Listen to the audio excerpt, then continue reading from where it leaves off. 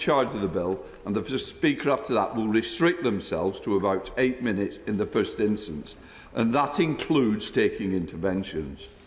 The Chair will review the guidance as the debate progresses and may need to ask for shorter speeches to enable more members to contribute. I should make it clear that the Chair retains the right to impose a formal speech limit, but I would rather colleagues help each other. At about 2 p.m, I will call front benchers to make their comments, and then we will move to end the debate. I've got to manage the expectation. Not everyone will get in. I will try and get as many people as possible. So it's important that this debate, it is one of the most important debates this House has had. So it's about being considerate, respectful of each other, and let us listen to each other. This is for the time for the House to show itself at its best. The Clerk will now proceed to read the orders. Terminally ill adults, end-of-life bill, second reading. The reasonable amendment in the name of Dr Ben Spencer has not been selected. Kim Leadbeater will now move the second reading. I call Kim Leadbeater. Thank you, Mr. Speaker. And thank you to everyone who is attending this hugely significant debate today. It is a privilege to open the debate on the terminally ill adults end-of-life bill, a piece of legislation which would give dying people under very stringent criteria choice, autonomy and dignity at the end of their lives. I welcome this debate on this hugely important issue, and I beg to move that the bill be read a second time. And let me say to colleagues across the House, particularly new colleagues, I know that this is not easy. It certainly hasn't been easy for me. But if any of us wanted an easy life, I'm afraid we're in the wrong place. It is our job to address complex issues and make difficult decisions. And I know for many people this is a very difficult decision. But our job is also to address the issues that matter to people. And after nearly a decade since this subject was debated on the floor of the House, many would say this debate is long overdue. For my part, I have tried incredibly hard to ensure that the tone of the debate has and continues to be robust, of course, but most importantly, respectful and compassionate. And I am pleased that for the most part that has been the case. I know I can be confident that that same tone of respect and compassion will be adopted by colleagues today, whatever views they may hold. This is particularly important as we have people in the gallery who have a very strong personal interest in this issue. People who hold a range of views, but some of whom have lost loved ones in very difficult and traumatic circumstances, and others who are themselves terminally ill. And I want to pay a huge and heartfelt tribute to those families and to every single person who has contacted me about this issue, and in many cases shared their own very personal stories of loss and death. I know from my own personal experience of grief that telling your story over and over again takes energy, courage and strength. And I'm incredibly grateful to you all. It is your voices and your stories which have inspired me. And Mr. Speaker, such stories are difficult to hear, but it is vital that they are heard as they are at the heart of this debate. And they show that the law is failing people. And where that is the case, we have a duty to do what is right to fix it. For those who are here today or watching at home, they are dealing with the very real consequences of the failings of the current system. I will start by recounting just a few of those stories. Warwick was married to his wife Anne for nearly 40 years. She had terminal peritoneal cancer, which meant she couldn't breathe properly. She spent 4 days gasping and choking, remaining awake throughout, despite being given the maximum dose of sedatives, and eventually died of suffocation. She had begged Warwick to end her life, but as he stood over her with a pillow, he could not do what she asked, as he didn't want that to be her final memory of him. Anne had excellent palliative care, but it simply could not ease her suffering. Tim fell in love at first sight when he met his wife Louise. He proposed after just 3 days. But Louise got cancer twice, and at the end, the morphine simply could not control her pain. In desperation, she managed to smash a small glass bottle and tried to take her own life, not realising that her toddler daughter had got into bed with her. Tim found her. He says, "You get to a point where you stop praying for a miracle and start praying for mercy." Former police officer James waved his mum off as she embarked on her final trip to Dignitas. She had terminal vasculitis. James desperately wanted to accompany his mum and hold her hands during her final moments. But he knew, because of his job as a police officer, it was just not possible. Indeed, she insisted he must not go with her. So she went alone. No one to hold her hand, no proper goodbye or funeral. These are just a few examples of the heartbreaking reality and human suffering which far too many people are experiencing as a result of the status quo. And the public know this. Mr. Speaker, I've always been keen to ensure that my politics stays rooted in the world beyond Westminster. And it's clear that public opinion is very much in favour of a change in the law. Polling shows consistently that around 75% of people would like to see the legalisation of assisted dying for terminally ill, mentally competent adults. These findings are significant, but it may not be that surprising that most people believe, as I do, that we should all have the right to make the choices and decisions we want about our own bodies. And let's be clear, we are not talking about a choice between life or death. We are talking about giving dying people a choice of how to die. So, Mr. Speaker, let us examine what that choice currently looks like. I do not have a legal background, but I've always been driven by a strong sense of injustice. If I see a problem, I will do everything I can to try and solve it. Indeed, in this job, we all do that every week and every day, whether here in Parliament or in our constituencies. And when 4 former directors of public prosecutions, including the Prime Minister, and 2 former presidents of the Supreme Court, and many lawyers all agree that the law needs to change, surely, Mr. Speaker, we have a duty to do something about it. Intentionally helping another person to end their life is currently illegal under the Suicide Act 1961 and carries a maximum prison sentence of 14 years. This includes family and friends helping someone who is terminally ill to die, both in the UK and overseas. And existing guidance does not stop people from being investigated by the police, adding fear, guilt and further trauma to grieving families. The law is not clear and it does not protect individuals, families or medical professionals. And this drives people to very desperate measures. And what about coercion? Well, as senior KCs have said, there is currently no established system for identifying abuse or coercion in advance of a person's death and for helping vulnerable people to make end-of-life decisions. So basically, Mr. Speaker... Will my honourable friend give way? I will give way on that. I thank my honourable friend for giving way. Mr. Speaker, I've been a nurse for more than a quarter of a century, and in that time I've worked mostly in intensive care as a specialist there. I've worked with really compassionate and very skilled, well-trained clinicians who've been taught to spot coercion. It's fundamental to our practice. Will my honourable friend agree with me that it is wrong to suggest that clinicians cannot spot coercion in these cases? He makes a very important point, and I thank him for his intervention, and I thank him for his years of service as a nurse. I've spoken to many medical professionals about this issue, and they will say that this is part of their job. They are very skilled, working closely with patients, particularly dying patients, to assess their needs and have those very difficult and delicate conversations. Because at the moment, as the KCs say, we currently check for coercion in the cases where people have taken their own lives when someone is dead. This bill would make coercion a criminal offence with a sentence of up to 14 years. Surely by putting a legal framework around this really difficult situation, we will provide an extra level of safeguarding. Indeed, as one psychotherapist, who is terminally ill herself, said to me recently, coercion happens when things are hidden away. This bill would bring things out into the open. Surely that has to be safer for everyone. And let us look at what the absence of a robust legal framework looks like. I will give way.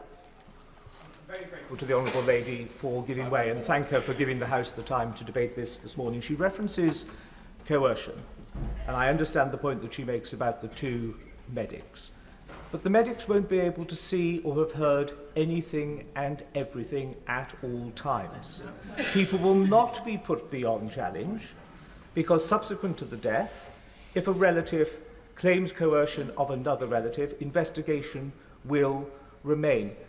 I'm just entirely unclear how, without peradventure, 2 clinicians can claim that there has been no coercion at any point. I mean, the right honourable member has kind of made the point for me there, in that, you know, we're going to check for coercion in a very robust system. We don't have any of that now. So at the moment, the person will definitely be dead. we have to look at the status quo by putting layers of safeguarding and checking for coercion. That's got to be better than the system that we've got now. I will. Much for giving way on that point. Colleagues are right to raise questions around coercion because all of us know, and I hosted a phone-in on LBC where people rang in and said, I feel like I have to end my life because I recognise how difficult it is for my family to see me suffering. But the limitations of this bill are that you must have 6 months to live, according to 2 doctors and a judge. So I genuinely believe that this massively reduces the risk of coercion, because we're really saying that people are so desperate to bump off their families that if they were told they had 6 months to live, they would escalate this process. They could do it sooner.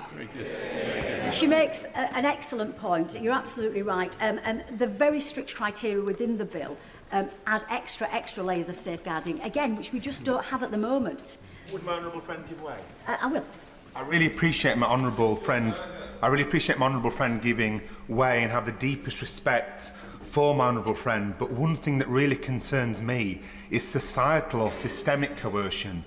Elderly people in our society pay thousands of pounds per month at the moment to be in care homes. What reassurances can my honourable friend give me that an elderly person in a care home who's been given 6 months to live won't privately feel themselves, I'm a burden, I've been given 6 months to live.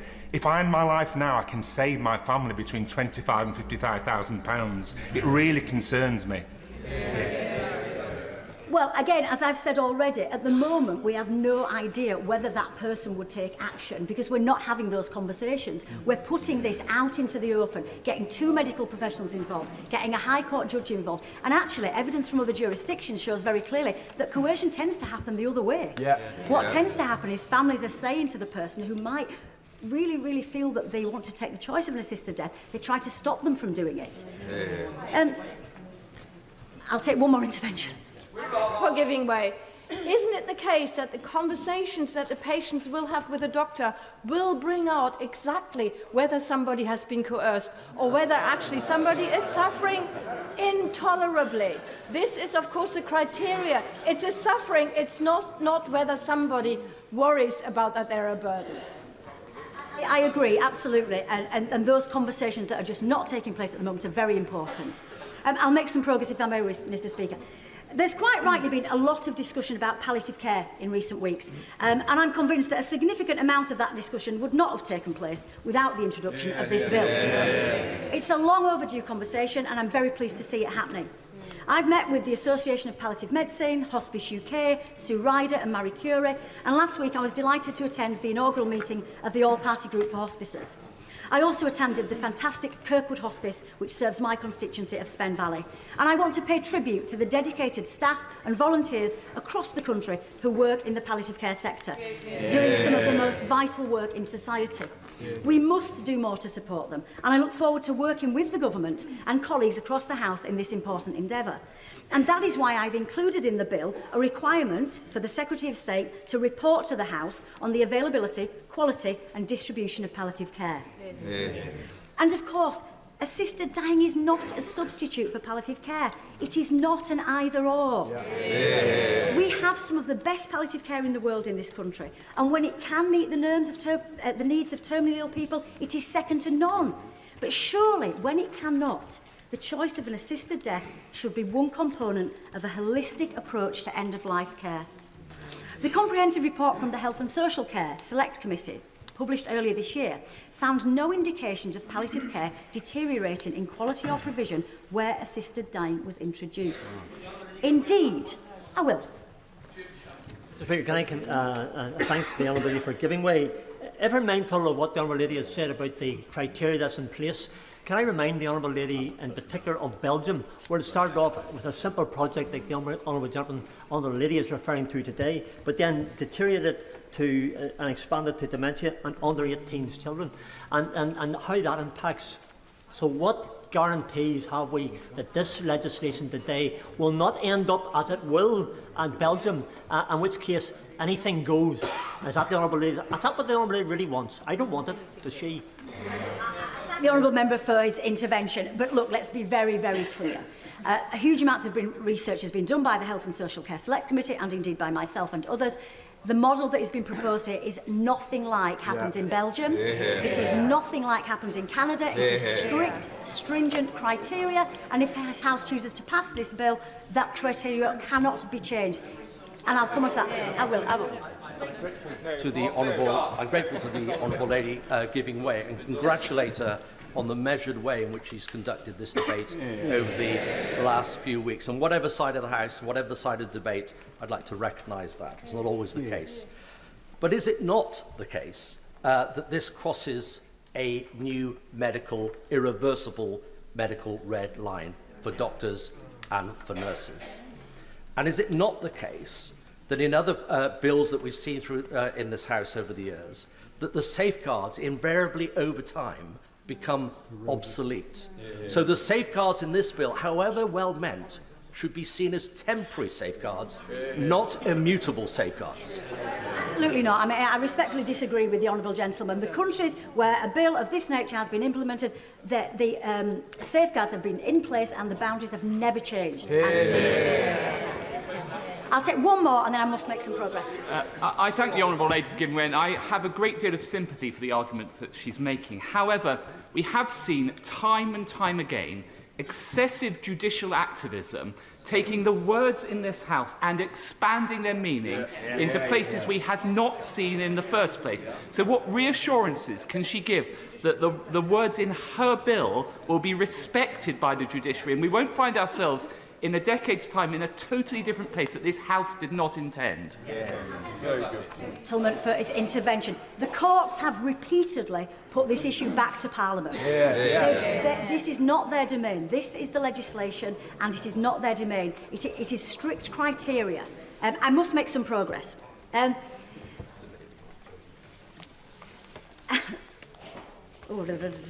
So, coming back to palliative care, Mr. Speaker. In those situations where pain simply cannot be managed, the result is deaths which are so horrific that the person themselves can spend hours and in some cases days in unimaginable pain as they die. And I want to bring the debate back to the issue we are trying to solve. And for their loved ones, no matter how many joyful and happy memories they also have the trauma which comes from watching someone you love die in unbearable agony and fear. And that memory stays with them forever. Rebecca's mum, Fiona, developed metastatic brain cancer at the age of 69. She had very good palliative care, but her pain could not be managed and she died begging and screaming for assistance to end her suffering. Her family and the medical team treating her cried beside her bedside as it took her 10 days to die. Lucy's husband, Tom, was 47, a music teacher with a young son. He had bile duct cancer, which obstructed his bowel, resulting in an agonising death. Tom vomited faecal matter for 5 hours before he ultimately inhaled the faeces and died. He was vomiting so violently that he could not be sedated and was conscious throughout. Lucy pleaded with the doctors to help. The doctor treating him said there was nothing he could do. His family say the look of horror on his face as he died will never leave them. Lucy now has PTSD, which is quite common for families who lose loved ones in such harrowing circumstances. Will my honourable friend give way? I look. Thank you. I thank my honourable friend for the powerful and moving recollection of stories she is giving. A constituent of mine watched her mum suffer from pancreatic cancer. Unable to keep any food down, she basically starved to death. Does the honourable member agree with me that this is no way to see a loved one die? Does she also feel that we did not come into this place to shy away from difficult choices, but to listen to our constituents and to make better laws for everyone?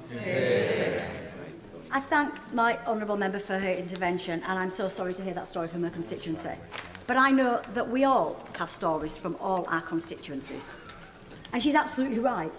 We are here to make difficult decisions.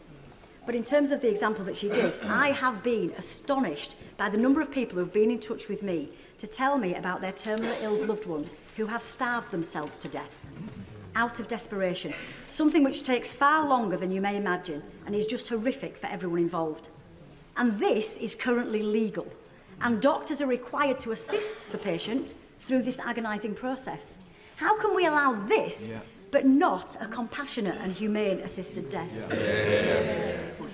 If you... Alan. Thank you so much. Can I join the honourable member opposite in commending her for the way that she's made sure that this binary debate has not been a polarising one. However, I started the debate where she is just now, and she mentioned stories. The things that have moved me in this debate to opposing this bill today is that I've also heard stories of disabled people who have had do not resuscitate put onto their medical records without their permission, of them being stopped by strangers in the street and being told you would be better off dead. And I know she will say that we are dealing and voting today on the specifics of her bill, but we're also voting on a principle. And would she agree with me that there should be a precautionary approach to this? And does she honestly believe that the process of this is giving us the time to be sure that we would be making the right decision? The honourable member for his intervention, and I will come on to some of those points further in my speech. But let's be very clear, the title of the bill is terminally ill adults. It is not disabled people, it is not elderly people, as someone else referenced. The criteria are very, very clear. And I come back to the status quo, which is the problem that we're trying to address.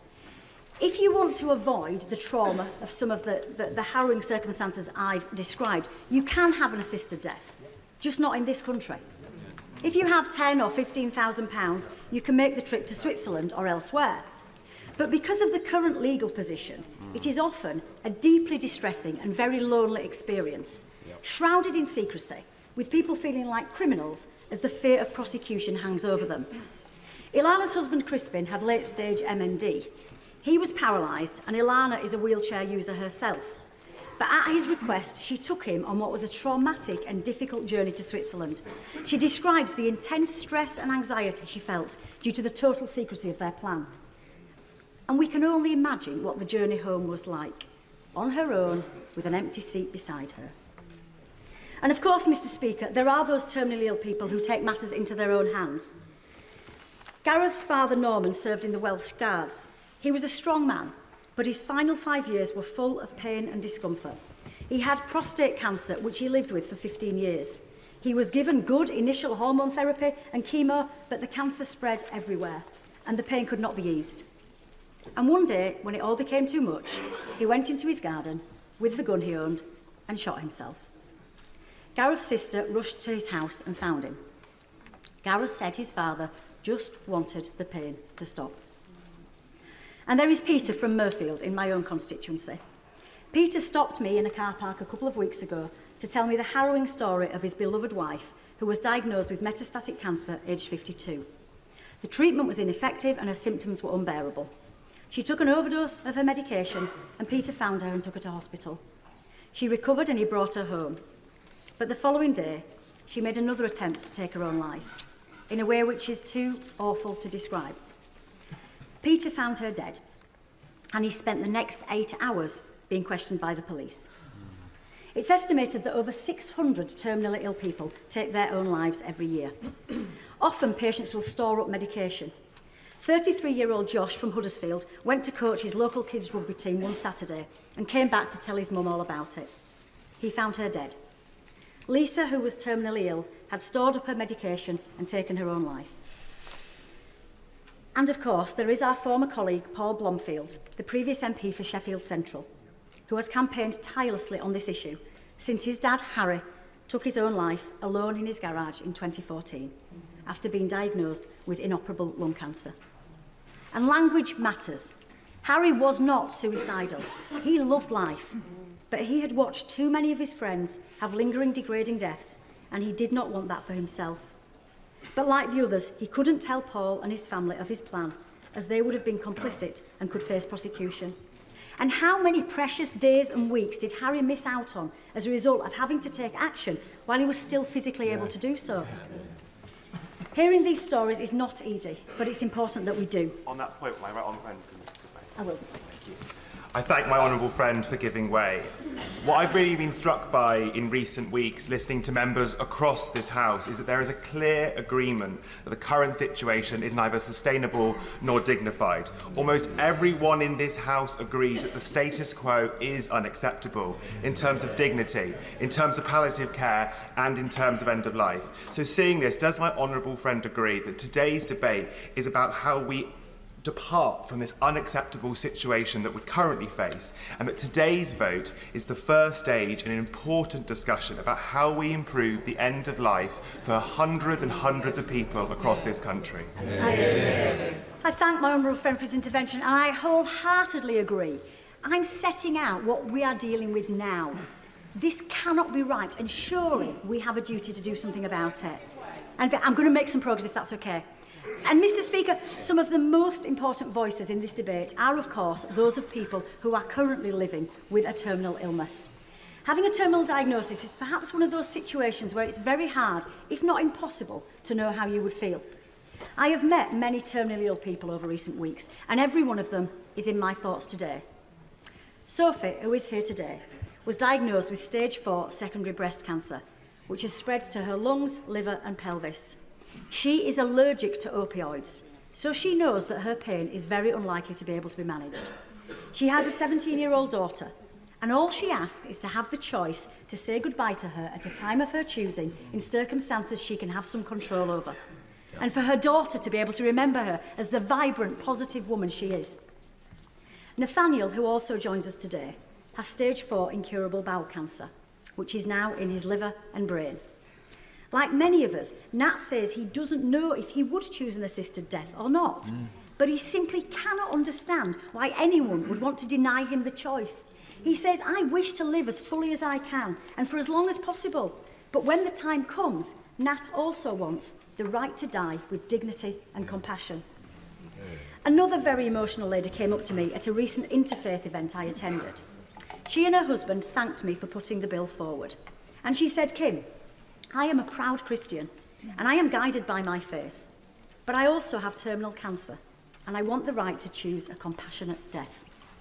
I know there has been much discussion about the views of people who hold religious beliefs about this subject. I fully respect those beliefs, and I don't intend to say much more about this, other than that I know there are a range of views within faith communities. Indeed, some of the most powerful conversations I've had have been with people of faith, including in my own constituency. People of different religions have said, whilst they would not choose an assisted death for themselves or for their family, who are they to stop someone else who may want to make that choice? Mr. Speaker, I'm going to make some progress if I may. Mr. Speaker, I hope that I have set out the problem that very clearly exists. Now allow me to set out how this bill can address this problem, but most importantly do so safely and effectively. If this bill were to become law, it contains the most robust and strongest set of safeguards and protections in the world.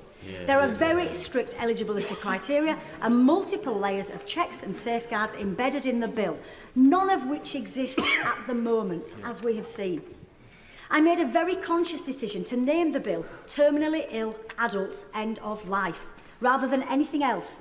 That title can never be changed, and it ensures it is only adults who are dying that would ever come within its scope. As such, this bill is not about people who are choosing between life and death. It is about giving dying people who have got 6 months or less to live autonomy about how they die and the choice to shorten their death. The bill does not apply to people with mental health conditions. It does not apply to the elderly. It does not apply to people with chronic health conditions, and it does not apply to disabled people. Unless, of course, they have a terminal illness, in which case they would and should be entitled to the same rights as anyone else. Yes, I will. I'm grateful to the honourable member for giving way. One group of people that are not often talked about are the learning disabled. Now, in clause 9(3)(b), it says that if an assessing doctor has any doubt as to the capacity of the person, that they may refer them for a further psychiatric assessment. Would the honourable member consider, if this bill is voted for today, would she engage in a debate about whether that language should be strengthened from may to must, and whether the training that is required and the experience of the assessor is strengthened as well? Excellent point, and she also highlights a community who we must consider in light of this bill. I would absolutely be open to that conversation at Bill Committee. I think it's a very, very valid point. There are different views within the disabled community. As Professor of Disability Research Sir Tom Shakespeare says, it's unacceptable that people with disabilities continue to face social stigma and inequalities. However, it would be a mistake to conclude that we should oppose legalising assisted dying for terminally ill people until those wider problems are fixed. It is paternalistic and wrong to imply that inequalities will be resolved by reducing choices. A clear, transparent legal framework for end-of-life choice is better for everyone.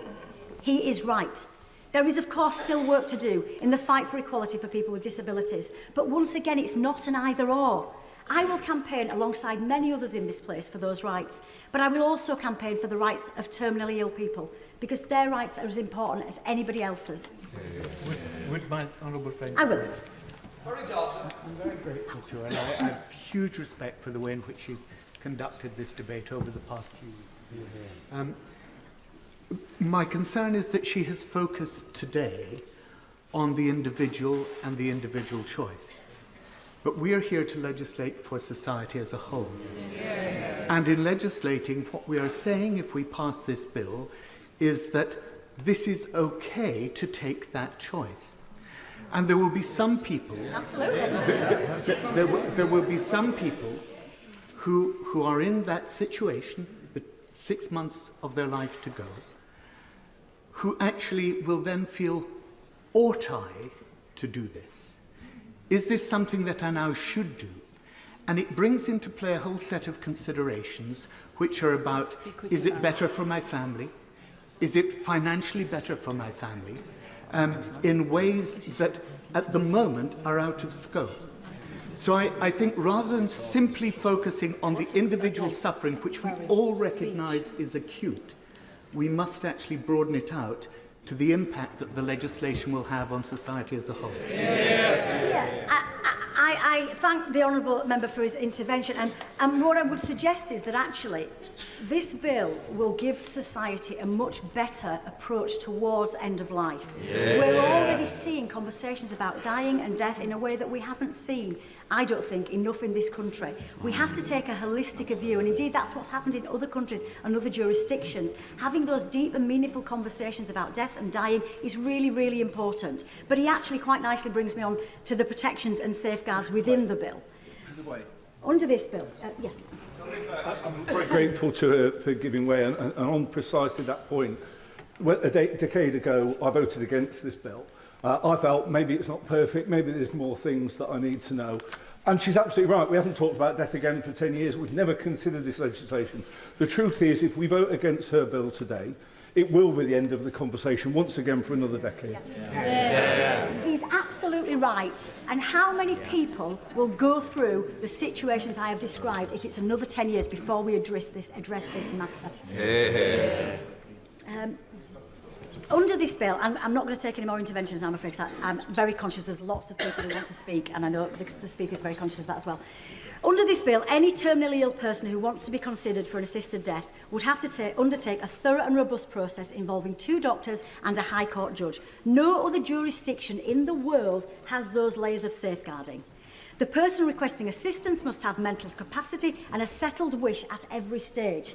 That means they must repeatedly demonstrate that they understand the information relevant to their decision, the ability to retain that information, and to use or weigh that information as part of the process of making the decision.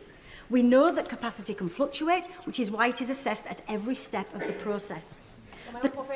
I'm sorry, I'm not going to take any more. I need to make some progress. The court must speak to one of the doctors and can hear from anybody else they deem necessary. If there is any evidence of coercion, the court will not approve. And if it emerges subsequently, the court order could be revoked. It's also important to note that the person can change their mind at any time with periods of reflection built in. Having consulted at the highest levels in the judiciary and the medical profession, I know they can and will fulfil these safeguarding responsibilities and have the expertise to do so. And let's be clear, Mr. Speaker, as my honourable friend said earlier, this is not brand new territory for doctors. Doctors working in partnership with other clinicians are already required to manage complexity in end-of-life decision-making. I follow the request of the BMA that doctors should be under no obligation whatsoever to participate. But if they do, they will receive appropriate training and support, and doctors should be able to use their professional judgment when and if a conversation takes place, taking their cue from the patient, as they do in many other issues. And I welcome this patient-centred approach. Many doctors feel the change in the law would safeguard clinicians and patients by making everything explicit. And Mr. Speaker, when it comes to the detail of what assisted dying would look like, we have the benefit of drawing on the experience of 31 countries around the world, jurisdictions around the world. I could talk extensively about the international experience of assisted dying. The Health and Social Care Select Committee report did a brilliant job of this. And this bill has looked at best practice and also models which I, and I know many others, would not be comfortable with us having here in England and Wales. Reflecting on their experience, clinicians in Australia say, through deep and meaningful conversations between doctors, patients and their loved ones, we can dispel fear, reduce suffering, bring death and dying out of the shadows, and so allow patients and their families a better quality of life and a better quality of death. And as one Australian Member of Parliament said, we have brought behind closed doors practices into the open and given dying people meaningful, transparent choices. Crucially, none of the fears that were put forward as reasons not to change the law have been realised. The status quo was broken and assisted dying works. And evidence from around the world shows that the option of having an assisted death actually lifts the fear that terminally ill people have, and many never actually use it. But they are able to make the best of the time they have left due to the comfort and reassurance it provides. People talk about a slippery slope, but the Health and Social Care Select Committee found that not one jurisdiction which passed laws on the basis of terminal illness has expanded its scope. And none of the jurisdictions which have introduced... It's absolutely true. That is absolutely true. And as the courts, both here and in Europe, have made clear repeatedly, Parliament is sovereign. And this bill could not be made any broader through any judicial process. And Mr. Speaker, speaking of process, with reference to the bill, having listened to what I know are genuine concerns of members about ensuring we get this legislation right, I want to commit to the House that if the bill passes second reading today, which I sincerely hope it does, I am minded to move a motion that gives the Bill Committee the power to take oral and written evidence in order to ensure that a thorough approach continues to be taken. That is not normal procedure for a private member's bill, but I think it is the right thing to do. I also want to reassure colleagues that the Bill Committee will meet over a number of weeks, meaning there is ample time for full consideration of the details of the bill, including amendments. And the committee will be representative of the views of the House and also the makeup of the House. Let me be clear, that will mean there will be representatives of different parties with a range of views on the committee. And as the Leader of the House said at the dispatch box just yesterday and has said several times, the government will, of course, work with me to ensure that the bill is workable and operable. This will quite rightly take time. And I've included in the bill a commencement period of up to 2 years. This is not going to happen overnight. But that time frame can be explored at committee stage, as it's more important to get this right than to do it quickly. So, Mr. Speaker, in conclusion, for the reasons I have set out, I am very clear that the law needs to change to give terminally ill people choice at the end of life and to protect their loved ones from fear of prosecution. And Mr. Speaker, for those of us here today who are lucky enough not to have personal experience of this issue, sadly, we know that any one of us could end up in this heartbreaking situation. We are all living longer, which is brilliant. And I've campaigned inside and outside Parliament for a greater focus on prevention and early intervention in terms of illness and disease to keep us fit and healthy for as long as possible. But any one of us or our loved ones could be unfortunate or unlucky enough to receive a terminal diagnosis. And I struggle to see how it is fair or just to deny anyone the autonomy, dignity and personal choice that we might want to take control of our final weeks. And the right to choose does not take away the right not to choose. Giving the choice of an assisted death to those who want it would, of course, not stop anyone who is terminally ill from choosing not to do so. Mr. Speaker, whatever happens today, I'm incredibly proud of the work my fantastic team and the many campaigners have done on this hugely significant, emotional and sensitive subject. But we need to be clear. A vote to take this bill forward today is not a vote to implement the law tomorrow. It is a vote to continue the debate. It is a vote to subject the bill to line-by-line scrutiny in Bill Committee, at report stage and at further reading. And then, of course, the bill will go to the Lords for what I have no doubt will be further robust debate and scrutiny. Mr Speaker, this will be a thorough process focused on one of the most significant issues of our time. An issue that people across the country clearly want us to address. None more so than the many families who are facing the brutal and cruel reality of the status quo. Today is the beginning, not the end of that process. But the debate can only continue if colleagues join me in the I lobby today, and I wholeheartedly encourage them to do so. I beg to move that this bill be submitted. The question is that the bill now be read a second time. Billy Kruger. Speaker, I think you indicated that I could speak for a little longer than 8 minutes. Thank you very much. I just don't want to have too much grumbling at the 8-minute moment. I'll take about 15 minutes with, and time for intervention. So may I start by paying tribute to the Honourable Lady for her very powerful speech, and indeed for the way that she's led this campaign with great respect and sensitivity, and to use the contested words, with great dignity. And she and I knew each other before we were MPs, when we both worked in the charity sector, and I like and admire her greatly, and I know that we have more in common than might appear today. And Mr Speaker, we all have this in common in this House. We all share a deep concern about the experience of people dying or fearing death, fearing pain and suffering. And I wear heavily on my conscience the people whose lives will be prolonged beyond their wishes if I get my way and this bill is defeated today. I will not disregard those people or minimise their anxiety. And we will hear those voices in today's debate, and we've heard many of them already, spoken through honourable members in what I know will be very moving speeches. But, Mr Speaker, if I voted for this bill, I would have on my conscience many more people whose voices we cannot hear. The people who would be vulnerable in consequence of the huge changes that this bill would induce in our society and in the NHS.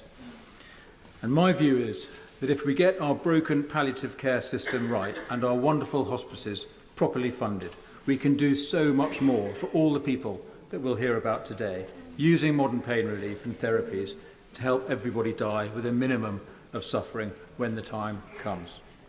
But we won't be able to do that if we introduce this new option.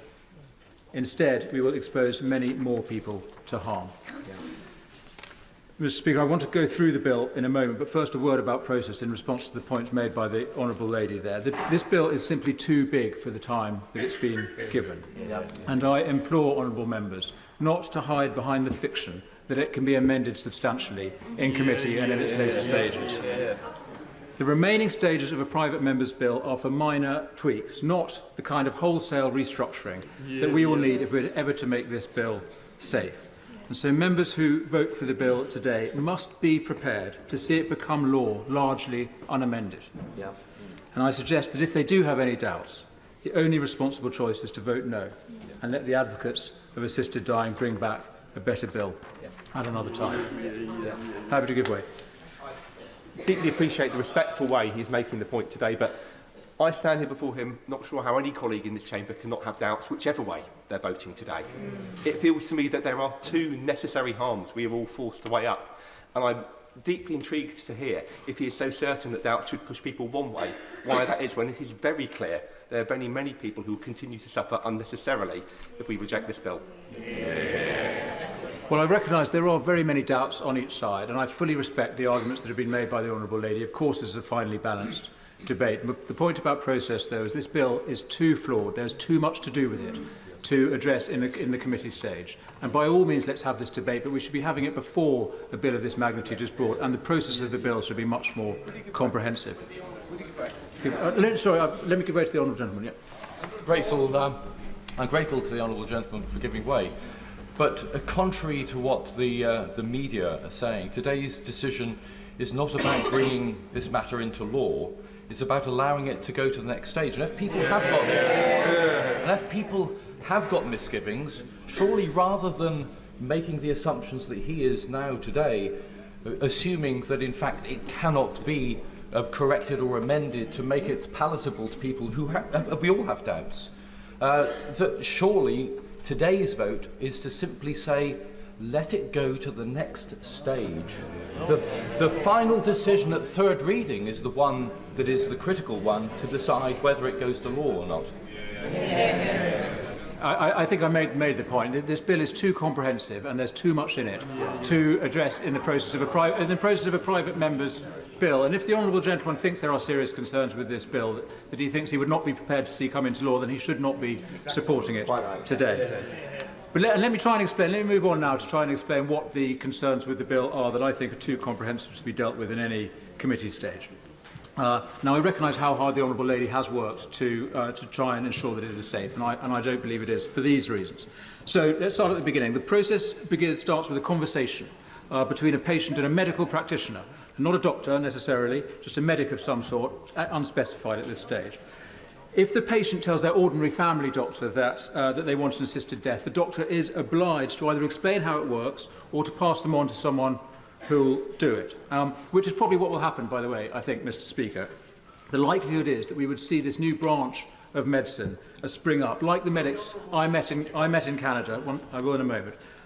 These medics I met in Canada, specialists in assisted death, who personally kill hundreds of patients a year in their special clinics. And if honourable members have a difficulty with the language, then I wonder what they're doing here. This is what we are talking about, and I met doctors for whom this is their profession and their job, which they're proud to do. Why don't I give way to that gentleman now? I'm very grateful for the honourable member for giving way. I just want to be very clear. Medical practitioner is a synonym for doctor. It is not for nurse or pharmacist or dentist or any other practitioner. The practice of medicine, being a doctor, is to be a practitioner of medicine. I think we need to be very, very clear on this. There's lots of law and regulation, and I believe that what the honourable member said is incorrect. Well, what it actually says is that the doctor means a registered medical practitioner who has such training qualifications and experience as the Secretary of State may specify by regulations. So obviously they are some sort of regulated medic, I recognise that. They're not necessarily a doctor. We will find out. But I recognise they're going to have professional qualifications. It's just not clear what those are going to be, because this is something that isn't in the bill. So, now, going back to this conversation that I'll give way to the honourable gentleman. Thank the honourable gentleman and commend him for the way in which he is engaging in this discussion in the same spirit as the honourable lady from Spen Valley. We often hear that one of the safeguards associated with this bill is that there are medical practitioners involved and that somebody requires a diagnosis of 6 months or less with a terminal illness. But does he accept that medicine is not an exact science?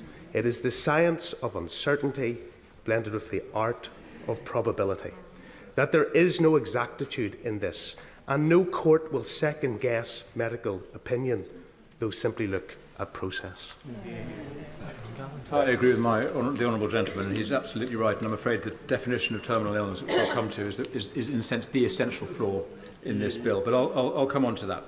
Going back to this conversation that the patient has with the medical practitioner, the crucial thing is that the conversation doesn't need to be started by the patient, according to this bill. It can be started by the medic, by any medic, perhaps in hospital, who can make the suggestion of an assisted death to a patient who's never raised the issue themselves, whose family haven't suggested it, whose own doctor doesn't think it's the right thing to do.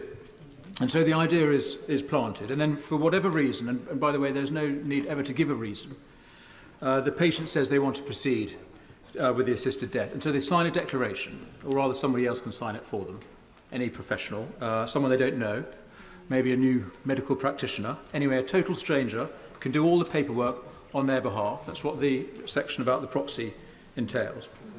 And then these two medical practitioners do their assessment. Happy to give way. Very grateful to the honourable member. I'm very grateful to the honourable member for giving way. I would urge the honourable member to check the wording of the bill, because actually, if somebody signs as a proxy, they have to know the individual for 2 years, and they are simply signing to say that they agree with the patient who wishes to go forward with the assisted dying. No time to check the bill, but my memory is that it says someone who knows the patient for 2 years, or someone of good standing in the community, which is some sort of professional who's not known to them at all. Anyway, someone can quickly check the bill, but my understanding is it could be a total stranger to them. So we move on to the assessment, which these two practitioners do. Give way. Isn't the matter very clear? Clause 15, subsection 5. In this section, proxy means a person who has known the person making the declaration personally for at least 2 years, or a person who is of good standing in the community. So there is no protection such as pretended by the supporters of this bill. Yeah, well done, Daniel. Right, so the assessments have to determine whether the patient is terminally ill, whether they have mental capacity to make the decision, and then whether they've been coerced or pressured into the decision. So let's look at terminally ill. As I said, in many ways the whole question turns on this. I'm afraid this is a term of great elasticity, almost to the point of meaninglessness. It is well known, as the Honourable Gentleman said earlier, that it is impossible for doctors to predict with any accuracy that somebody will die within 6 months. It is a purely subjective judgment made in this case by a doctor whose job is approving assisted death. They simply have to determine for themselves that not that it's reasonably certain that death will occur, but it can be reasonably expected. So basically, it's possible. I'm grateful to my honourable friend for giving way. The thrust of the bill, as I understand it, is to ease suffering and pain with a patient who has a diagnosis who is going to die of the condition which has been diagnosed. But that right could only be exercised within a 6-month period. The pain could be a lot longer than that. The discomfort could be a lot longer than that. Has he heard, because I haven't, what is the importance of 6 months? Why not 8? Why not 10? Why not 12? And what would stop people challenging it on the grounds that the dam has been breached, the 6 months is entirely arbitrary, and therefore it could and indeed should be extended by negative resolution of a statutory instrument? My honourable friend makes absolutely the right point, and I'm afraid to say that is absolutely the case. It is completely arbitrary, the 6 months cut-off. It's impossible to determine. It's a line in the sand. And of course it could be challenged, as so much of this bill could be challenged on human rights grounds, because every one of the safeguards that has been introduced by the Honourable Lady is in fact, in practice, will be a barrier, a discrimination against the new human right that has been awarded to one group that should of course be awarded to all, if it's being conceded in this way. Give way. I thank the honourable gentleman for giving way. Earlier this week, myself and other colleagues met with two eminent doctors who were former presidents of the Association of Palliative Medicine, and they raised that some of their serious concerns about this bill are the fact that the doctor or medical practitioner who makes the assessment need never have met the person they are assessing or been involved in their care at all. I wonder what the honourable gentleman makes of that. Lady, she makes a very important point. It's why, although I'm not going to get into the question of public opinion, the polling, because it's so contested, but there is a very clear evidence that the doctors who work with the dying and the palliative care professionals are in a great majority opposed to a change in the law, both because they see the damage that it will do to the palliative care profession and services, but also because of the danger that they see for vulnerable patients. So I'm grateful to her point. But I give way, yes. I thank him for giving way, and I appreciate that he talks to us as a medical professional, and we need to listen to his views. But isn't it true that any medical assessment is an approximation, something that you cannot say for certain? And isn't it therefore true that for this decision too, we cannot be 100% certain, but that is a way of life, and we cannot make 100% good legislation, because at some point we have to make a decision on balance whether something has merit or not. And for that reason, we should vote for this legislation.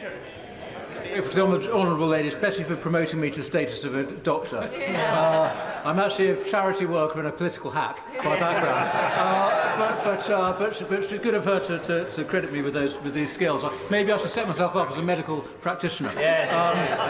I'm grateful to her points, and of course she's absolutely right. There are difficult judgments that have to be made by medics and indeed judges all the time. I think this is a very dangerous one to give them that power to do. It would be very inappropriate. Now, the whole question about the 6-month cut-off is very important. Acknowledge all the points that have been made, but the fact is there's another problem with this definition about terminal illness. The fact is that almost anybody with a serious illness or disability could fit this definition.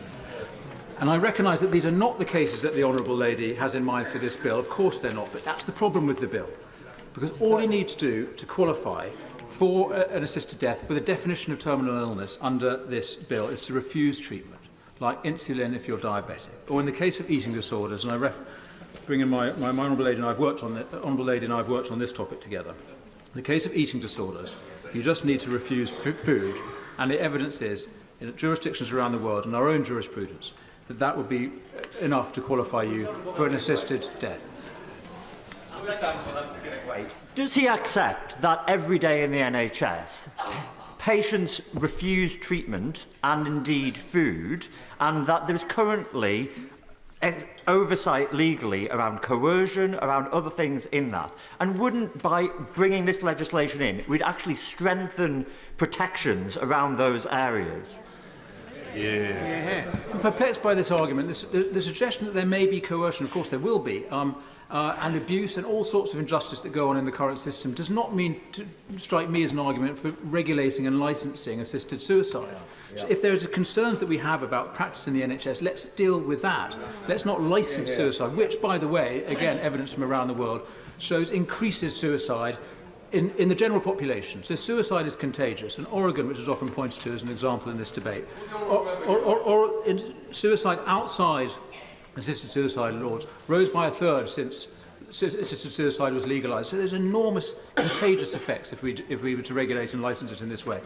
Great. The honourable member for giving way, and he's making an excellent case for the bill to pass today. Because what you're actually doing, sir, is saying that there are specifics that need debate, analysis, discussion in great detail in committee.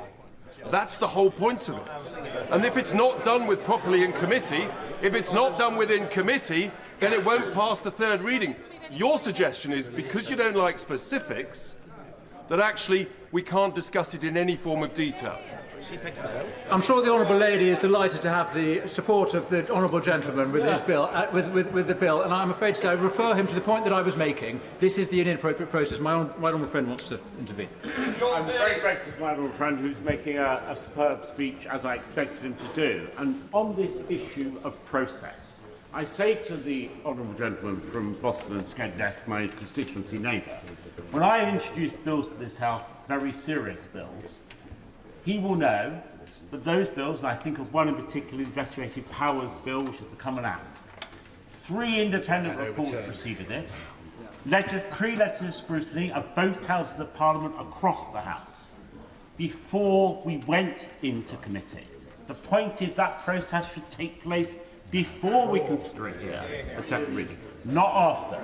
Correct. I'm very grateful. Right, what I'll do now is I'm just going to get to the run through the end of the process before I take any further interventions. So I explained that pretty much anybody with a serious illness or disability could work out how to qualify for this bill, for an assisted death under this bill. And if members think that it's far-fetched, that's what happens everywhere else, that assisted suicide is legal, including in Oregon. Catherine Eccles, point of order. He's using the incorrect language. It's not suicide. That's offensive. Please correct your language, Mr. That's not a point of order, Danny. I'm grateful for I'm afraid to say, and I'm sorry if offence is given, the fact is that the value of actually having a bill in black and white is that we do need to see what the law really is. And what this bill would do, it would amend the Suicide Act of 1961. It will allow people to assist with a suicide for the first time. So I'm afraid that is, I mean, I respect the Honourable Lady's concerns there, but I'm afraid we do have to use the proper language here. So, just quickly on this point about the broad scope.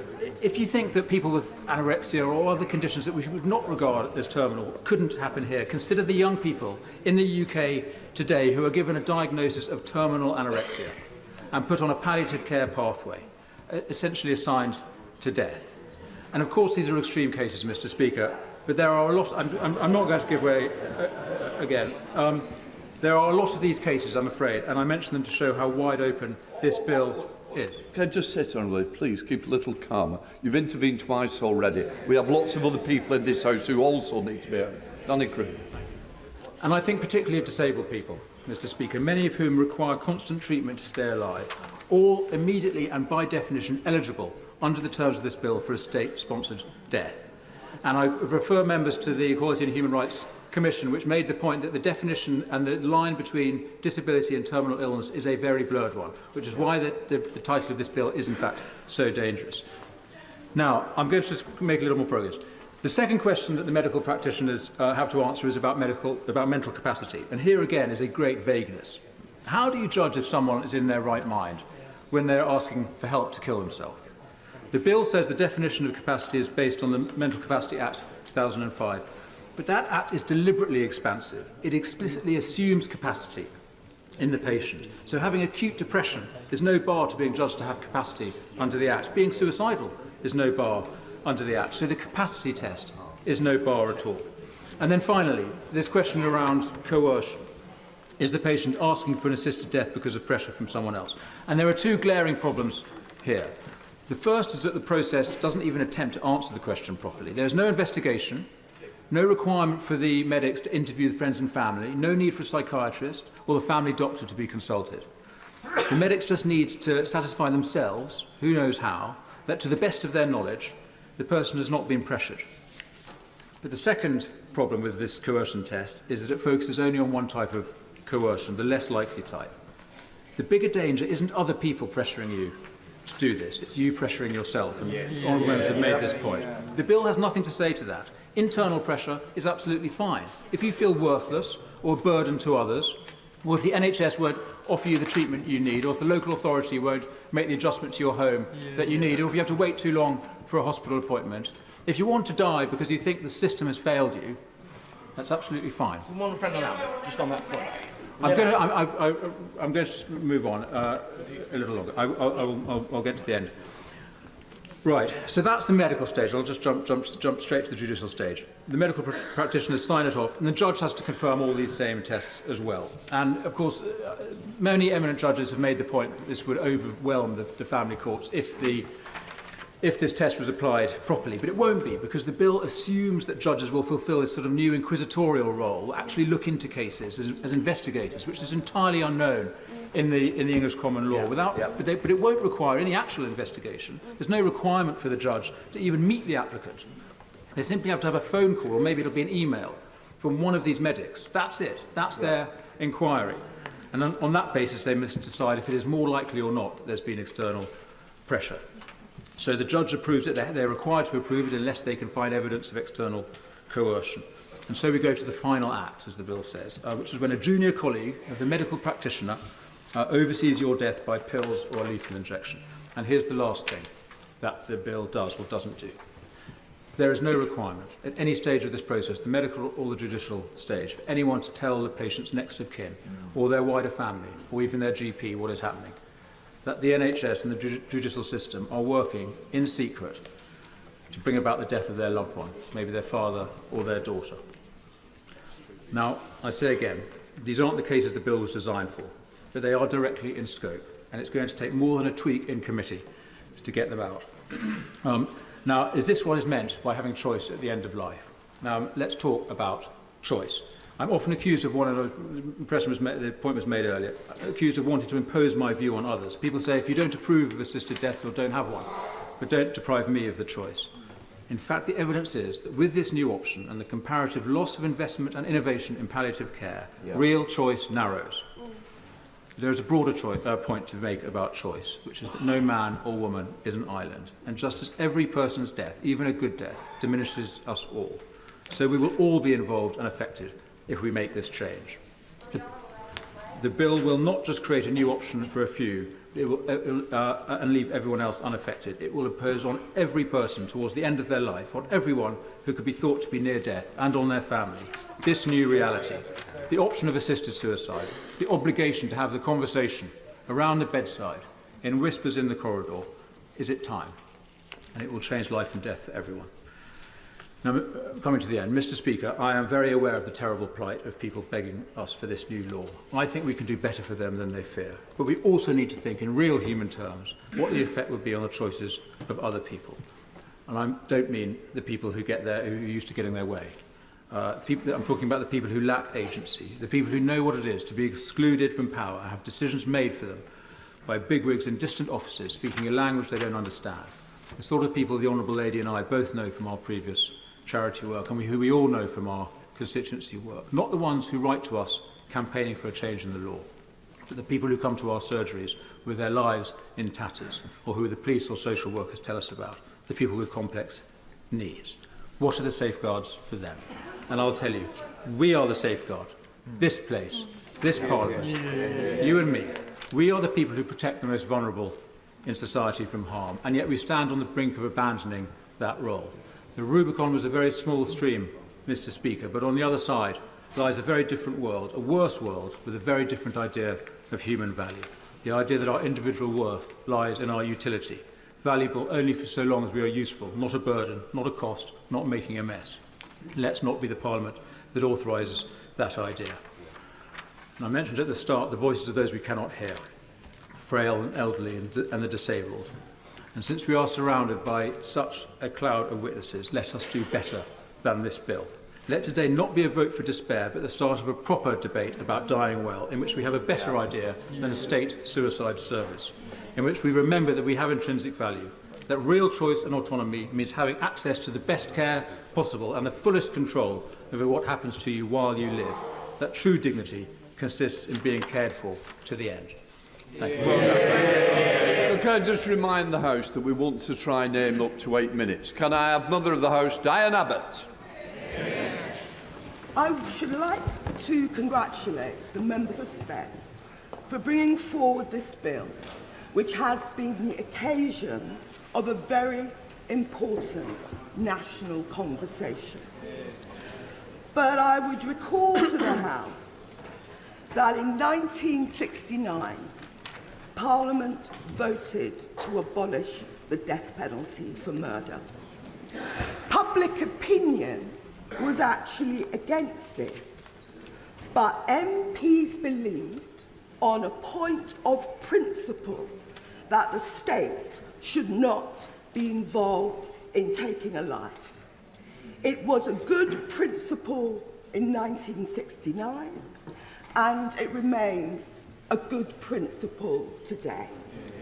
I am not against legalising assisted dying in any circumstance, but I have many reservations about this bill, and in particular, I do not believe that the safeguards are sufficient. They are supposed to be the strongest in the world because of the involvement of a High Court judge. But the divisional courts have said the intervention of a court would simply interpose an expensive and time-consuming forensic procedure.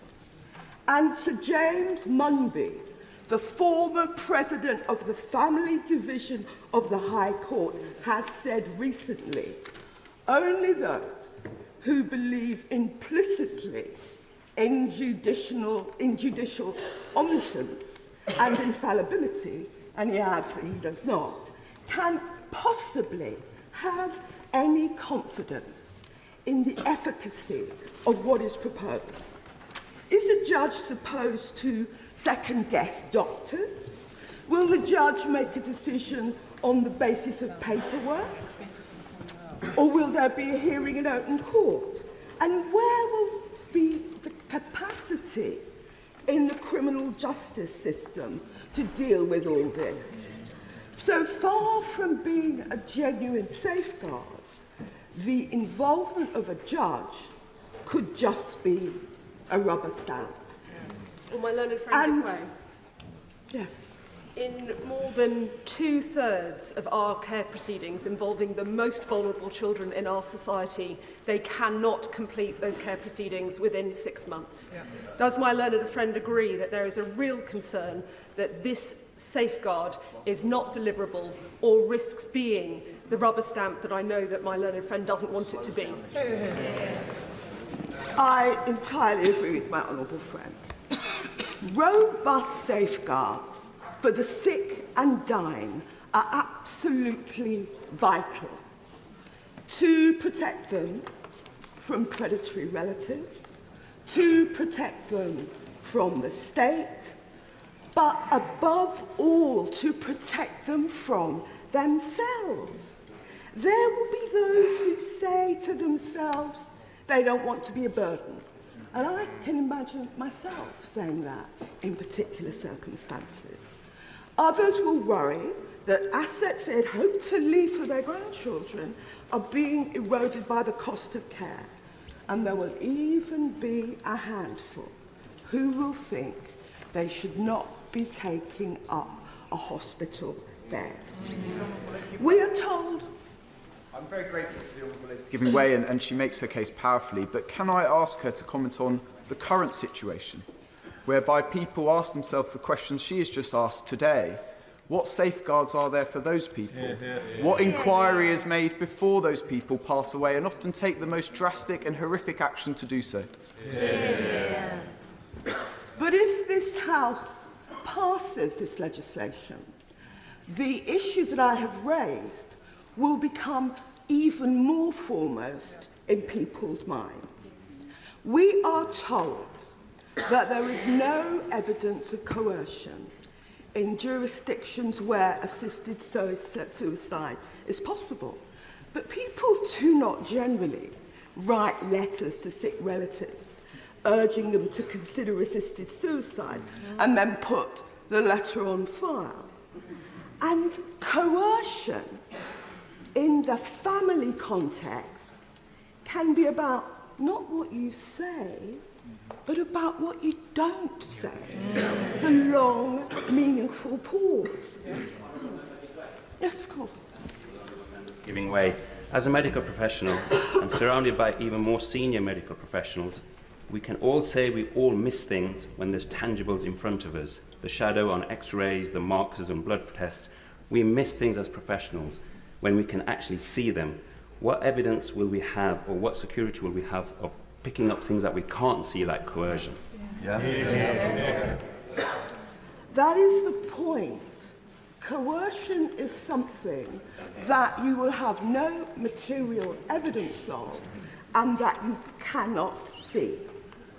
People keep saying that this bill can't be amended. Of course, any future government could bring in new clauses. And we can see what happened in Canada, which introduced assisted dying in 2016 for adults with terminal illnesses. In 2021, it was extended to people with no terminal illness and the disabled. And in March 2027, anyone with a serious mental health problem will also be eligible. The House should remember that no single organisation representing the disabled supports this bill. Would the Honourable Lady give way?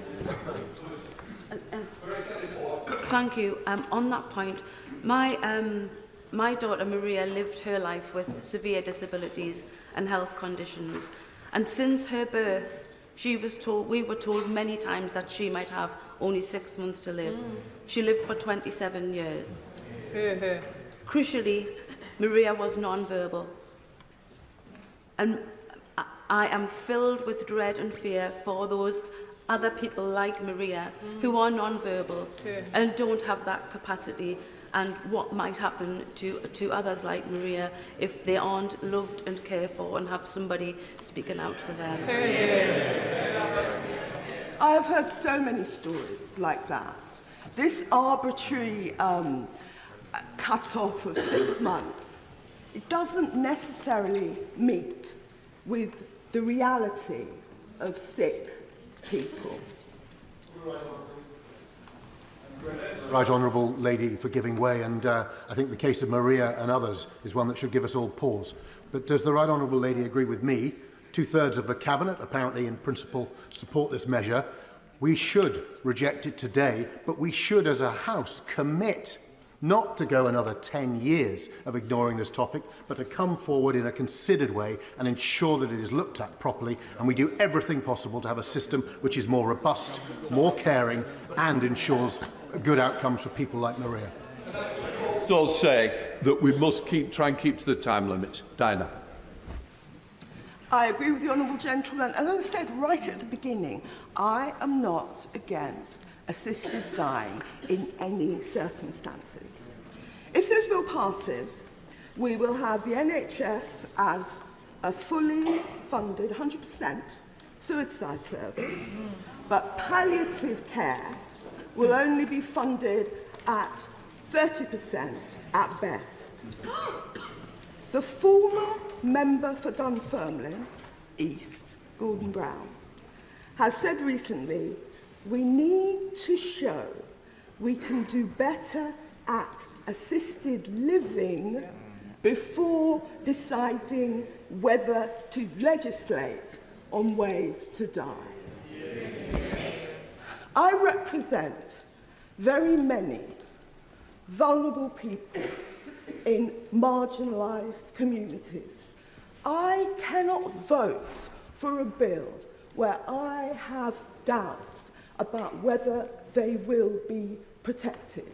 We can come back, we can have a commission, we can craft a better bill, but I will not be voting for this bill this morning.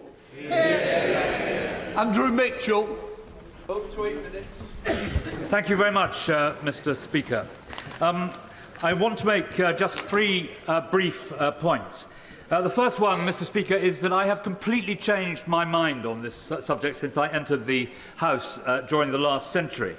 And the reason for that is that I've sat in my advice surgery and I have had tears pouring down my face listening to constituents who have set out so clearly, speaking with such emotion about how their mother, brother, father or child has died in great pain and great indignity.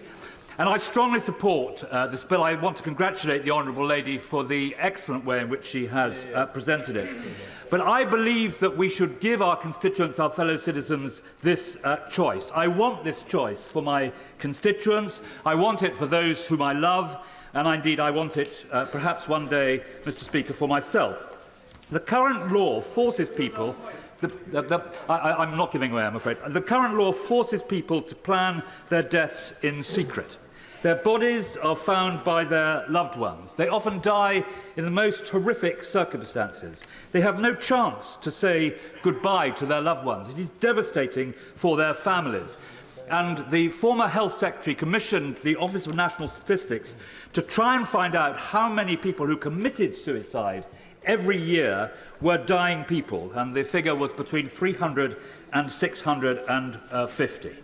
The second point I want to make is this. In our democracy, it is we, the Commons, who must make this decision. It is only we, elected by our constituents, who have the legitimacy to do this. It is not the DPP, it is not the CPS, it is not the police, doctors, or even unelected members of the House of Lords. It is this House of Commons that must make this decision. And let us be clear, Mr. Speaker, that we, all of us, on both sides of this debate, strongly support the increase in the quality and extent of palliative care. For me, this debate is about extending choice.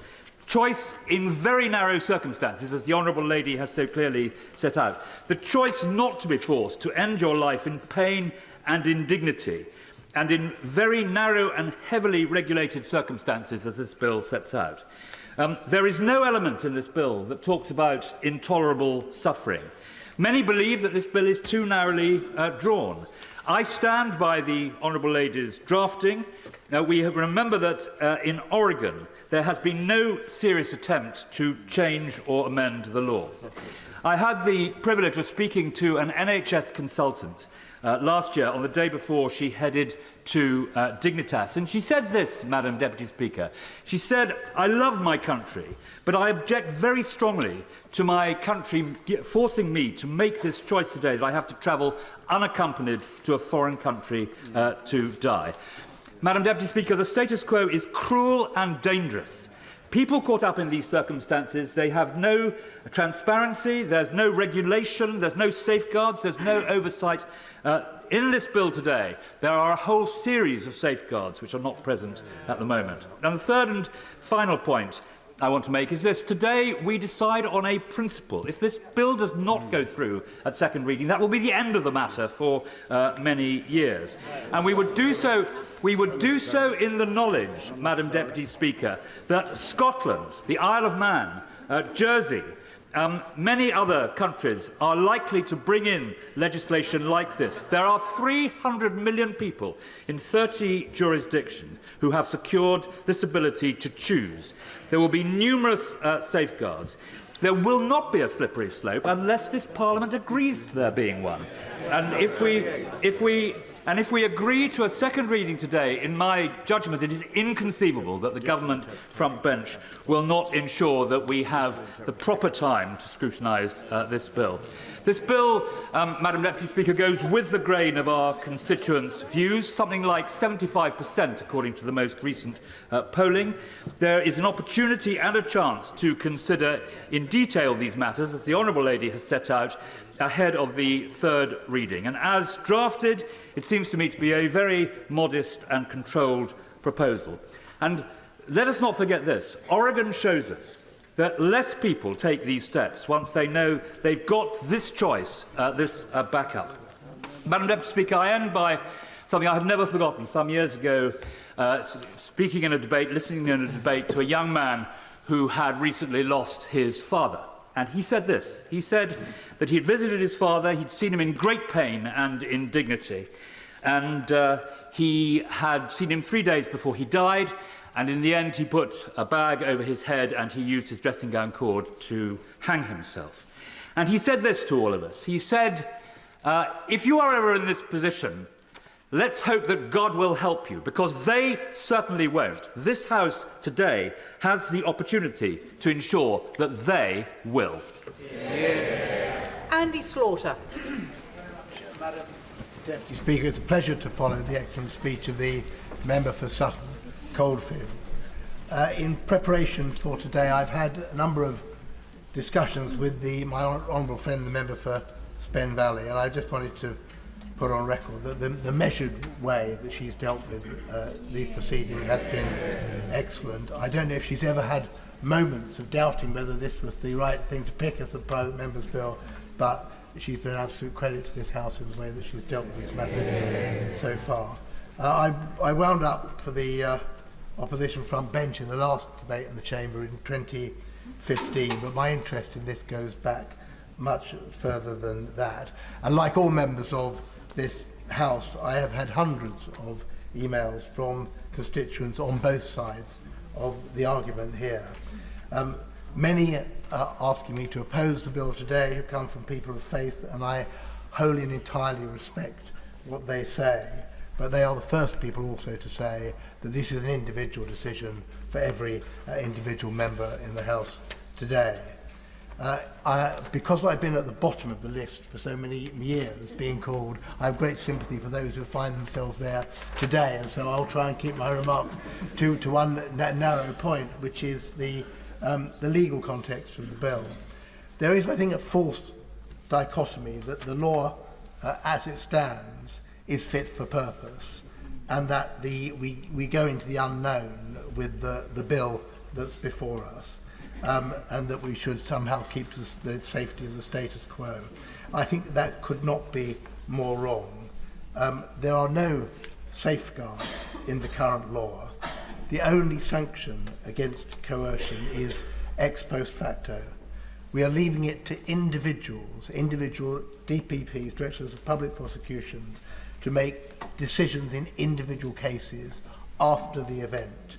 And they take that job extremely seriously. Anyone who's heard Sir Max Hill, the last DPP, speak on the subject, and they have, at the instigation of the courts, set out And I think we know there was an excellent Director of Public Prosecutions who set out the guidelines on this case. They have done everything that they can, but it is not their responsibility. It's our responsibility. And the courts, up to and including the Supreme Court, have made that clear. We assign in this bill a role to the High Court as part of the process, but we are the final decision takers here, and that's been made clear not only by domestic but international courts. And the European Court of Human Rights has said in every case that such matters have come before it that the margin of appreciation should be put into effect, and therefore they should not interfere with what the law as we decide it. So we cannot dodge our responsibilities here. I know we don't want to do that, but we have a duty to put into place the best law that we can, and that is not the law as it stands. There are three choices for people who want to end their own lives. They can go to Dignitas alone, if they can afford to do that. They can attempt and perhaps succeed in suicide. They risk failing. If they succeed, they will have a lonely death. They may, as others have pointed out, simply have to resort to refusing treatment or refusing food. Or, third option, they can embroil their relatives at the risk of those relatives becoming, or indeed friends becoming, being investigated or prosecuted. And they also risked ending their lives too soon. On the question of safeguards, I do not follow the view of opponents of the bill, because sometimes they seem to say that they are too complex, too expensive, that there are not enough resources there. If we want to resource this bill, we can resource this bill in that way. And I do not think those are the strongest arguments. But at other times we are I really don't want to because of the time, I'm sorry. So I think this is should I? Yeah. I'll give way one. Madam Deputy Speaker, I thank the honourable gentleman for giving way. He talks a little about the safeguards, and I just invite him and the House to reflect on the COVID pandemic. And when a lot of safeguards around a lot of things were relaxed. And I worry that if we were to see another pandemic on the scale of what we saw in 2020, where the people might feel that they were doing something patriotic by getting out of the way, by freeing up a bed for a younger person, and I just invite him to reflect on that. I'll say that's with permission of the House. In practice, a terminally ill person will need to formally consider their decision at least 8 times under the provisions in this bill. This is a starting point. I think a number of members have already made this point. Already, I believe that this bill has had more scrutiny than most public bills that we consider, but we have up to 9 months before us to consider that further. Madam Deputy Speaker, all the practical and all the legal considerations here, I think, point towards this bill. It may well be amended to change the safeguards, to change the way that it operates, but we have the opportunity to do that. But at the end, that's not the decision for me. The decision for me is about 2 things. It's about human dignity and it's about agency. And I would like to think that even at the end of life, no, especially at the end of life, when someone may be at their obviously have their faculties, but maybe at their weakest ebb, that they can still exercise that agency, they can still make those decisions for themselves. They can have the longest life they can, and they can end that life in the way that is most beneficial to them, their loved ones and their family. That is simply not happening, and by voting against this bill today, you ignore those facts. One of them. Kit Malthouse. Deputy Speaker, when I was a child, my parents shielded me from death, and centuries of art and literature and religion taught me that death was something noble or even slightly romantic. When I became an adult, I learned pretty quickly that that was not the case. For far too many, it is anything but, certainly not noble.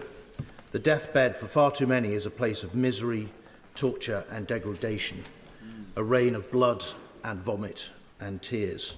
I see no compassion and beauty in that, only profound human suffering. And in 10 years of campaigning on this issue, I've spent many, many hours with dying and bereaved people that have time and time again reinforced me of that view. Now, I'm co-sponsor of the bill, and I'm chair of the All-Party Group for Choice, co-chair of the All-Party Group for Choice at the end of life. And I could give a speech that was going to promote the bill, but my honourable friend, and I do call her a friend, the member for Spen Valley, has done that remarkably well. So in my speech, I wanted to address some of the common issues that have been raised, and no doubt will be raised during the debate, with which I struggle. The first is, no doubt, we're going to hear an awful lot about the overseas experience. Well, I'm married to a Canadian, and I can tell you they love their children just as much as we do. The idea that they, the Australians, the New Zealanders, the Spanish, the Austrians, care little for their relatives, or indeed for the wider society in which they live, is frankly offensive. And we should not pretend that somehow here we are special or different. They have thought as profoundly on these issues as we have over the last 10 years. And we can learn from them and design a system for our own sensibilities and culture as they have done too. They all have different laws on abortion, some of which we would not pass in this House. That doesn't mean to say we shouldn't have abortion laws here either. We are a 1,000-year-old democracy. We should be able to design legislation that deals with this issue for ourselves. The second issue that's been raised with which I have struggled is the issue of the impact on the NHS and on judges. These people are already dying. They are already in the National Health Service. They already are entitled to care. And even if you think there is an impact, are you seriously telling me that my death, my agony, is too much for the NHS to have time for?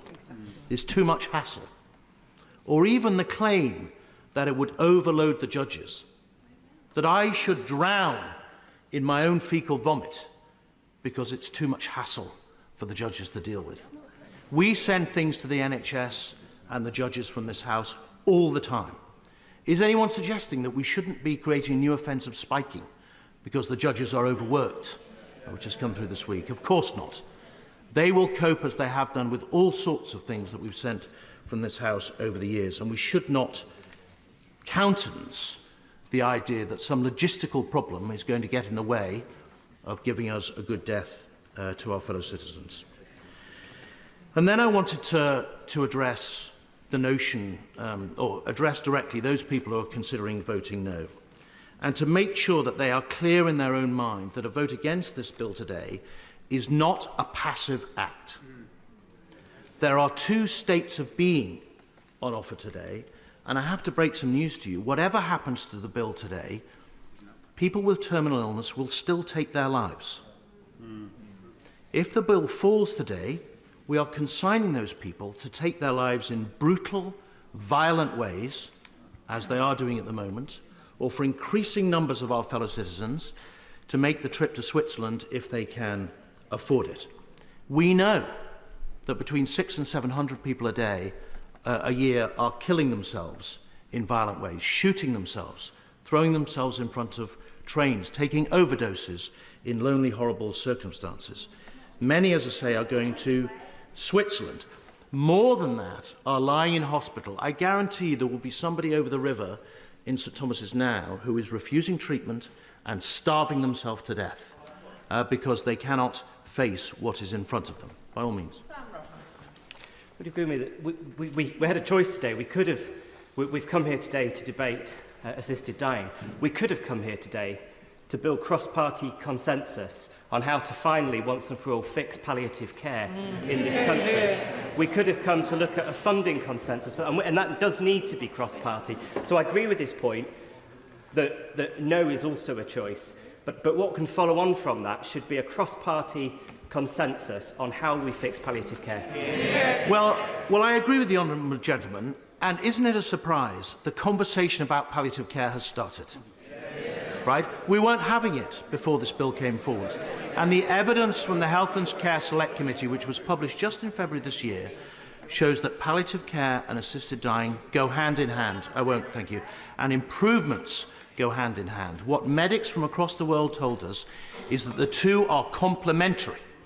And that in places like Australia, where I discussed this with a palliative care doctor who was against the introduction of it when they were contemplating it, she now finds it an invaluable tool.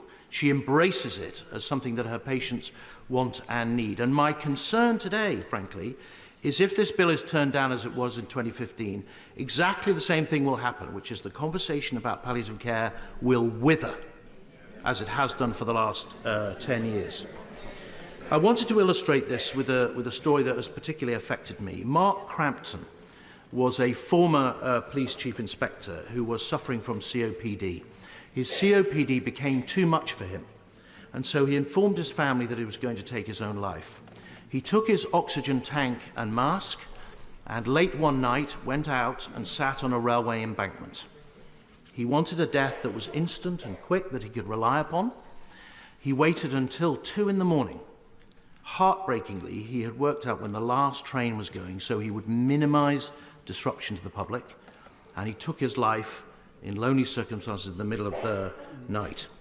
By not passing this bill, we would deny to Mark supervision, conversation, access to doctors, periods of reflection, advice, and even if he'd been through all that and decided it was still too much, we would give him a much better end than he actually achieved. Be clear, as I say, whatever happens to this bill, terminal people will still take their lives. And to the honourable gentleman who says that people dying in agony, hundreds of people dying in agony every year, is a price worth paying for the good of society, I have to tell him I find that an appalling prospect. A society that looks away from these people in the gallery who are living in terrible fear of what will face them, or have watched their families die in fear, that we look away and say that's okay for the good of the whole. I find that a terrible, terrible prospect. We have a duty to assist them, as the other countries around the world that have realised have done so, and find a way to make them comfortable in the end. And finally, Madam Deputy Speaker, I won't. And finally, Madam Deputy Speaker, I wanted to just talk a little bit about rights. We're going to hear a lot in the debate about rights, quite rightly. We hear about the rights and fears of the disability community, who are specifically excluded from the bill. We hear a lot about the rights and fears of the elderly, who are also specifically excluded from the bill. We're even hearing about the rights of doctors, who are allowed to conscientiously object to participating in this process if they wish. But when are we going to have the conversation about the rights of the dying? Where do we put them in the ranking of rights as they face their end? When do we grant them the autonomy and choice which so many of them have campaigned for over the years? And surely, as they're coming towards the end of their life, their rights have to be in the forefront of our mind. The last best gift that we can give them is control over the disease which is destroying them.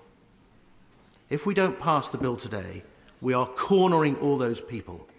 We are trapping them with the law against their disease and consigning them to an end of torture and degradation which they do not wish to go through.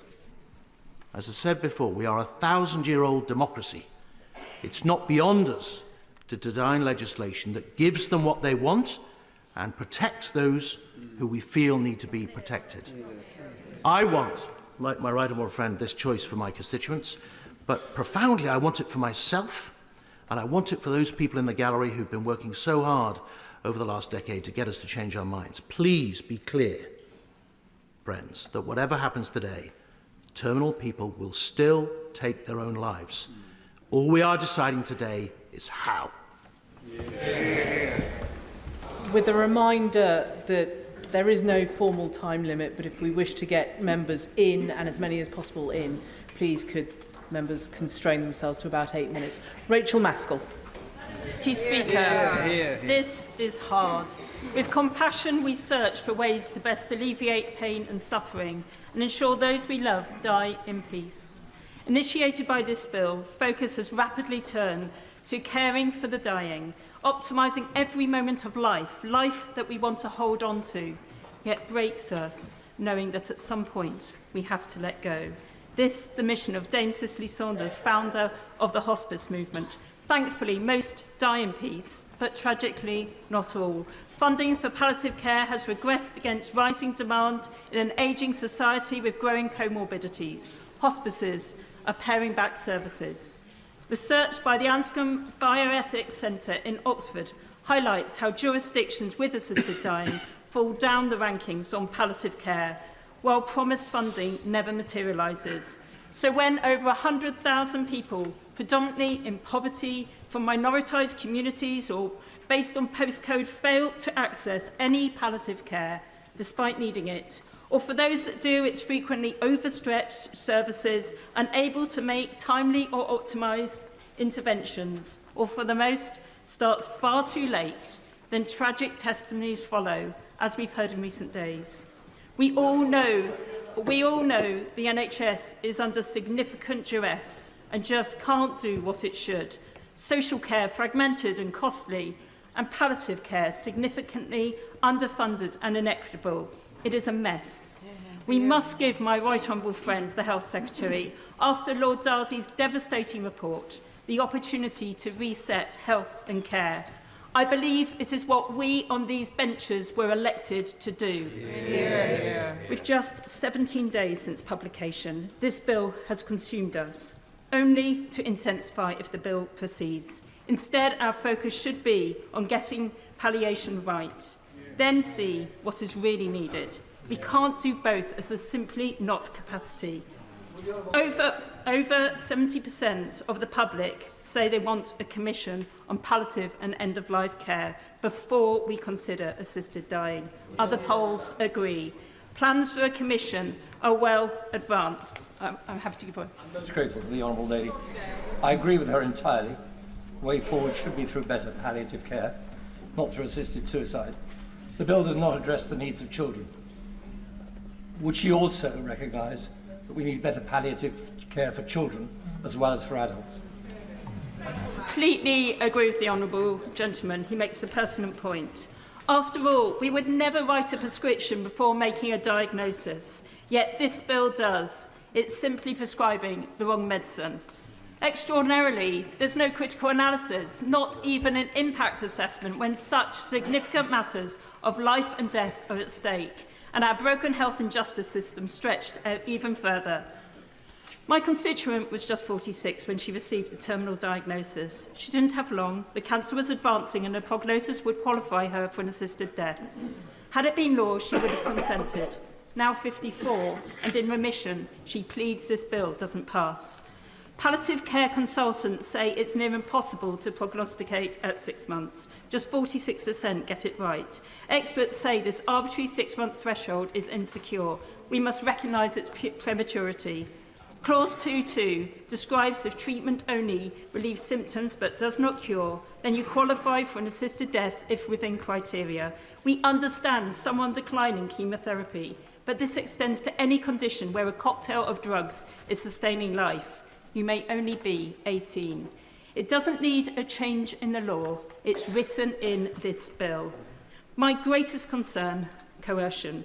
We live in a coercive society. The UK spends 40 billion on advertising. Ever more powerful algorithms drive us to content online, while we recognise coercion in relationships or elder abuse. In dying, where there is malign intent, this bill fails to safeguard. Often years after coercion do people recognise it, yet within a month you could be dead. Malign coercion cases may be few, but as a clinician working at the fringes of life, my patients frequently said, I don't want to be a burden, or I'd rather the money went to the grandchildren than on my care, or somebody is more deserving than me. Intrinsic coercion is very real, not least where the law has changed, rapidly becoming an expectation, verbalised as a duty to die. In fact, not wanting to be a burden is cited as a major reason to opt for an assisted death. alongside loss of dignity, loneliness and needing personal care. Yet every day, disabled people live in this reality. We fight in this House to take stigma, give dignity, equality and worth. It is why disabled people fear this bill. It devalues them in a society where they fight to live.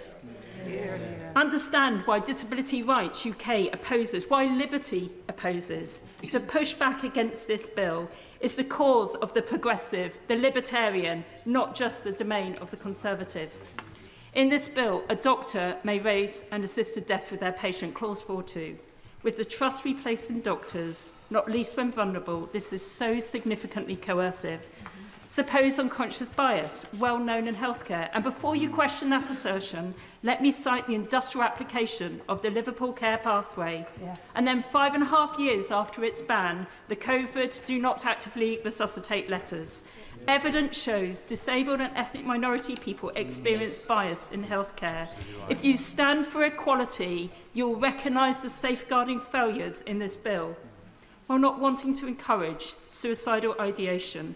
In jurisdictions where there is assisted suicide, rates rise 6% higher. Then process. 2 separate doctors, possibly unknown to the patient, ask a set of questions. Capacity can take days to establish in the courts, but only needs a consultation. The same to assess coercion and prognosis. The doctors are proponents of assisted dying. Risk increases in closed environments. At least the Isle of Man is considering a parole board style approach. This bill doesn't. The documentation of the decision fails in its rigour, not even seeking the evidence for decision. It is passed to a judge. Sir James Mundy, former Family Division President, describes, I quote, a scheme which does not provide for an open and transparent process, on the contrary, permits a secret process which can give us no confidence that it will enable the court to identify and prevent possible abuses.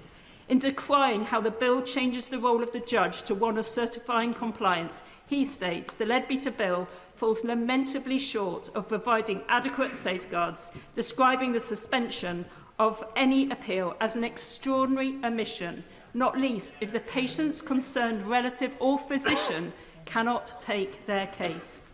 This is backed by Thomas T. QC, former Chief Coroner, who says the safeguards will not hold. They amount to nothing more than arbitrary restrictions with no rational foundation. Lord Sumption, former Supreme Court judge, highlights that once the law facilitates assisted suicide, it could be deemed discriminatory to deny others, disabled people, the same rights. Barristers say they'll take cases. They expect the law to change. Then, I'm going to press on. Then much relies upon regulations using the negative procedure, some the affirmative. Even if not prepared within 2 years, clause 42.3 says this Act will be fully implemented. The bill changes the role of the Chief Medical Officer without any analysis, as with doctors. During the 14-month Health Select Committee inquiry, we heard how the clinician-patient relationship changed with assisted suicide. Record keeping and data collection is inadequate, as we found in Oregon. The clause 18.9 highlights the procedure may fail. The bill is silent on how to manage, but should be explicit. And we must acknowledge it's not always peaceful. When we learnt in Oregon, some have seizures or vomit as the body rejects the toxic medication. The bill falls woefully short on safeguarding patients too flawed to amend. It's the wrong and rushed answer to a complex problem. Today, we must be beyond reasonable doubt of error if voting for this bill. Remember, the vote is not on the principle of assisted dying or choice, but the principles detained within the clauses of this bill. Public polling overwhelmingly says, if in any doubt, then the public expect their MP to vote against the bill today. We can focus on optimising palliative and end-of-life medicine, to then bring consensus and discern what further steps need taking. For death, as with life, is too precious to get this wrong. The Chair of the Health Select Committee, Leila Moran. Deputy Speaker. I'd like to start by congratulating the member for Spen Valley for bringing this bill and to commend her for the tone that she has set in shepherding this debate, and indeed members across the House for sincerely held views for the way that I think we have done this so far, and I hope it will continue. Most things we do in this place have some bearing on life and death, but it's rare we discuss these concepts in their most visceral and direct forms. And as a nation, we don't talk about death very nearly enough, especially while we're well. But it happens to us all. And so I welcome the chance to enable better conversations, not just in this place together, but also in people's own minds for themselves. No matter how anyone votes today, I hope we can all agree that this debate is a profound and proud moment for our democracy. And to that end, I want to be upfront. I will be voting for this bill today because I want this conversation to continue. Now, to those who are arguing the moral grounds and the point that we are crossing a Rubicon, I sincerely respect their view. These are moral judgments. There will be members who will be making the moral case today, and I want to hear them. But to those MPs who might be minded to vote for it on principle but are worried about the details, about how we might change a word here or the role of clinicians or MPs or whatever it may be, may I urge them to reconsider the question they're asking themselves today. This is the second reading. The media is asking all of us, are you for or against this bill? I would urge you to think of this question differently. The question I think we and I will be answering today is, do I want to keep talking about the issues in this bill? Do I want to keep grappling? One second. Do I want to keep grappling with the detail until I get to third reading, where I might reserve the right to, at that point, vote no? You can decide the question for yourself. I give way. I appreciate her giving way, but she is misrepresenting what we are doing at this point with this bill. We are speaking about the specifics of this bill. This is not a general debate. This is not a theoretical discussion. It is about the specifics of the bill, and my honourable friend has highlighted numerous deficiencies. I'll give you one example. If this is such a good thing to alleviate pain and suffering, a right that we should be proud to pass, why are we denying it to children? If it is a positive, why are we denying it to children? We're discussing the specifics. May I Give way or they give way. May I thank him for his intervention? And all I would simply say is that might be something he might want to put in Bill Committee at later stages. But for those, it is important that members appreciate they can vote yes today and vote no later. Now, I want to come on to the point about palliative care. This is really, really important. Now, the message from the sector, from patients, and from their families is crystal clear.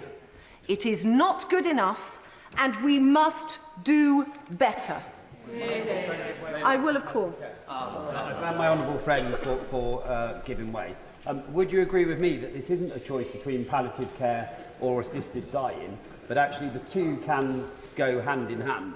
But with the knowledge that if palliative care doesn't provide the individual with the comfort they require, that they would still, with this bill, have the option to decide how they want to end their lives, rather than potentially drifting away without being able to have that final cuddle or to say that final goodbye. I'm extremely grateful to him, and I think this debate around palliative care needs to be had. My concern is that we have not had any firm commitments from government, other than woolly words, about how they are actually going to tackle this. My concern is that a Royal Commission pushes this into the long grass, and I say to the Secretary of State, who's in his place, the gauntlet has been thrown down. If he wants someone like me to not vote for this bill moving forwards, I would say to him he needs to do two things. One is put firm commitments on palliative care on the table that resolve them within the next 1 or 2 years, but then also commit to afterwards bringing a bill like this back in government time. Without those firm commitments, I will continue to make the case for continuing to want to see progress. I will give way one more time. I'm very grateful to the Honourable Lady, and she and I come to this from different places. I will be voting against this bill today. I agree with her and indeed with all those members that have spoken about the need to massively improve palliative care. But she comes from this to a place where she says we can address some of those concerns at a later stage. How does one address coercion and guilt through legislation? Extremely grateful to him. And these are conversations I want to keep happening. But the other thing I would say is there might be people who are, I would say to those who say, how do we do this better, and are using those process arguments, what does the bill that does address assisted dying look like that you might vote for? And if the answer is that there is none, let's be honest about that. Now, I want to end by actually giving over a tiny amount of my time to someone who's in the gallery today. Tracy, who I can't see right now, but thank you for coming. And what I said to Tracy, who is a constituent of mine, who I met, is that I would allow just some of her words to be spoken today. Tracy was 58 when she was diagnosed with incurable stage 4 breast cancer, which spread to become a brain tumour in 2023. It was successfully removed, but Tracy lives every day knowing her cancer is likely to return. And this is what she wants us to hear. Despite this prognosis, I can honestly say I'm a happy person now. I feel lucky to have made it to 60. There is just one black cloud on the horizon for me, and that is the way I will die. I am terrified that I will suffer a long, painful death. If I knew I had the choice to have a good death, these worries would disappear. Please change the law so I can live what life I have left, safe in the knowledge that I have a choice about how and when I die. If you do this, I will be able to live even more happily, knowing that I do not need to worry about the prospect of a cruel and painful death. So I will simply end by saying there are sincerely held views today. Let this be the Parliament where we ensure, regardless of how we vote today, that we give people a good death. Tonya Antoniazzi. I have led two Westminster Hall debates for the Petitions Committee on this subject of assisted dying. I have grappled with this, I still do, and when my honourable friend, the member for Spen Valley, was speaking earlier, I had a packet of tissues and I made swift work of them. It really is so difficult for so many of us, with personal experience and also with our own thoughts. It is our privilege, it is genuinely our privilege to be able to say that this is what we want or what we don't want. Because we may not be facing that right now in our lives. But when you are, and I will be voting for the bill today, when you are, you think about it deeply. And I think about this all the time. I really need to maybe get a bit of a life, but it really, really is something that bothers me. The way in which this debate has been held is a real... It's a real honour, and it's an honour for all of us in this chamber to be able to do it today, whatever our views are. But I have to say that it's just not easy, and I want everybody out there to know it's not easy. It's really, really difficult, and it's difficult for those on opposing sides. But I'm going to get to the bill, because, as has been pointed out, that is what we are here to talk about, and not get overly emotional. But I want to talk about the bill, and I want to talk about how it impacts in Wales. And these are things that I hope that we will be able to amend the bill to take consideration of, and I hope that we can look at this in detail in the Lords. I believe this bill should pass today because we need to discuss this and we need to know how it's going to work. And as it's currently drafted, I think we are going to have to look to Welsh Government and to see if there needs to be a legislative consent motion, because it doesn't seem to engage with the Sewell Convention in a substantive way. And some of the issues that have been raised with me are that the bill places multiple duties on the Secretary of State in England around code of practices and providing assistance with the NHS. And the Welsh Government needs to be happy with the Secretary of State in England in deciding how services are provided within the Welsh NHS. And there will need to be an amendment, which I suspect will then engage with the Sewell Convention. The need for subordinate legislation to enact this bill is really complicated, and we need to see how this will be passed here in this place. And so there are issues around the code of practice, because some of them have devolved. And I just want to highlight that today, because we need to be mindful, regardless of the emotional stories that we are going to be hearing in this place. It does have an impact on legislation in Wales, and that's very important, that when this bill does go through, or if it does go through today, that those discussions are had, because everybody's lives matter and we have to get this legislation right. But on that note, Madam Deputy Speaker, I don't want to take up any more time. But thank you to all of my friends, and thank you to the Honourable Member for Spen Valley, because you have been an absolute gem. So thank you ever so much. Thank you. Dr. Ben Spencer.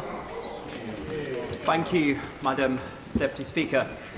Prior to my election to Parliament, as a consultant psychiatrist with a PhD in decision-making capacity, under Section 9(3)(b) of this bill, I would have met both criteria to be a medical expert assessor.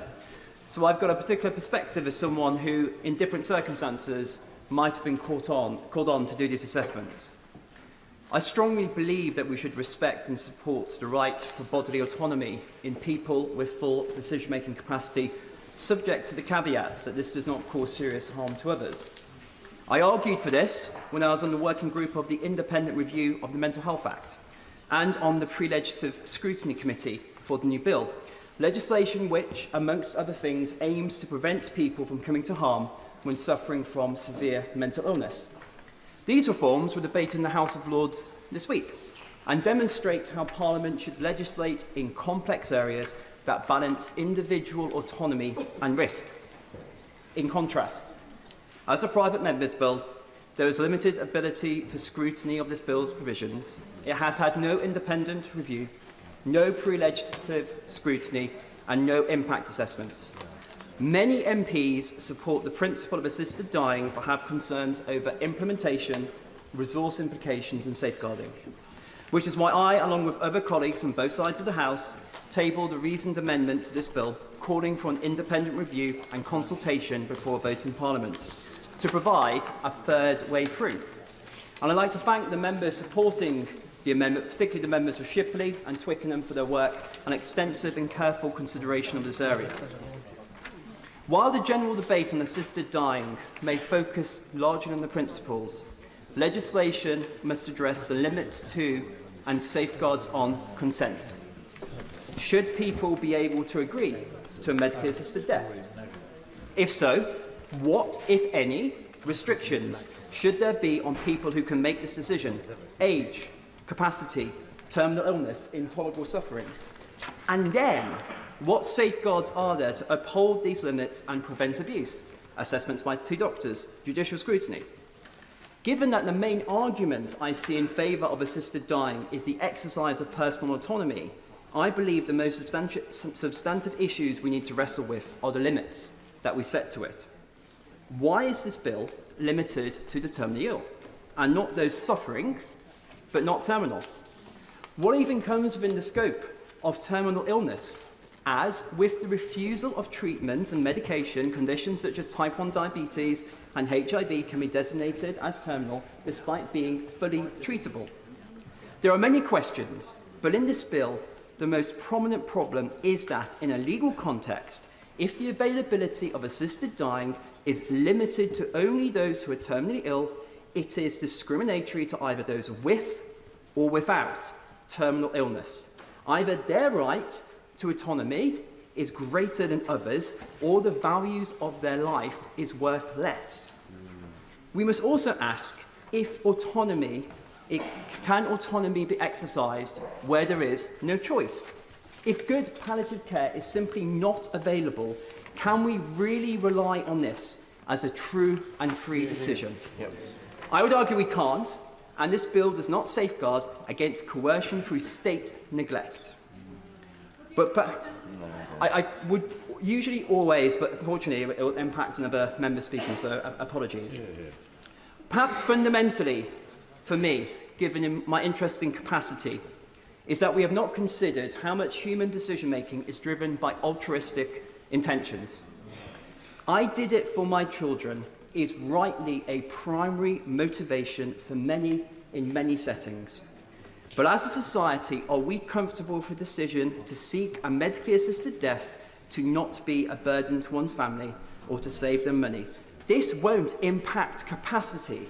We can't pretend that capacity assessments are going to be a shield for these moral concerns. Where is the line, if there is one, between indirect coercion and the natural human responses in a stressed family unit looking after a sick loved one? Now, I believe legislation on assisted dying could be brought in that has fully reviewed and addressed these issues. But parliamentarians must deal with what we have in front of us today. Proponents on both sides of the debate frame this vote of second reading as a vote on the principle of assisted dying, but in reality it is a vote on the implementation as put forward in this bill. As a former mental health doctor, I'm most proud that I was there for the most vulnerable, and today I think about those without a voice in this debate or in the TV studios. I think about the elderly woman in the care home with mild cognitive impairment, retained capacity, but nevertheless vulnerable to coercion and undue influence. Or the sick mother whose child may lose their job or relationship due to the burden of caring responsibilities. This bill doesn't protect them. It risks placing implicit pressure on people already vulnerable at a time of life they should be receiving our unwavering care and support. We should and must vote it down. Yeah. Dame Meg Hillier. Thank you, Madam Deputy Speaker. And in my brief remarks today, I want to touch on principle, policy and practice. We have to be very clear today that we are not just having a debate on the principle, but on this bill.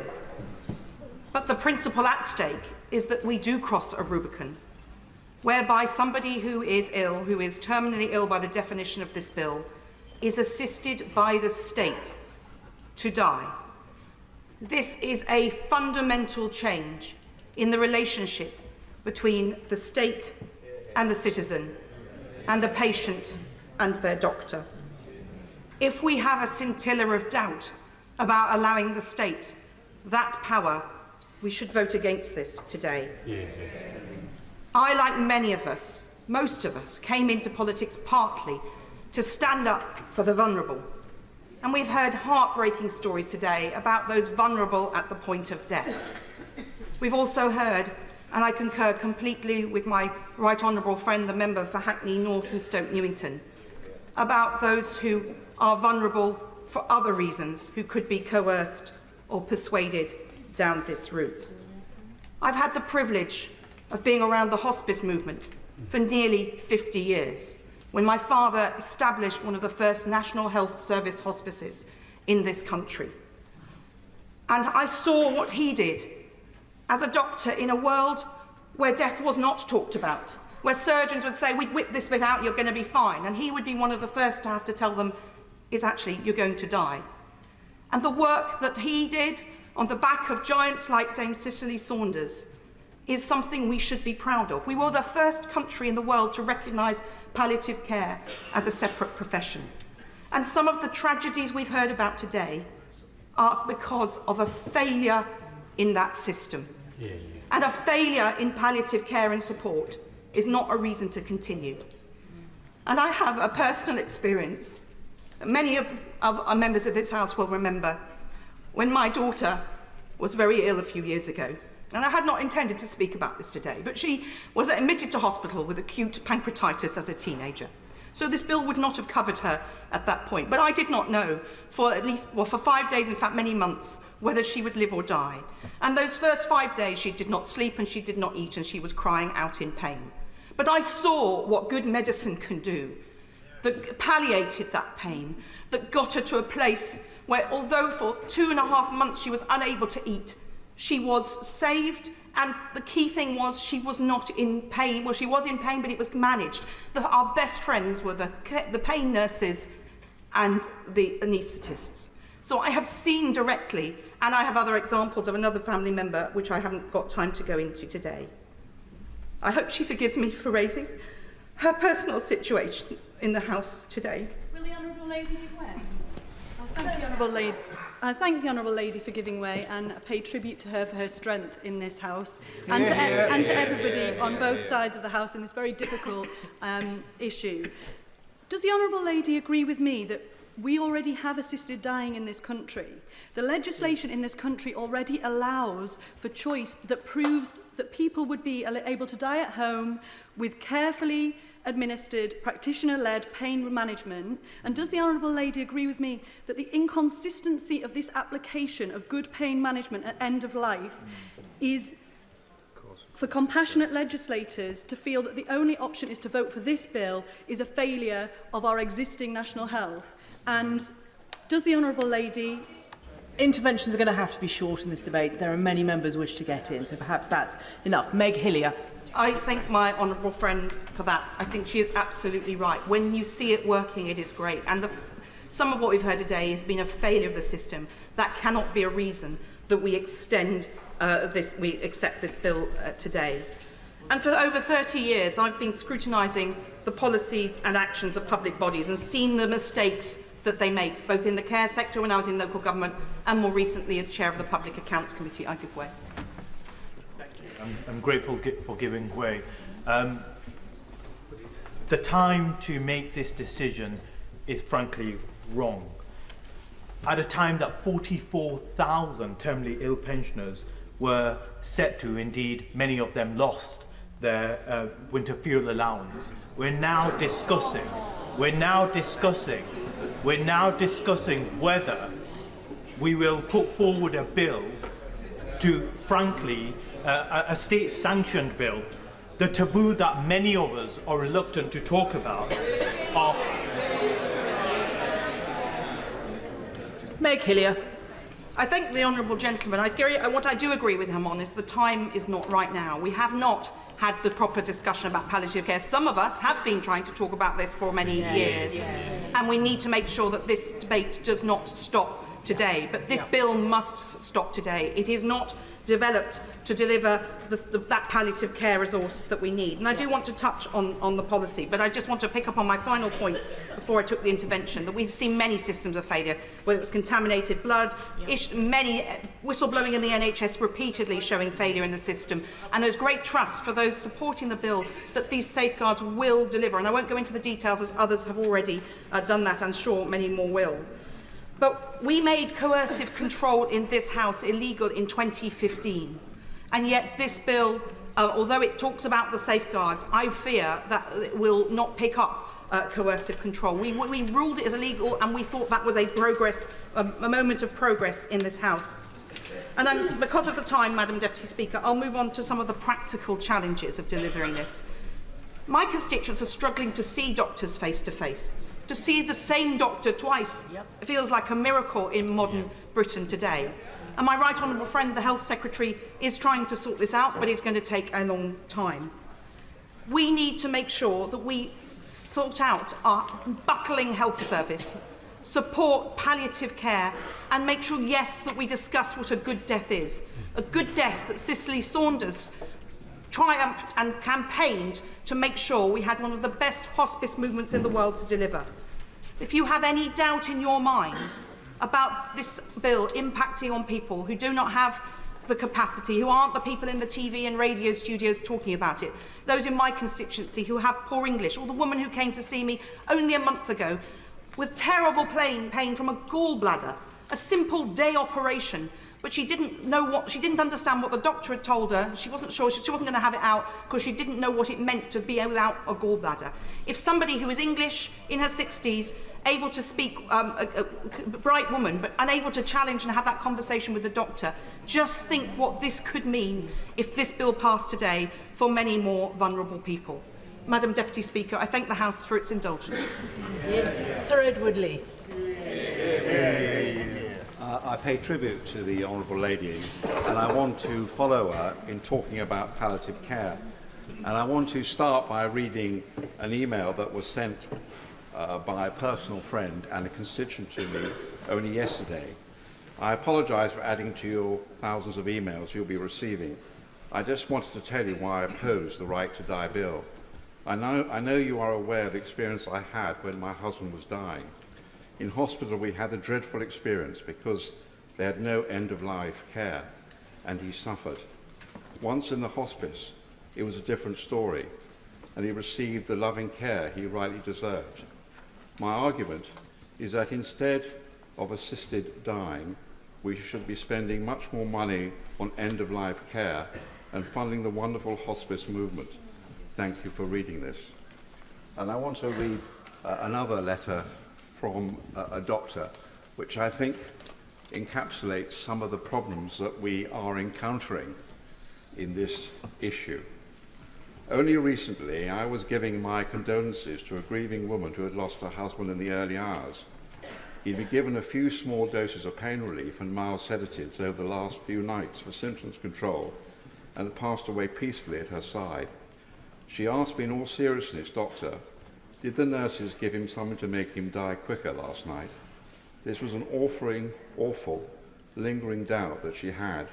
I was able to firmly reassure her that no, the medication would not have sped up his passing. For her and the vast majority of other patients, doctors are there to prolong life and palliate symptoms. Were this to change, then we would not be doctors in the eyes of many, but bringers of death, agents of a state which counts its weakest members as expendable and worthy of nothing but an early grave. I do not want to be a member of a profession which has that reputation or role. So those are two witnesses that have written to me, and I have taken an increasing interest in this whole issue about palliative care, and I think that the law, frankly, will he forgive me because I know that so many people want to speak. I just want to develop this argument and then I want to finish. The law is so unclear.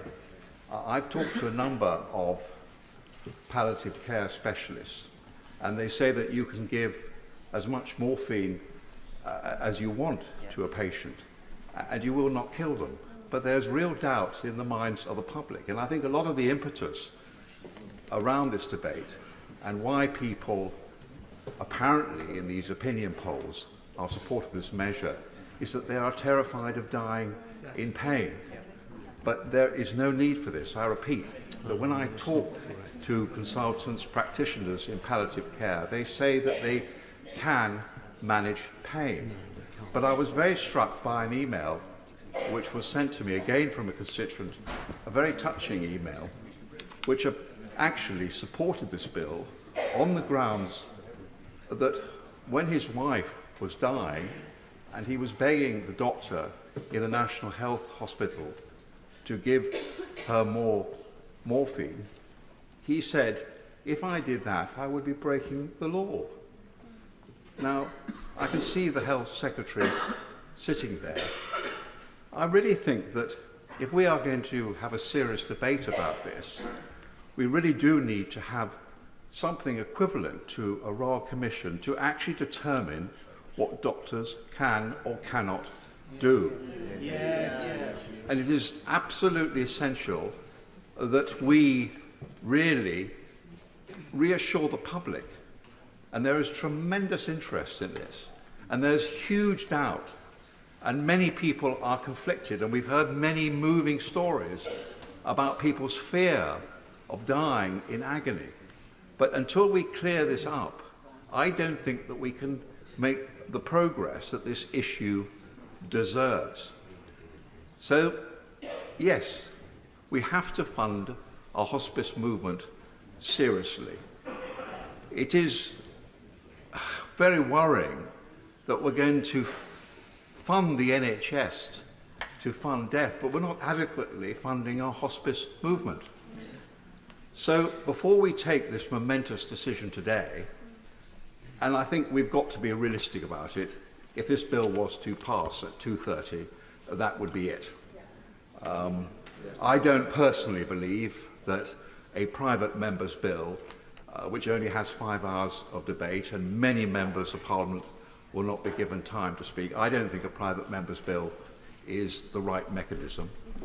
Now, in the last Parliament, I know that this was a very different issue, but we were discussing a certain subject we all know about. In the last Parliament, we had hundreds of hours of debate, questions, scores of civil servants were crawling over the issue. Surely this is even more important. Surely we should have had more than just 2 or 3 weeks to consider this bill. We should actually be looking at the detail. The devil is in the detail in terms of possible coercion and the facilities available to the hospice movement, the issues that I've talked about, the law which is unclear about how you can or cannot relieve pain. Can we just not pause a moment? And really, those are the practical points I want to make. This is so important. The future of so many vulnerable people are at stake. And I really was very struck by the comment which was made earlier from those benches, that we can't consider this just in terms of individual hard cases, but in terms of society as a whole. What sort of society are we? Are we a society that loves our NHS, that loves life, that loves caring, that loves the hospice movement? Or are we a society which believes that there is despair? So I will be voting for hope at 2:30, and I will be voting against this bill. Dr. Peter Prinsley. Thank you, Madam Deputy Speaker. I asked the ENT nurse I've worked with for 20 years about assisted dying. She said it's an essential change, no doubt in her mind. Like me, she's seen the unbearable distress that some head and neck cancer cause, and she knows of the very difficult deaths of some of our patients, despite excellent palliative care. This is the experience which has changed my mind. When I was a young doctor, I thought it unconscionable, but now I'm an old doctor, and I feel sure it's the right change. I have seen uncontrollable pain, choking, and I'm sorry to say, the frightful sight of a man bleeding to death whilst conscious as a cancer has eaten away at the carotid artery. This is called a carotid blowout. I know the terrifying loss of dignity and control in the last days of life. I'm speaking here of people who are dying, not people living well who have chronic or terminal diseases. We're talking here of people at the end of their lives, wishing to choose the time and place to die. This is not some slippery slope. We are shortening death, not life, for our patients. This is not life or death. This is death or death. Coercion and manipulation have been spoken about and are no doubt feared. But I think the danger of no change to the law is a greater fear for those who are dying and wish to have choice. The very real fear of loss of dignity and control are at the heart of it. Do not underestimate this. There are strict safeguards in this tightly written bill, and I fervently hope there will be the opportunity to refine these as the bill progresses. Will you give way on that point? Sure. I thank my honourable friend for giving way. Assisted dying is already occurring in unregulated ways, with up to 650 terminally ill people taking their own lives each year, often in traumatic circumstances, causing additional pain for their loved ones. This bill promotes freedom of choice at the end of life in a controlled and regulated manner. Does my honourable friend agree that legal assisted dying would provide essential safeguards where there currently are none? I thank my honourable friend for that really timely intervention. Some may say we do not have the resources to introduce this change, and many may say we must invest in palliative care, which of course we must. But I see assisted dying as complementary, not alternative to palliative care. Sure. Thank you so much to my honourable friend for making way. And he spoke earlier about coercion very briefly and the very well held fears that many of us have in this House about the risk of coercion, particularly to vulnerable people. I wonder what my honourable friend makes of the fact that in Washington State, where the relevant law is restricted to terminally ill people like this law, last year 59% of those who went through with an assisted death did so because they feared being a burden to, I quote, family, friends or caregivers. And in Oregon, the figure was 43% last year. Well, I thank my honourable friend for that intervention, and I respect her report of the statistics, about which I have no further information. Mr. Speaker, colleagues know the gravity of the law we are discussing and might feel the moral weight of such a change is simply too great to bear. They may fear that our wisdom is insufficient, but I urge us to be brave today and allow this bill to progress in the new Parliament. Finally, a prison chaplain told me only this week of a gentle old man he met in prison, serving life for agreeing against every instinct in a last act of love to suffocate his wife, who was dying in uncontrollable agony. We are a compassionate people, and we can do much better than this. Thank you. Colleagues will realise we only have a few hours to go. Without absolute speaking limits, if colleagues could keep their contributions to shy of 5 minutes, I'll do my best to get as many people in as possible. I call Tim Farron. Thank you, Madam Deputy Speaker. The motives of those proposing this bill are grounded in compassion.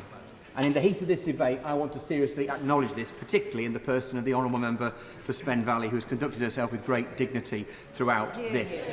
Neither side has a monopoly on compassion. I personally will always be affected by watching my mum suffer at her death at the age I am now. So let us not think badly of one another's motives. Let us instead be courteous and let us be curious. My opposition to this bill is grounded in compassion. To legalise assisted dying is to create the space for coercion. That will undoubtedly see people die who would not otherwise have chosen to do so. There are no safeguards in this bill that will prevent this. Indeed, to be fair, I better not. To be fair, none would be possible, even if we weren't going through this hasty process. First, there is the risk of self-coercion. Many of us will have had older relatives who've uttered words similar to, "I am a burden to you, you'd be better off without me." So we know, don't we, all of us reasonably, instinctively, that people will present, make it as making a sovereign choice, but it will be a choice born out of coercion. Unless there is a clause in this bill that I've missed to employ mind readers, then of course no amount of doctors, safeguards or bureaucratic mechanisms will prevent those who self-coerce from opting to die simply because they assume that no matter what their loved ones say, everyone will be better off if they were dead. To add to the stats that we just heard from the Honourable Member just a moment ago, in Canada, we know that more than 1 in 3 people opting for assisted dying gave the reason for choosing to die that they felt they were a burden on others. Honestly, I don't see we need any other discussion to push us into the no lobby than that clear evidence from where it's legal elsewhere. Secondly, there is coercive control, also being touched upon. In this Parliament, in the last Parliament I should say, we passed groundbreaking and long overdue legislation on domestic violence. As society's understanding of this often hidden evil has developed, our eyes have been opened to one horrific factor in particular, that of insidious, manipulative, coercive control. Thousands of people have been and are today victims of those who seek to manipulate their will, take over their lives and coerce them into believing that the perpetrator's will is actually their will.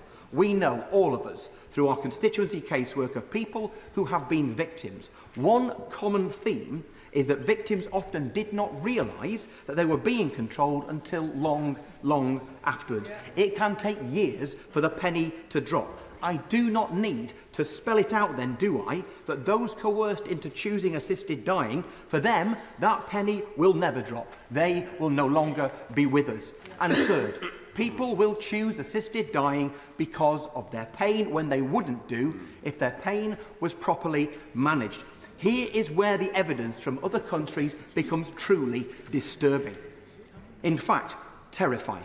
The countries in Europe without assisted dying increased palliative care investment in the last decade by more than 3 times more than those who had legalised it. In the United States, those states without assisted dying saw an increase in the size of their palliative care teams that was also 3 times greater than the increase in those US states that had legalised it. This is clearly no accident, no coincidence. Indeed, the group that has contacted me most vociferously against this bill have been palliative care doctors. I'm happy to give way. I thank the Honourable Member for giving way, and we're having this discussion today, and I have to pay tribute to the Honourable Lady for the way in which she's conducted this, but we're having this discussion in a sense that almost implies that palliative care right across the UK is of the same excellent standard everywhere, and I have to inform the House that it is not, and it is of deep regret that that is the case. I also want to say that I feel that I cannot stand by this today because there are many vulnerable, marginalised people that will be impacted by this. I want to support life, I want to affirm life, and I also want to do that with dignity. I do thank my honourable friend for her very important and powerful intervention. Those palliative care doctors who've been in touch with me know that to opt for legalised assisted dying is to not opt inevitably to divert resources away from palliative care. That is the evidence. I spoke to one of those palliative care doctors this week. She works in a hospice. She said the only patients I care for are those who are dying. All of us know what's coming. Assisted dying means a shift of focus away from helping people to live in dignity and comfort towards simply helping people to die. And then, Madam Deputy Speaker, it becomes a self-fulfilling prophecy, because let's not kid ourselves, palliative care is a postcode lottery in this country, especially for the poor, especially for the old. If the motivation of those who choose assisted dying is to end their pain, you can be certain, and I mean absolutely certain, that those NHS trusts with the weakest palliative care offer will be those with the highest incidence of people choosing to die. In other words, it was not really their choice at all. An observation made to me by one senior oncologist just last week was that there are fewer, more stressful situations in a person's life than to be given a terminal diagnosis. I remember being with my mum as she was given hers. To be told you are going to die. She then, the oncologist in question, explained that amongst terminally ill people, there is a vast amount of severe but undiagnosed depression and psychological illness, similar but distinct from the danger of self-coercion. There is nothing in this bill to safeguard against people who suffer like this from choosing to die before their time. Yet in so many cases, it will actually be people's mental health leading them to choose to die, and not mainly their physical condition. We simply cannot be all right with this, because here we are, on the precipice of agreeing to sanction and support the deaths of people in despair. A society has chosen a dystopian and contagious path if it chooses to facilitate the death of those who have a terminal illness rather than standing with them, weeping with them, valuing them and loving them against the desolation that any of us would feel if we were given a diagnosis of that sort. No wonder that the government's own suicide prevention advisor is strongly opposed to this bill. So finally, while I totally respect many of my colleagues in our corner of the House, my fellow Liberals, will take a different view, I am opposed to this bill because I am a Liberal. Libertarians believe that personal liberty is so important that there can be no fetters upon it. but I'm a liberal, not a libertarian. I believe that freedom is essential, that the rights of the individual underpin a decent society, but that my rights must be held in check if they nullify your rights. Since we know, and we really do know, that to legalise assisted dying is to permit people to die who will self-coerce, to permit people to die as a consequence of manipulative coercive control, to permit people to die outrageously, not because of a real sovereign choice, but because of a heartbreaking Hobson's choice due to inadequate palliative care, then I have no right to impose that ultimate and most appalling constraint on the freedom of the most vulnerable people in our society. So I urge all of us to stand in defence of those most vulnerable people, to defiantly defend their liberty, to make a renewed commitment to world-class palliative care and to human dignity, and to reject this bill.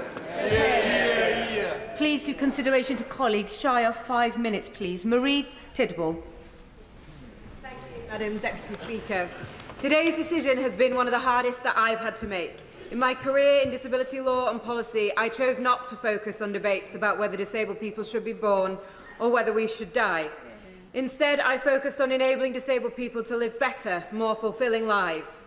Today, I find myself voting in a way that I thought I never would. I will be voting in favour of moving the bill to the next stage of the legislative process. That has been a difficult journey for me. I've arrived here by looking at the evidence, reflecting on my own lived experience and listening to the many, many constituents who've written to me in support of the bill, sharing their compelling and tragic stories of death. Death which didn't come with dignity or respect. In reflecting on my own life, one moment from my childhood stood out. When I was 6 years old, I had major surgery on my hips. I was in body plaster from my chest to my ankles, in so much pain and requiring so much morphine that my skin began to itch. I remember vividly laying in a hospital bed in Sheffield Children's Hospital and saying to my parents, "I want to die. Please let me die." I needed to escape from that body that I was inhabiting. That moment has come back to me all these years later. That moment made it clear to me that if this bill was about intolerable suffering, I would not be voting for it. I have subsequently had a good life, a fulfilling life, a life where I've worked towards ensuring disabled people are valued by our society. But that moment also gave me a glimpse of how I would want to live my death, just as I've lived my life, empowered by choices available to me, living that death with the dignity and respect and having the comfort of knowing that I might have control over that very difficult time. For so often, control is taken away from disabled people in all sorts of circumstances. In order to ensure that there's compassionate choice at the end of life, it is right that this bill is tightly drawn around the final stage of terminal illness for adults and includes the strongest safeguards. The choice of assisted dying as one option for adults when facing 6 months terminal illness must be set alongside the choice of receiving the best possible palliative and end-of-life care, or it is no choice at all. Having analysed the bill closely, therefore, there are changes that I would want to see at committee stage to strengthen those options and ensure that the way that choice is presented by medical practitioners is always in the round. People deserve dignity in death, and for those who do not choose to end their lives in this way, they and their loved ones should feel reassured and safe in the knowledge they will receive the very best of care. I'd also want to ensure the final stages of this bill properly define dishonesty, coercion and pressure. I think it's necessary to embed mandatory language in the bill around the need for a code of practice on palliative care, as well as improving the regulations on training for medical practitioners. I trust my friend, the member for Spen Valley, to champion these amendments and continue to diligently to listen to members as she has done throughout this process. However people vote in this House today, a decision of conscience, it is incumbent on all of us to commit to improve palliative end-of-life and adult social care. It must be the start of the work that we do in this place to ensure the very highest standards in these areas. That will be a very great legacy indeed, giving people the dignity they need in that moment of death. For many of us across the chamber, considering these issues has been extremely hard and upsetting. We've had to go to the very depths of ourselves to understand what choice we would make today. Whilst we may enter different voting lobbies, we leave this chamber shoulder to shoulder, and I know we will all work in our own ways to make systemic change to improve the lives of our constituents and people up and down this country. Yeah. Very considerate 5 minutes. Thank you. David Davis. Thank you, Madam Deputy Speaker. I'll try and keep it brief, and I'm going to stick to some extent, procedure. It must be one of the most painful decisions for most of the members of this House, the one that we're taking today. It certainly is for me. And I'm somebody who has changed their position. I'm a believer in the sanctity of life, but I'm also an antagonist to torture and misery at the end of life. And so, accordingly, I'm intending to vote for second reading. And I say to those who made procedural comments in this, second reading is a point of principle, not a point of conclusion. And I'll come back to that in a second. And I've done that because since the scandal of Dr. Shipman and the murders that he carried out, the behaviour of the health service has changed, and I have witnessed, with constituents in particular, any number of people who have died slowly and in agony beyond the reach of palliative care. And the Honourable Gentleman for Bury St Edmunds, I think, exemplified that brilliantly. But beyond the reach of palliative care. So no matter how well we do this, we cannot fix that problem. Secondly, and I'm going to disagree with my right honourable friend for Hampshire North West, in saying to him, it's not insulting to the other people who've tried this already to critique what they have done. We have the example of a very wide range of outcomes to people who have other countries that have tried this. And if I thought the outcome, and if I think at third reading that the outcome we are heading towards is Belgium, I'll vote against. If I think it's Canada, I'll probably vote against. If it's Australia, I'll vote in favour. And that's what the next stage of this process is about. Now, this bill has got, and I'll say to both the sponsors, that it's got a number of areas they know that I think they have to put right. About a dozen, in truth. I'll pick one because no, I'm afraid not. 5 minutes. I'll pick one because it's technical and awkward. Section 4.2, I think it is, of the bill, appears to give doctors the right to initiate this process. Well, after the DNR scandal during the COVID crisis, I don't want that at any price. I do not want the state initiating this process. So that is a critical thing for me. So I'm making the point really that the decision on second reading is on principle, not on outcome. Now, the Honourable Lady has said she's going to work very hard to make committee work, and I'm sure she will, and she may succeed. But I want to say this to the government. I understand perfectly well that they're trying to maintain a route of strict neutrality, but there is a distinction here between neutrality and responsibility. And I think they need to focus on the issue of responsibility. This bill is more important than most of the bills in your manifesto. And I'm not trying to be rude. It's more people in the dog and duck, or there's the Honourable Member Clacton here. He got mobbed over breakfast, people talking about this. More people care about this than they care about most other things we're doing. So it deserves 4 days in report stage, in government time, over the course of several weeks. We don't need a Royal Commission. This House can do this, but it needs to be given the option to do it. So I say to the government, the path of responsibility is give us the time to get this right. And if we get it right, it'll be one of the things we could be proudest of in the coming years until we eventually leave this place. So, I reiterate, I want this bill to succeed. It's more important than most bills we handle. It can't be dealt with in 5 hours and a few hours in committee, so I'm going to vote for it today, but I want the government to help me be able to vote for a good bill at the end of this. Please face the speaker so we can pick it up on the microphone. Anna Dixon. Deputy Speaker, and I am honoured to have been called in this debate. It's been particularly moving to hear contributions from across the House. The feelings for me have been particularly raw as I've witnessed my close friend Sharon dying of cancer over the last few months at just aged 55. She had good access to palliative and hospice care, died at home with her sister and niece. But even with this support, her final days were difficult. And her sister wrote to me. She was highly distressed. Every day she said she'd had enough and wanted to die. It was very undignified for her, and it was heartbreaking to observe, but be powerless to help. Each story that we hear of loss and grief is unique.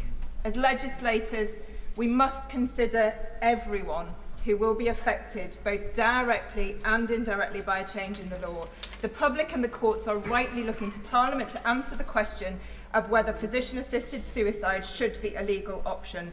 Madam Deputy Speaker, it is incumbent on us as parliamentarians to do the job properly. I, like many other members, have spent the past weeks listening to constituents, professionals in my Shipley constituency and experts in this place. And I have read numerous reports and articles. As well as the moral and ethical dilemmas, there are many complex legal and practical considerations that need careful examination.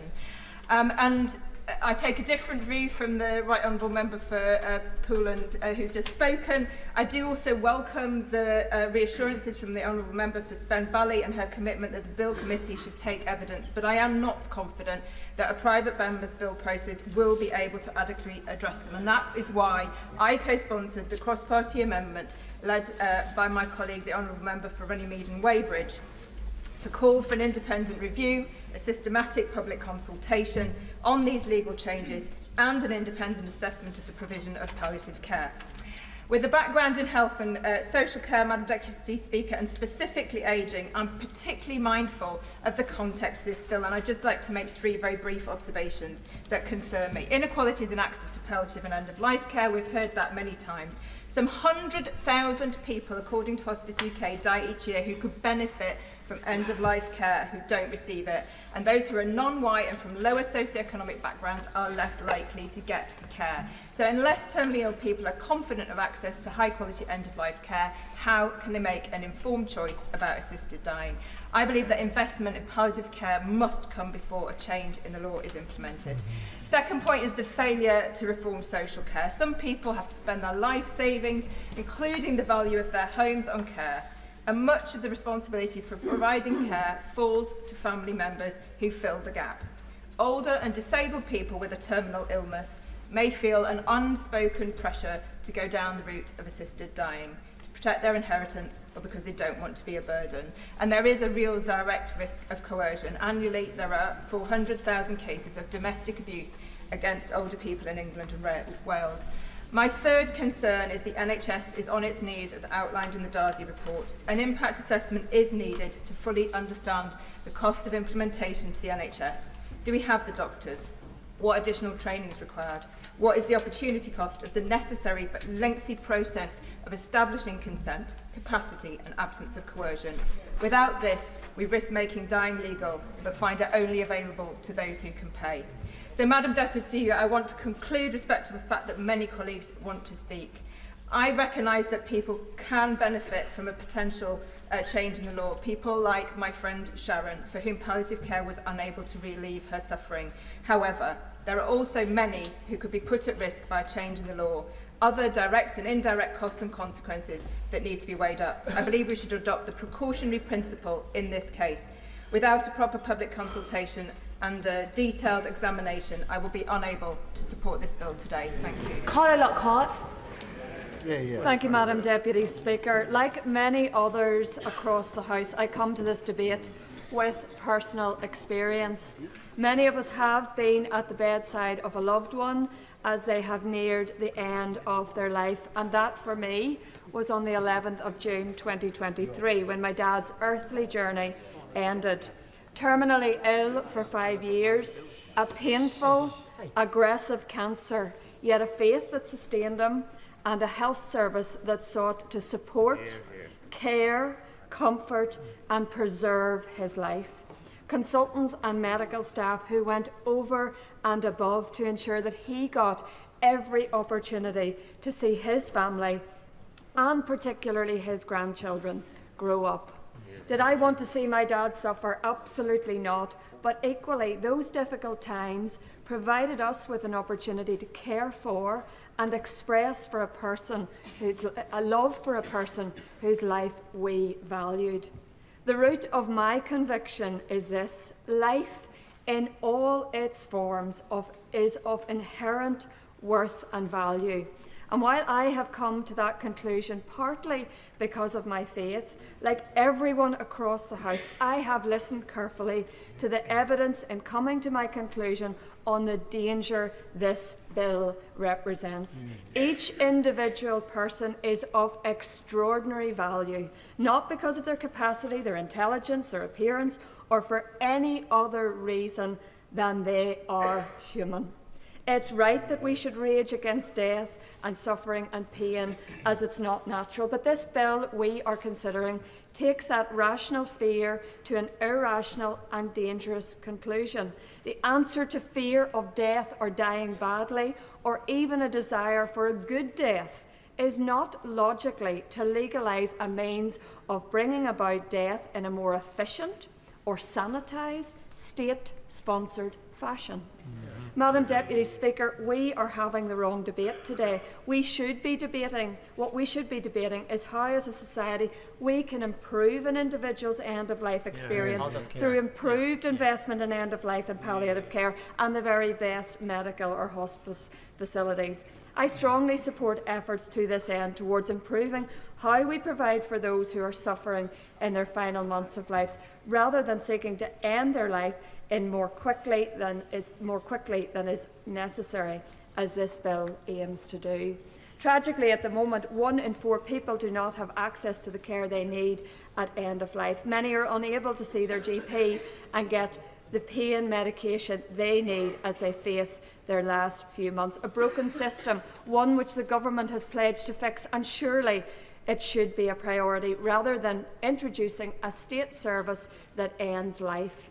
We need to debate how to properly fund the healthcare system we have, but this bill halts this and will divert much needed funding for better palliative care into ending life and not preserving it. Madam Deputy Speaker, in summing up, the bill before us undermines the foundation upon which our NHS is built to preserve and to protect life. It's not about individual pain, it's about a societal change that ends and devalues life. It puts the lives of marginalised and vulnerable people across our communities at risk with wholly inadequate safeguards against coercion. It will, as has been the case in every country where such legislation has been introduced, see the rapid expansion of eligibility of criteria. It can't protect against the unreliability of a terminal diagnosis. It doesn't guarantee a good death when you look at the complications associated with the drugs used in places such as Oregon.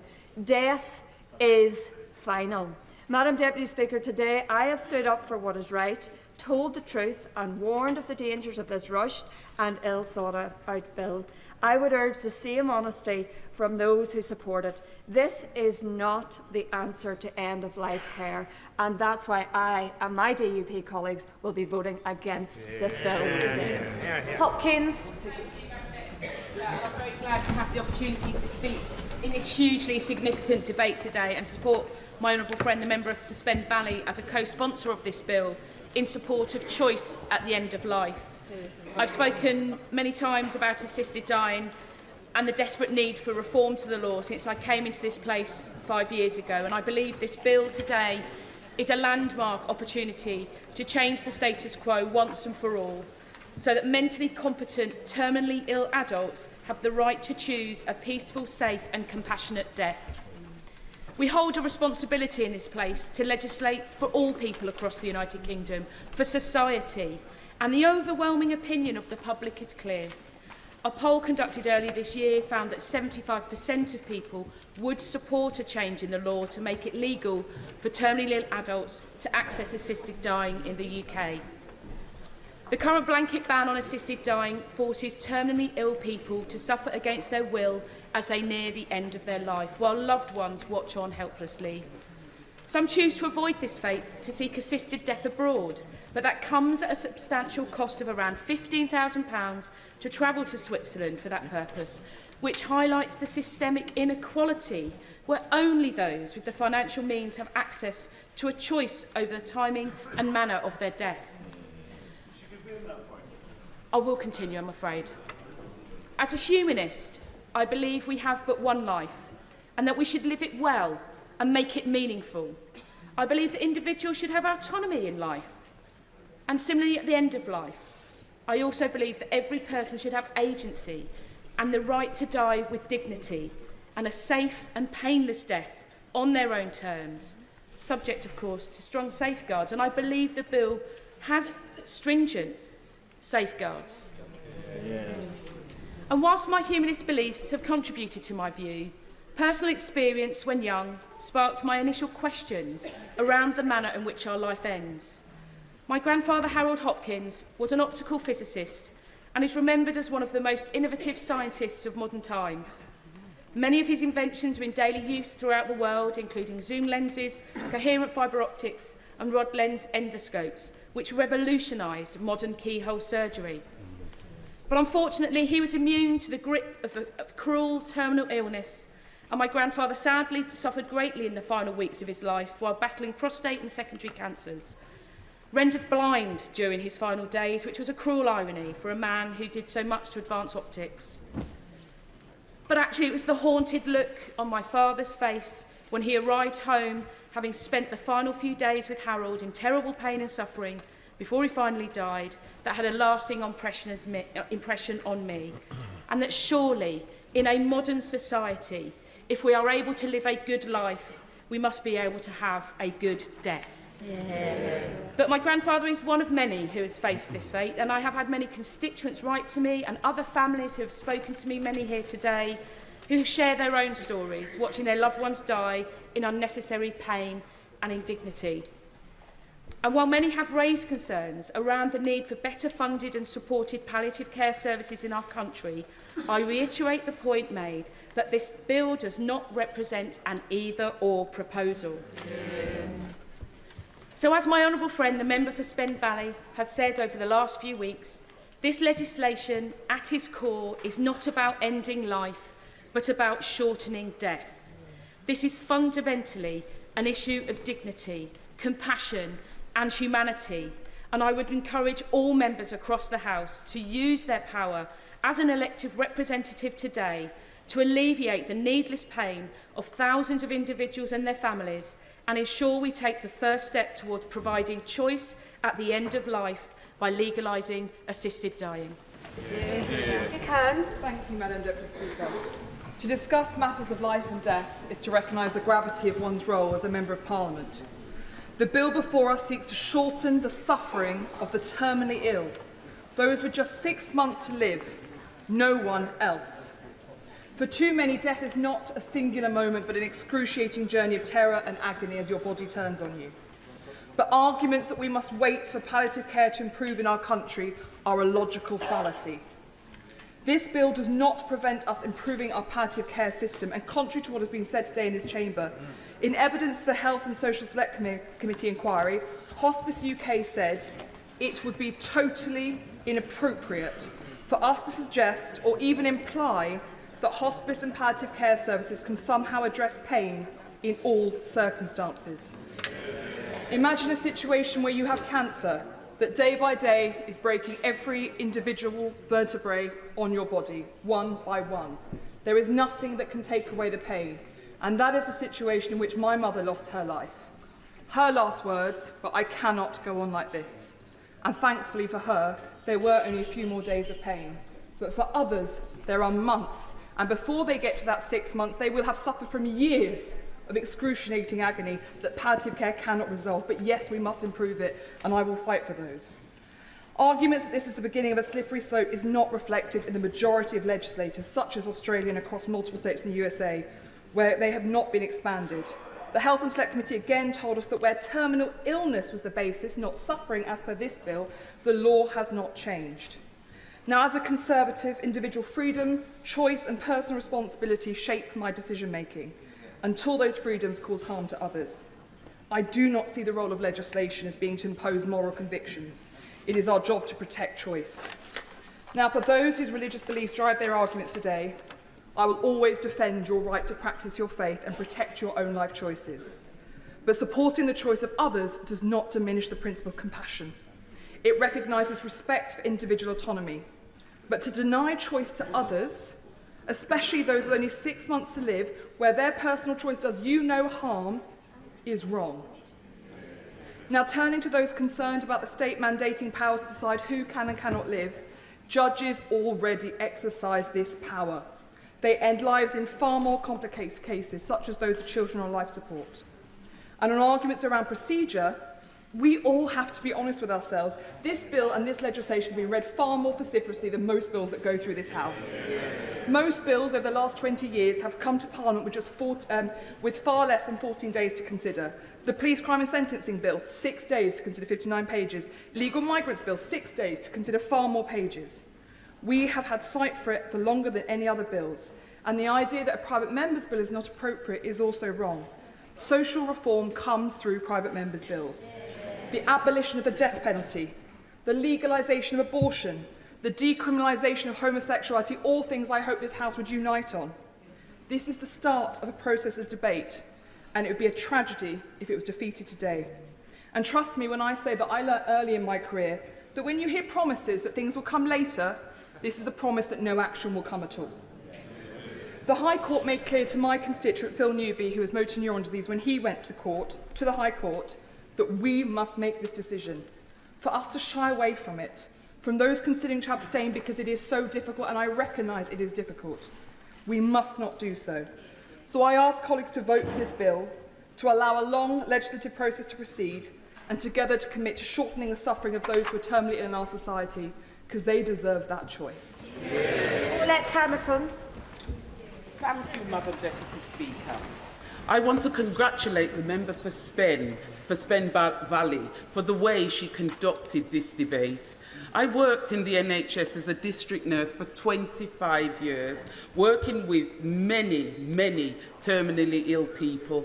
I saw the whole range of human emotions in that time, from the joy to grief, everything you can imagine. I am also a mum, a daughter, a sister, a wife, and a grandmother. I know how crushing it can be when someone you love is terribly ill, and how helpless this can make families feel.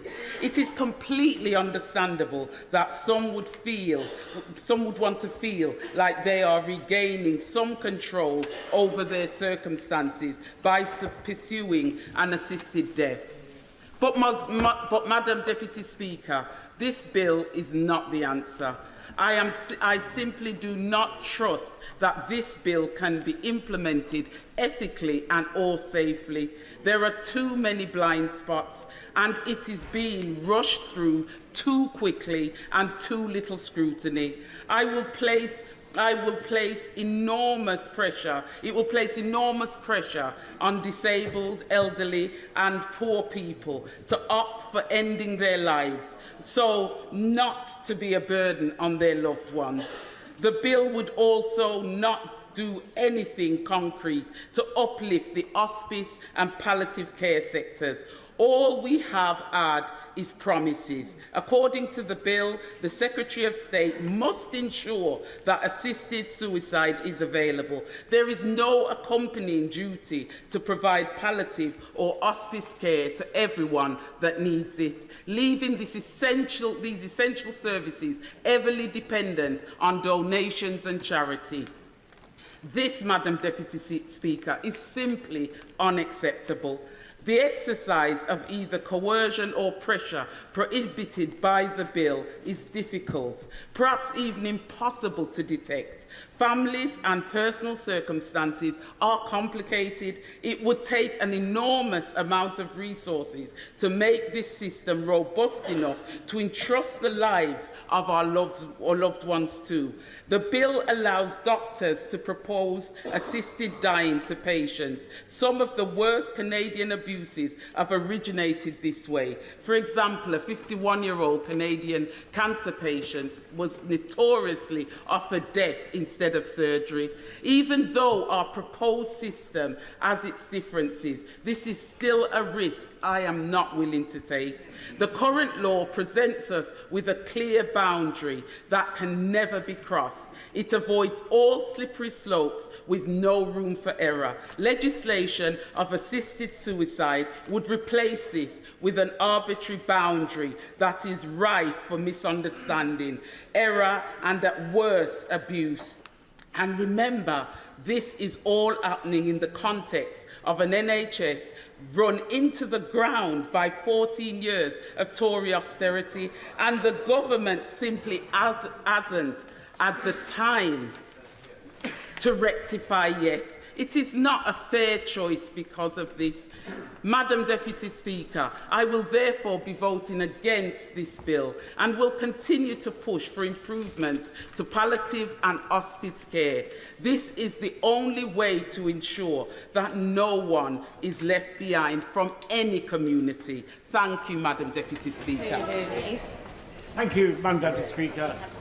I've only known one person well that committed suicide, my former professor.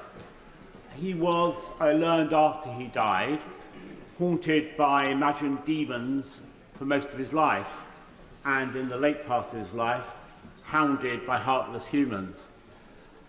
But I'm sure that if assisted suicide had been available to him, he would have died much earlier. After those demons first visited him, he had a loving wife and 3 daughters. He had moments of joy, though most of his life was punctuated by pain. I'm just as sure, because I knew him well, if a vote today, he'd be voting against this bill. For all our lives are a mix of sorrow and joy, Madam Deputy Speaker. Now, I'm not going to amplify the arguments about process, although I think it is immensely naive to assume this bill can be changed substantially in committee.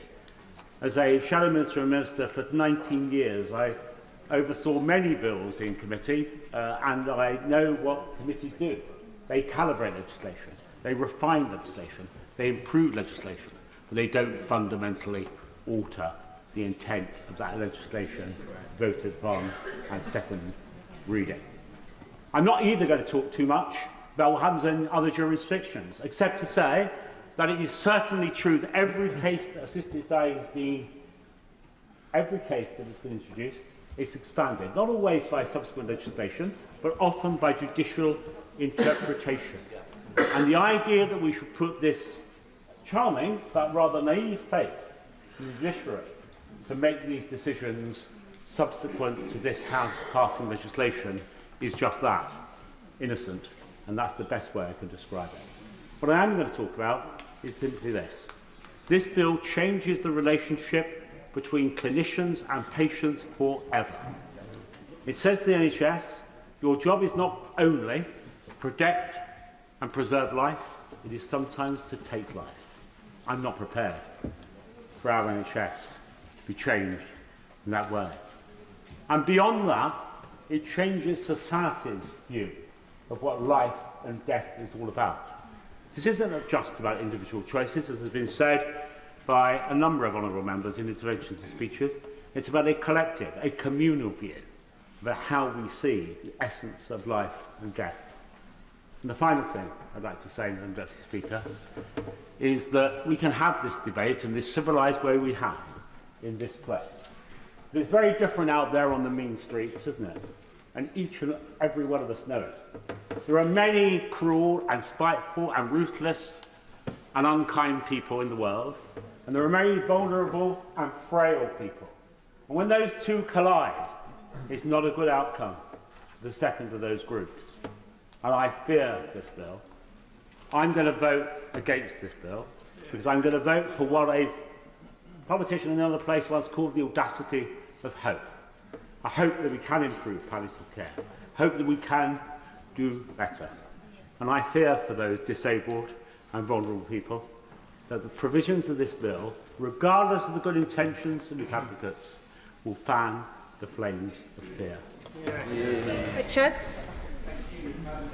Chair, I've really welcomed the contributions from all sides of the House on this debate. This is Parliament at its best. I support this bill, and I'm proud to co-sponsor this bill. We will have all received emails from constituents with harrowing stories of agonising final days and weeks suffered by loved ones. I have no doubt that they will weigh heavily on each of us, however we vote later today. Fundamentally, I believe that if we are able to safely offer peace and empowerment to those at the end of their life, then we have a moral imperative to do so.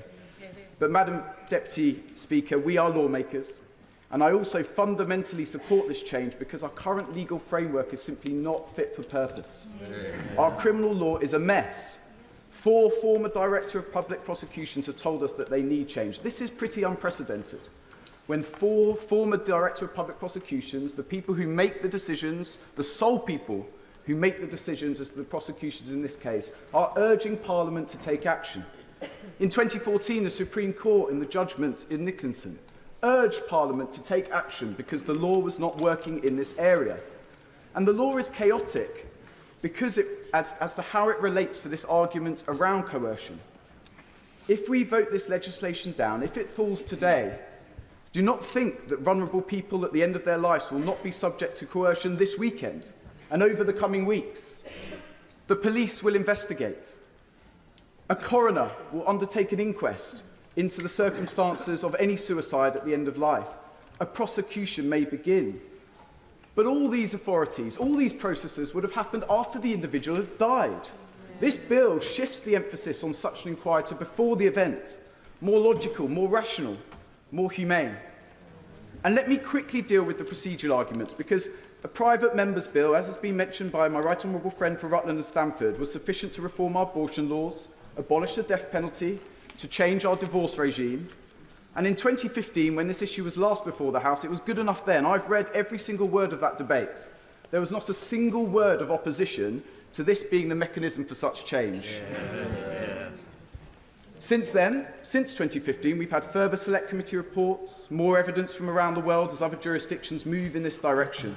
One begins to wonder whether opponents to change are grasping at procedural straws rather than taking on the principle as we should at second reading. Madam Deputy Speaker, I appreciate that this decision is difficult for colleagues and I respect views on all sides of this debate. But these moments do not come around often. I urge colleagues, seize the moment, shape the world around us and provide for compassion. Sir Julian Lewis. Thank you, Madam Deputy Speaker. In the past, I have voted against this type of measure for one overriding reason, namely the impracticability of effective safeguards. Even if I have always felt practical safeguards could be erected against external coercion, there was no prospect whatsoever of having effective safeguards against internal pressures on someone to request assisted dying or even euthanasia. For example, as we've heard, an elderly person in a care home, knowing that the legacy they could bequeath to their children was being reduced by tens of thousands of pounds every few weeks, would be highly likely to feel obliged to ask to die. And I can't conceive of any safeguard against self-sacrifice of this sort, whether for financial reasons or in order no longer to be a burden on one's nearest and dearest relatives and friends. However, there's an additional point I wish to inject into the debate, because in my opinion, the key to this dreadfully difficult conundrum about end-of-life care, pain, and the possibility of assisted dying lies, or should lie, in the ability of medical personnel to administer effective pain relief even if it shortens the patient's remaining time. In my view, there should be no bar on the use of pain-killing medication if that's the only way to ease human suffering, even if it leads to a speedier death. Hence the frequent references to putting dying people on an appropriate pathway. It was therefore most alarming to me to read a very important paragraph in a letter sent to me in favour of changing the law and voting for this bill by my constituent, the distinguished broadcaster Dame Esther Ransom, in which she explained that doctors no longer feel able to follow this humane course of action since the atrocious Harold Shipman case, which was briefly alluded to by my right honourable friend Fagul and Pocklington. Now, if there has been such a change in regulations as Dame Esther believes, I think it's imperative that it should be reversed, and this is something positive which could come out of the imminent debate. Another thing that has been touched on more than once is the uncertainty and the postcode lottery surrounding effective palliative care. Dame Esther's view is that there are some people who have some conditions for whom palliative care never can be effective. Other people express the view that there is always a way in which pain-killing medication can be used in order to prevent suffering, but I suspect the answer to this riddle lies in the fact that that pain-killing care in some cases might lead to a shortening of life. Therefore, I conclude that there are three issues that should be in our minds. Can safeguards be effective? My answer to that, I'm sorry to say, is still no. Can pain be alleviated sufficiently by palliative care? I think the balance of the argument is in favour of saying probably yes, but it's too uneven across the country and would certainly need the sort of investment that would be necessary to set up a system that would work for assisted dying. But above all, have doctors the freedom to administer pain relief which may shorten life? We need to know the answer to that last question, because if since Shipman they've been prevented from taking such merciful measures, then that is a classic case of hard cases making bad law. Doctors need to be able humanely to ease people on their last journey, and the country needs to know where the medical profession stands on that central matter to this debate. Salto. Madam Deputy Speaker, after spending almost a decade working to protect women and children from harm, my focus with any piece of legislation is the potential it creates for abuse and coercion. And whilst I would have once been supportive of the principle of assisted dying and might wish this option for myself, I have increasingly found myself unable to reconcile my desire to safeguard the most vulnerable with putting that principle into practice. I am concerned that if this bill passes, we will see people coerced, either by an abuser or by societal expectations, into ending their own lives. We don't want to think about it, but abuse surrounds us. 2.3 million victims of domestic abuse in the last year. 1 in 6 older people experience abuse. The definition of coercive and controlling behaviour includes behaviour which repeatedly puts someone down, telling them they are worthless. Victims describe this as a drip-drip effect, and it goes unnoticed, not just because we don't want to think about it, because it's hard for professionals to identify it without proper training and a lack of specialist support. There is no mandatory training for judges on coercive and controlling behaviour, nor is there effective training for medical professionals. 50% of healthcare professionals in a 2019 survey said they did not feel they had received adequate training to identify a victim of domestic abuse. And it's also hard for victims themselves to realise that they are being coerced until they have got free. We know that older people, and especially those who are disabled, are particularly susceptible to abuse by a family member and less likely to be able to escape their abusers. And those who are coerced are often isolated from friends and family. So if you are not required to tell friends or family if you're opting for assisted dying, who will raise the alarm? How would you report your concerns? Will judges be able to investigate the police records of those around the person who is requesting the assisted dying, family or carers? I will always remember a conversation I had with a hospital-based independent domestic violence advisor who was called to the bed of a lady in her 80s in her last days living with cancer. The lady disclosed the facts to the IDFA that she had been abused by her partner of 50 years and said, "Thank you. I've never told anyone before, but now I am finally free to die, and I'm grateful for this release." We know from the Monckton report that a third of female suicides could be linked to domestic abuse, and from the Killed Women campaign that it could be as many as 130 women each year who are murdered by a partner or relative but have their deaths recorded as suicide or an accident. Every week we hear of family court judges who fail to spot coercive and controlling behaviour. In one case, a judge found that repeatedly calling his partner worthless, calling on her to die, the purpose was not controlling conduct. And where is the discussion of gender in this? Out of 60 documented cases of euthanasia and assisted dying for anorexia across this world, 100% were for women. I have come to the view that no bill, however drafted, could adequately sift those with a genuine desire to end their own life from those doing it for all the wrong reasons. And for this reason, I'm voting against. Sean Berry.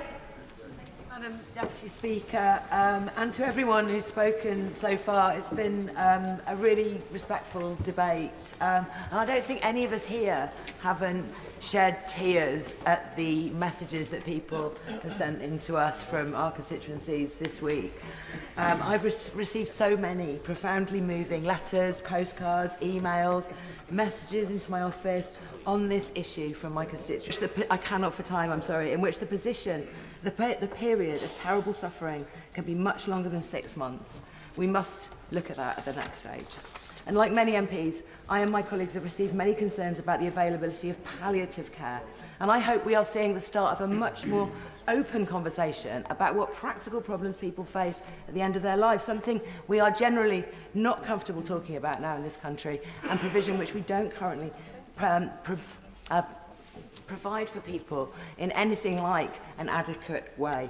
We must do better, and like other countries, make sure we see improvements in palliative care at the same time as making this change.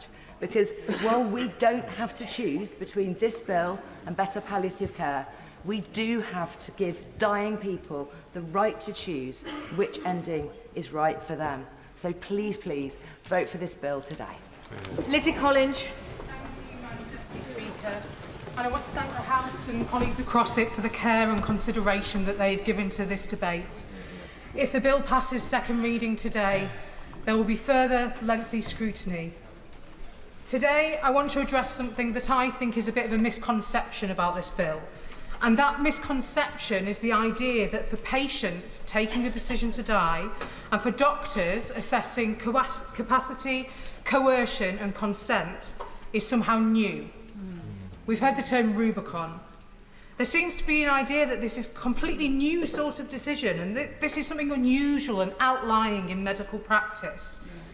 I'd like to challenge that, because actually patients, doctors and indeed High Court judges are already making life and death decisions every day. And as the member for Bury St Edmunds said, in this case, we're actually talking about death or death decisions.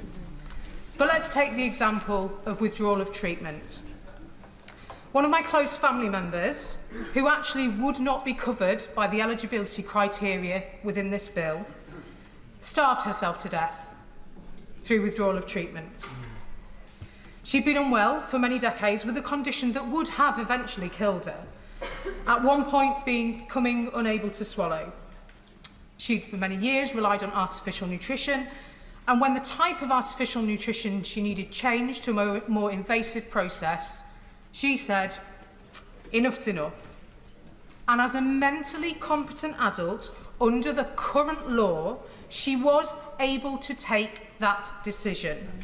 People are already legally able to die early through withdrawal of treatment.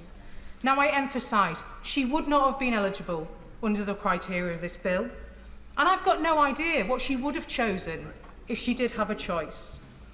But the fact remains that her capacity was assessed by a doctor and she was allowed under current law to die early.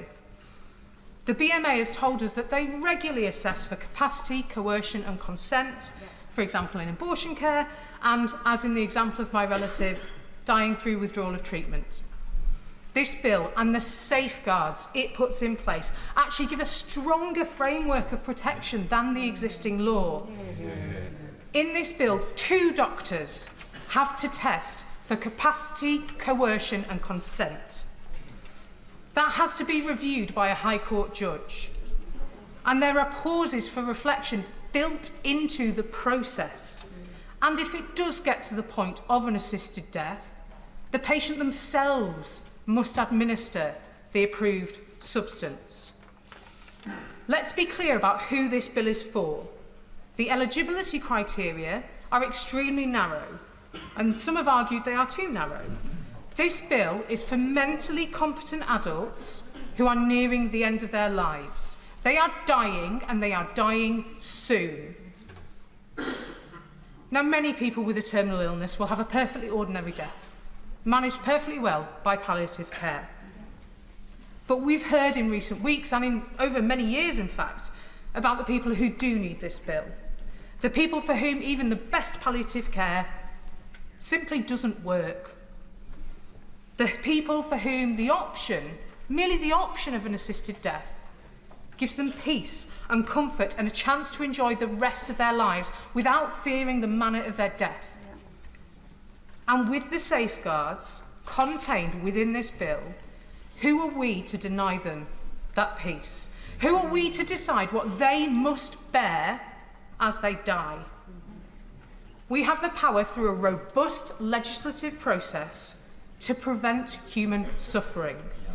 Good palliative care and assisted dying are not at odds. They are not in conflict. They both aim for the same thing, a good death, surrounded by people you love, with minimal pain and without fear. Today we can vote for that in the sure knowledge that if it passes second reading, this bill will undergo intense further scrutiny to ensure it is a good law that works in the way that it is intended to do. This is the start of a legislative process, not the end. Colleagues across the House, I urge you today, vote yes. Henrik? Thank you, Madam Deputy Speaker. Today I want to talk about 2 aspects of the bill. What the bill could have done in terms of safeguards but doesn't, and what the bill doesn't do but could never resolve. On the first point, I want to talk about the safeguards, and in particular the legal and judicial ones, which I think are grossly inadequate. Bad law on trivial things is bad enough, and I've seen a lot of that in my time in this House. Bad law on matters of life and death is unforgivable. We've spoken about the role of doctors. Let's think about the role of judges. The test which is to be applied is a low one. It is the civil law threshold. This is a balance of probabilities. This means that a judge could see real risk of coercion and still sign off this individual for assisted death. If the threshold was not reached of 50% or more, the judge would sign off the individual. Next of kin is not informed. There's no right of appeal, which is extremely unusual in English law. And the process is conducted in secrecy. It could be done on papers alone. Transparency is absolutely critical to the law. It's one of the oldest principles in our English legal system. I think of people like Jeremy Bentham, who spoke hundreds of years ago, and they said that evil can arise in secrecy. It is publicity that is at the heart of justice. This is not a transparent process, and that leaves it woefully open to abuse. The second point I would make is this. We all want to believe in this House that the laws we pass are final, full stop, the end. It's not the case. And I worry, in fact, I am certain that as night follows day, this law, if passed, will change. Not as a result of the individuals in this chamber or in the other place, but as a result of judges in other places. We've seen that time and again. It may be on either side of the debate, but it will happen. This Act, if passed, will be subject to activist judges in Strasbourg. They will change it fundamentally, and we have to be prepared for that. I don't want to see that happen. The last point I would make is this, and it doesn't relate to what we might be able to do to improve the bill. It's something that we can never resolve as a House. It's that I don't think it's as much as a slippery slope. I think it is like a cliff edge. When we walk out of this chamber or out of the gates of this building tonight, we'll walk into, in a way, a different country if this bill passes. There'll be different conversations around kitchen tables. There'll be different conversations had by couples lying in bed at night, on quiet country walks when people talk about difficult things. And they won't be conversations that I think make our country a better place. And more important than that, there will be people who don't speak about these things at all. There will be imperceptible changes in behaviours. There'll be the grandmother who worries about her grandchildren's inheritance if she doesn't end her life. There'll be the widow who relies on the kindness of strangers, who worries, who it preys on her conscience. There will be people who are, and we all know them in our lives, shy, who have low self-esteem, who have demons within them. I know those people. I can see them in my mind's eye. They are often poor. They are vulnerable. They are the weakest in our society. And they look to us. They look to Parliament to represent them, to support them, to protect them. In their interests, I'm going to be voting against the bill today. Sometimes we have to fetter our freedoms. We, the competent, the capable, the informed, sometimes have to put the most vulnerable in society first. Florence Shalami. Thank you, Madam Deputy Speaker. I wanted to start by commending the comments from the Honourable Member for Runnymede and Weybridge, because I think he outlined some of the complications with this legislation as it stands. I also wanted to put on record my admiration for the Right Honourable Member for Birmingham Labourwood, who, in my opinion, has been disgracefully singled out for her support of this bill in comparison to others. The bill before us today is potentially the most consequential piece of legislation that's been considered during my time in this House. And it's at the heart of the matter of why I came into politics. A lot of us have spoken about coercion, and it's about providing a voice for the people who don't often have one of their own. It is this principle that has guided my decision to oppose this bill today. I know that there are sincerely held beliefs on both sides of this debate, and they can seem completely at odds with each other. But it is my firm view that everyone speaking today shares the same goal, a more compassionate society in which everyone can live and die with dignity. But, Madam Deputy Speaker, true compassion should have equality at its heart. It is for this reason I cannot support the proposals as it stands. We must recognise the hard truth that health inequalities are wide and persistent. We know that black and minority ethnic disabled people have far worse health outcomes than the national average. I've seen this firsthand, caring for my mother, who suffered with sickle cell anemia. As a teenager, I would be by her side when she was in excruciating pain, explaining to a doctor who would not believe her when she told them she needed life-saving medication. And sadly, this is still the reality today. Yes. I am reminded of the death of Evan Smith on the 25th of April at North Middlesex Hospital. Evan suffered from sickle cell too.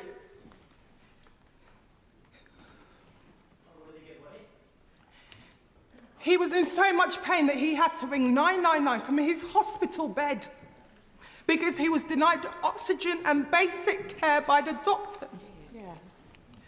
Put simply, Madam Deputy Speaker, we should be helping people to live comfortable, pain-free lives on their own terms before we think about making it easier for them to die. Colleagues will be aware of Section 15 of the proposed bill, which outlines the provision for sign-in by proxy. I'm worried that this could create an issue for vulnerable groups who are more prone to coercion by family members. And as many members have already said, assessing beyond doubt if someone has been put under pressure or coerced will be difficult if this legislation is passed. Even the legal experts seem to have a disagreement on this. So I do not believe there has been enough scrutiny on this. True. And the risk of coercion will be for the highest of some of the most disadvantaged people in our communities. As a society, we risk pushing people to seek an early death. I cannot in good conscience support this. My late mother lived with chronic illness all her life. And I knew that one day her pain would be too unbearable for her. But she did not let that limit her. She wanted to live. And I believe this bill would protect the wishes. This bill would not protect the wishes of people in her situation today. Because freedom in death is only possible if you have had freedom in life. And I will close by asking this, Madam Deputy Speaker. How can we be possibly satisfied that this bill would deliver equality and freedom in death when we do not yet have this in life? Colleagues, continue to work with me. I'll try and get as many people in. Liz Saville-Roberts. And I think the starting point for many of us today is how to resolve that dilemma of what I want for myself with the fear of enabling potentially terrible consequences for others. There's a rational fear of the reality of coercion and what drives decisions within families, what individuals feel is best for their family. There's a rational fear of how institutional pressures, lack of resources and, appallingly, culture within the NHS might ramp up the convenience of death as an affordable option. This isn't a new fear, and the Honourable Member for York Central mentioned this. Baroness Neuberger's review into the Liverpool care pathway said that in order that everyone dying in the acute sector can do so with dignity, the present situation has to change. That was in 2013. We know in the aftermath of COVID how little has changed. Death as an institutional convenience has never been and never will be right. It is our duty to demand good palliative care, to address the institutional barriers, the resource barriers to good palliative care. But this is not a licence to sidestep today's moral question. The people of England and Wales now expect us as legislators to provide an answer in principle. It's our duty to provide that answer not only in principle, but also in process. With this in mind, I will support this bill at second reading if there is a guarantee of sufficient scrutiny to stitch together a complete garment out of what is presently threads and patches that could indeed, as we heard, be rent asunder in court. If Bill Committee Scrutiny cannot make this bill robust, I will reconsider my support at future votes. And surely this House can ensure that there is both cross-party and small party representation on the Bill Committee rather than conventional party proportionality, which of course we are today on a free vote. The implications for Wales, where health is of course devolved, cry out for proper consideration, and I support the Honourable Member for Gowers in her concerns about the Sewell Convention and the need for a legislative consent motion in the Senedd. It's equally true, of course, not just in Wales, but for remote and deprived communities where ill and dying people already suffer disproportionately inadequate health services. And to close, I want to pay credit to Iola Dorkin of Morfanevin, who I have known for over 30 years, who is presently dying of motor neurone disease. She wears a brace that her husband has adapted to make more comfortable. Today, she is on respite in a hospice in Holyhead. That is 50 miles away from her home. That is the reality of people's lives as these things stand. We need a change in the law. Dr. Simon Offer. Thank you, Madam Deputy. I am one of those medical practitioners, sometimes known as a doctor, and I've been a GP for 30 years, and about every year I have 4 or 5 cases of palliative and terminal care that I look after. So I have got quite a lot of experience in this, and I'd just like to make some very quick observations of what I've noticed. First thing is, a lot of patients who are dying of cancer ask you whether you can curtail their life and finish their life a little bit early. That's a very common thing they ask. I've had 2 patients go to Dignitas on their own without family members because the family members were fearful that they would be arrested on their return. And we've been discussing this giving a double dose of morphine, and I think a lot of doctors, almost all doctors in terminal care, have probably done this, double the dose of morphine, knowing it might curtail the patient's life. That's a big fudge. That puts me in a very vulnerable position, particularly since we need to resolve that. Can I also say in this debate, I think we're getting a little bit confused between palliative care and assisted dying. Now, a lot of people who receive excellent palliative care still request assisted dying.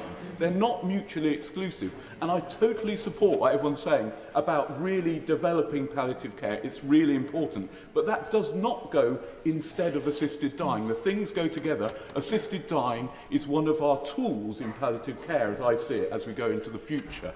A couple of things about coercion.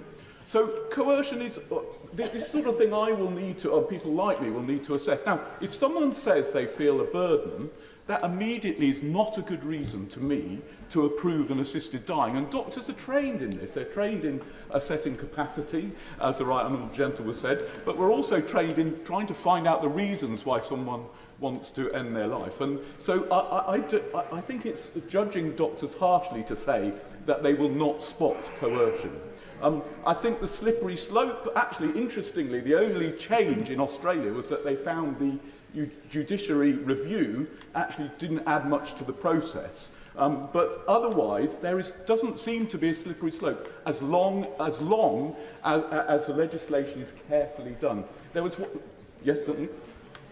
I thank the Honourable Member for giving way, and he opened by referring to himself as a doctor and medical practitioner. Perhaps he could help with the difficulty I have with the bill I would dearly like to support, and that is the provisions in it that allow the Secretary of State to bring forward regulations so that the independent doctor can be an alternative medical practitioner according to those regulations. And there's also a section in it which makes the court look an optional process. So I do worry that there aren't the protections in here for 2 doctors. Perhaps he could help with that. I do think it's the right thing for this bill to have 2 doctors and a judiciary review, because this is new legislation, and we must be sure it's safe. It's incredibly important, these safeguards, certainly. So I'll finish simply by saying that as a doctor all my life, I've been trying to empower patients to make their own decisions over their health care.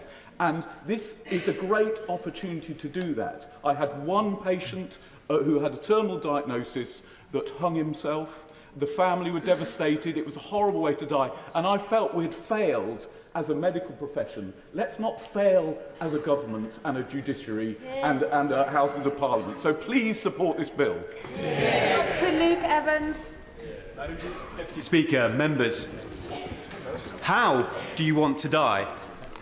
How do you picture your own death?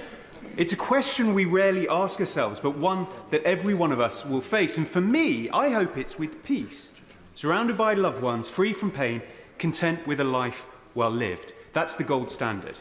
And good palliative care strives to make that ideal a reality. And let me state unequivocally, we need to support palliative care. But today's debate is not about whether or not we support palliative care. It's about what happens when we can't provide a solution. What happens when palliative care doesn't work or can't work? The truth is, members, palliative care has limits, and there are limits to palliative care. Consider the cases that keep doctors and surgeons awake at night. The likes of the inoperable neck cancer eroding away into the carotid artery, a literal bloody time bomb that no one knows when it will go off. And do you know what modern medicine's answer to that is? Keep dark towels nearby for the blood. Counsel a partner or family on what it's like to find someone bleeding out. There is no cure. There's no respite. What would you do? Currently, for these patients, we can offer no agency over their end, no alternative to this terrifying death. Can we truly say that's compassionate? So I ask you, should we not even offer those suffering at least the chance of dignity in their death? And this is what the bill stands for. To reject it at second reading is not just to vote against assisted dying, it's to silence the debate for another decade, to say that the status quo is acceptable, to say it's fine for those who can afford it to fly to another country, while others are left here without recourse. I can't accept that. For what is this House for if not to empower people, to give them the tools to shape their lives, and yes, their deaths? Today we have the chance to put compassion into action, to offer choice who are facing the ultimate sacrifice. And I hugely respect those members who take a different view. And I simply and gently say to them, there are consequences too. Those intractable cases will still be there, with no solution, no choice in this country, and no resolution to their suffering. And those who are understandably a little unsure, well, if you do have doubts about the safeguards, about the implementations, and I agree some are valid, then let the debate continue. For some of you, it will be at a bridge too far, but if necessary, reject it at third reading. But to stop it now is to stop the conversation entirely, to take the choice off the table, to remove a dying person's agency. So when all is considered, I ask again, how do you want to die? James Frith. Thank you, Madam Deputy Speaker. This bill asks us to make a profound and irreversible decision to the principles of our health service and end-of-life care. With end-of-life care funded too often on a shoestring for many, this bill takes our focus to ending life, not improving living, as life draws to a close with terminal illness. I believe it poses significant risks. Our wider societal, cultural norms will be changed forever. Those that refuse to acknowledge this prospect now do so with the benefit of things as they are now. And my point is that this context, this concept, changes immediately today if the bill is passed. The safeguards may sound rigorous on paper, but the strained state of our NHS means many patients do not have a consistent relationship with a named doctor. We are attributed to health centres nowadays, not named doctors. Someone's consideration of this decision could depend on which doctor they see, one who raises assisted dying as an option versus one who refuses. A deeply troubling prospect with this bill. The ideation of assisted dying will become a ballot. We know now that there is a range of assisted dying views across our GPs, and so we cannot deny that who you end up seeing with your terminal illness might be how you end up. At the doctors, possibly in the presence of a loved one, under strain and also in need of respite themselves. And this first suggestion is the beginning of a journey towards, yes, assisted dying. This is before you consider the forces of marketing, of commercialisation and the industry that will spring up if this bill passes and is sewn into our NHS. It is possible we cannot imagine being the victim of coercion, or that as MPs, our agency is so baked into our experiences of living, we cannot envisage a scenario where those who already claim to feel unseen and directed towards meeting their end sooner than otherwise might have been. Our casework from constituents is already full of cases of people struggling to access the rights we've enshrined in law, access to justice, health, education support, the disaster in our SEN system, as victims often of state neglect, often of state coercion, and the failure of safeguards once supported on paper passed into law. Disability rights groups and advocates have raised their voices, wanting us to talk about the dangers of normalising assisted dying. For many, this bill represents not a choice but a principle shift that undermines the value we place on protecting the vulnerable. And so it falls to us as the strongest to stand up and vote against this bill. Passing this bill today will not improve palliative and hospice care. For me, my belief is it will forfeit it. End of life is complicated. End of life care often isn't complicated enough. On reflection, my mother-in-law deserved a frank, trusted conversation on the risk of secondary illnesses and amputation that would follow with the automatic cancer treatment she was given in her final months of life. We should expect more agility from our NHS. And whilst dying is the ultimate binary experience, end-of-life care should be more sophisticated, more personalised. Shortening these expectations with a system that endorses assisted dying will forfeit this too. Finally, Madam Deputy Speaker, as legislators, our responsibility is to protect the most vulnerable and consider all eventualities. We disagree on slippery slope arguments, but if this bill passes, it will be a moment of no return, and why I am not prepared to support this bill. Neil Shastrihurst. Thank you very much, Madam Deputy Speaker. And it is a privilege to speak in this debate today. And I think the way in which the House has conducted itself on both sides of the argument is a credit to this place. I stand here as not only a medical practitioner, having worked as a surgeon for about a decade, but also as a healthcare barrister. So I've looked at this debate from both sides of the argument. And I have been deeply moved by some of the stories I have heard by patients who are facing a terminal illness. I'm also instructed by my own experiences, my personal experiences of my relatives, but also those patients who I failed. I failed because I did not give them the good death that they deserve, despite the very best efforts of palliative care. And it's true that we can improve the palliative care offering in this country, but it is not a binary choice. It is not a choice of palliative care or assisted dying. It is a choice of having the option of how you want to have autonomy over your body at the end of your life. I understand the concerns in this House. I do, I genuinely do. But this is not the point to cancel the debate. This is the point to engage in the debate.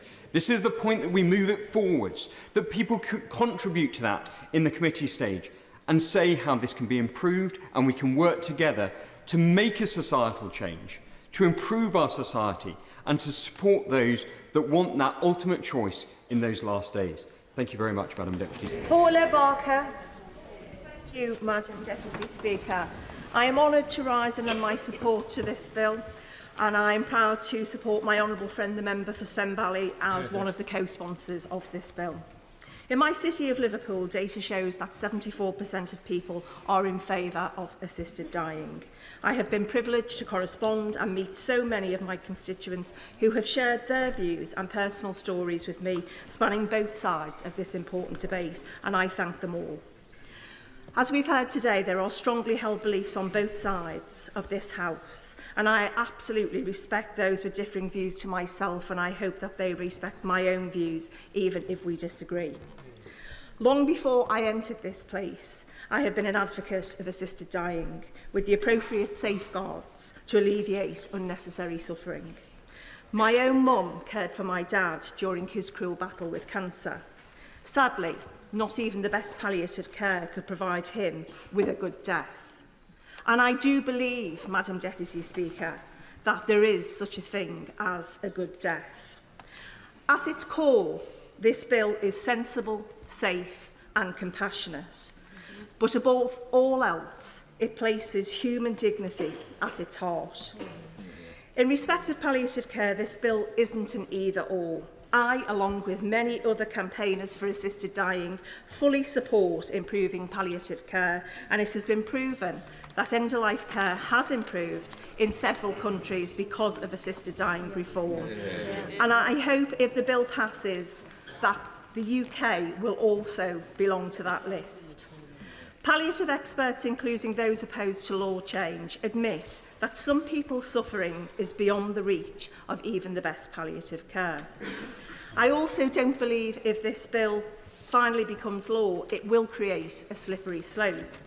As the Right Honourable Member for Sutton Coldfield eloquently said, in Oregon, terminally ill adults have had a legal option for assisted dying for more than 25 years, and not once has it been expanded to include other groups. No, I'm sorry, I won't.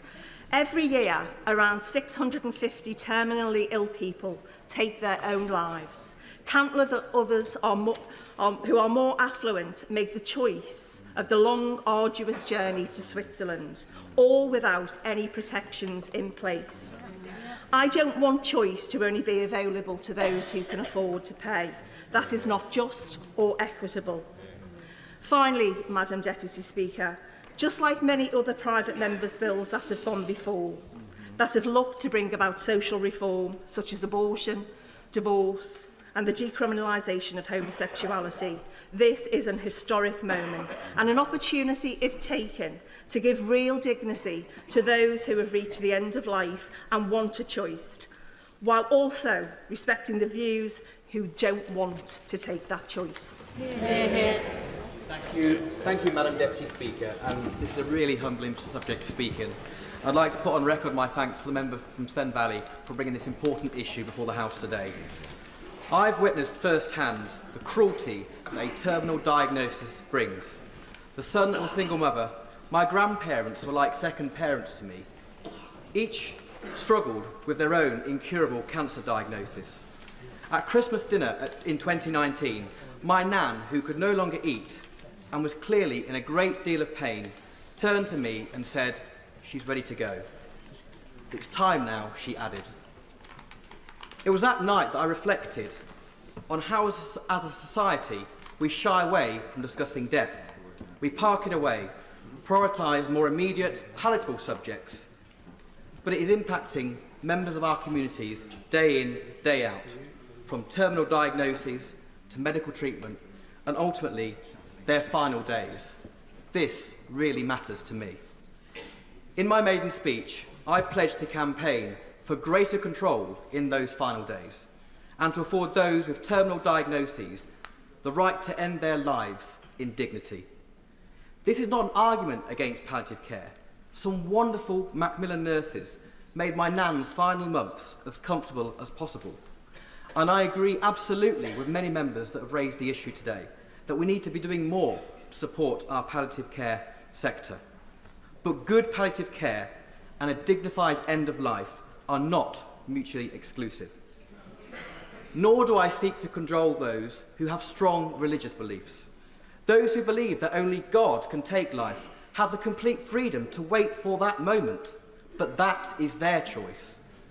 Many have legitimate... I'm not taking any interventions. Many have legitimate concerns about safeguarding. Of course, the most vulnerable should not be coerced into making a decision. But this bill introduces specific offences for this. Indeed, this combined with sign-off by 2 independent doctors, judicial oversight and a period of reflection means that there are robust mechanisms in place to protect the most vulnerable. I'm not giving way. These details are vital, but so is our humanity. Being with my nan in the warmth of her own home, surrounded by a loving family, after months of excruciating pain and no hope, I knew there and then that she should be able to choose her time to say goodbye to her family. She, like so many others, had had enough. An understanding and compassionate society should not stand in the way of her right to choose. You can see the profound impact this has had on me and my belief in the importance of end-of-life care and choice, and it's enabled me to understand a crucial distinction that is at the heart of this emotive debate. This isn't about shortening life. This is about shortening death. For those members who support the principle of this bill, but who are concerned about the specifics of the safeguards, I would urge you to support it today at second reading. Further debate can be had during committee stage if honourable members feel that changes are required. This bill provides the choice to shorten death, a right that an empathetic and considerate society should afford its citizens. Dawn Butler. Deputy Speaker, and I thank the member for Spen Valley and the way this debate's been conducted. Yesterday we buried Tony Waugh, GMB officer, a really good friend. He was diagnosed with prostate cancer. He beat it once, but it took him in the end. Early this week, the cancer community lost Nina Lopez. Nina Lopez had stage 4 triple-negative breast cancer. She was given 6 months to live in 2018. 6 months to 6 years, and she taught us how to dance through her fro days. As we've heard, it's not an exact science when somebody's given a 6 month to live diagnosis. As a patron of Black Women Rising, a cancer charity that deals with black women and minoritized women through their cancer journey, recently somebody said to me, they was given 6 months to live, and they said to me, I'm ready to go. They said, I've had a good life and I'm ready to go. 6 weeks later, they're now fighting to live. Now, the thing is, if we'd focused on just the fact that she was ready to go and wanted to die, it would have all been very different. So there are parts of the law, and we've heard in the debate today, that needs changing around coercion, around doctors being able to help people with their end-of-life treatment. But I think those safeguards and those discussions can be separated from assisted dying and assisted suicide. I don't see why we have to have that as a combined discussion. Everybody has the right to die with dignity and compassion. Whether this bill passes or not today, I hope that those conversations will continue. After all, we are legislators. We have the ability to do that. 80% of my constituents are against this legislation, and I'll be voting against, Madam Deputy Speaker. Jardine. Thank you very much, Madam Deputy Speaker. It's an honour to follow the Honourable Member, and I'd like to pay tribute to the Honourable Member for Spen Valley. I think the way in which this debate has been conducted today, the spirit is a tribute to her leadership in this issue. It's been harrowing for all of us, I believe, but to us falls the responsibility and the privilege of making this decision on behalf of those people who go through experiences so harrowing that I don't think any of us, even though we have heard their tales, can imagine. I know that I can't. But until recently, I put to the back of my mind that I have actually been in the situation where I have waited to find out whether I would have a terminal diagnosis. And I was lucky, I went the other way, and I don't know what I would have wanted, but I do know that as I waited, I thought about all the things that I wanted to do and might be denied, that people with a terminal diagnosis do. The things they planned with their lives, the opportunity of seeing their children grow, be married, or perhaps their grandchildren. And I know that when we came here today, we were all aware of that, and we came and we thought seriously about it, about the implications and about the need for palliative care. But I would say to the House, it is not our job to say that palliative care needs to be improved and the NHS cannot cope, therefore we shouldn't do this. Our job is to say we need to improve palliative care so that the NHS can cope, so that we can do this. And on the safeguards that are needed and included in this bill, I believe that they're there. For those with religious beliefs, which mean they cannot countenance bill, I understand their concerns and I respect them. But I would not be standing here if I were not convinced that in this bill we have the best opportunity to provide a choice safeguarded by medical and legal professionals and protected from that slippery slope. Because it happened in Canada because they did not have terminal diagnosis in the definition of the bill from the beginning, and we do. And that we should go on from today, if we vote this through, to perhaps further scrutiny, tougher levels, that every piece of legislation in this place and the other must go through. I respect everyone's concerns and belief in this today, but I would also ask them to respect, and ask all of you to respect, those who have already been denied so much in their lives, those things that I said that they might want, that they might be denied. Because we have a choice today. We can lead a national conversation which examines the issue before all of us, dissect this bill line by line and check its effectiveness. Or we can vote to close it down today. And then the country, the families who are suffering, they will be denied the light that they want to see thrown on this issue, the voice that they want their loved ones or perhaps themselves to have.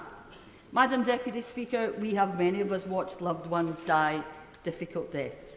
And we have, over the past few weeks, months and years in politics, heard harrowing tales and spoken to families who've had no choice but to watch their loved ones pass in the most harrowing of circumstances, or make an expensive, for many, a prohibitively expensive trip to Dignitas alone.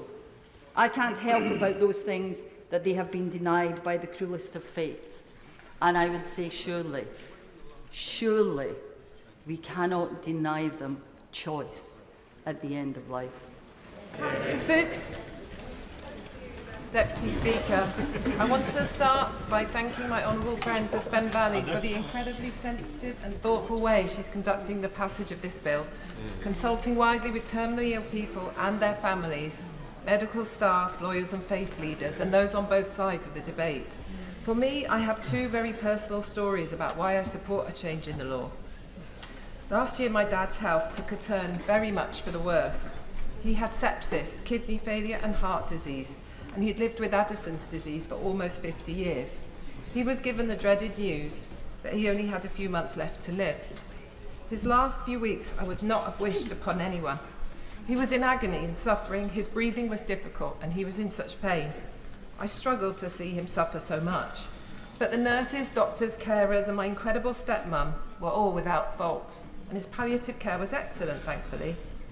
He was able to die at home with me, my sister and my stepmum by his side.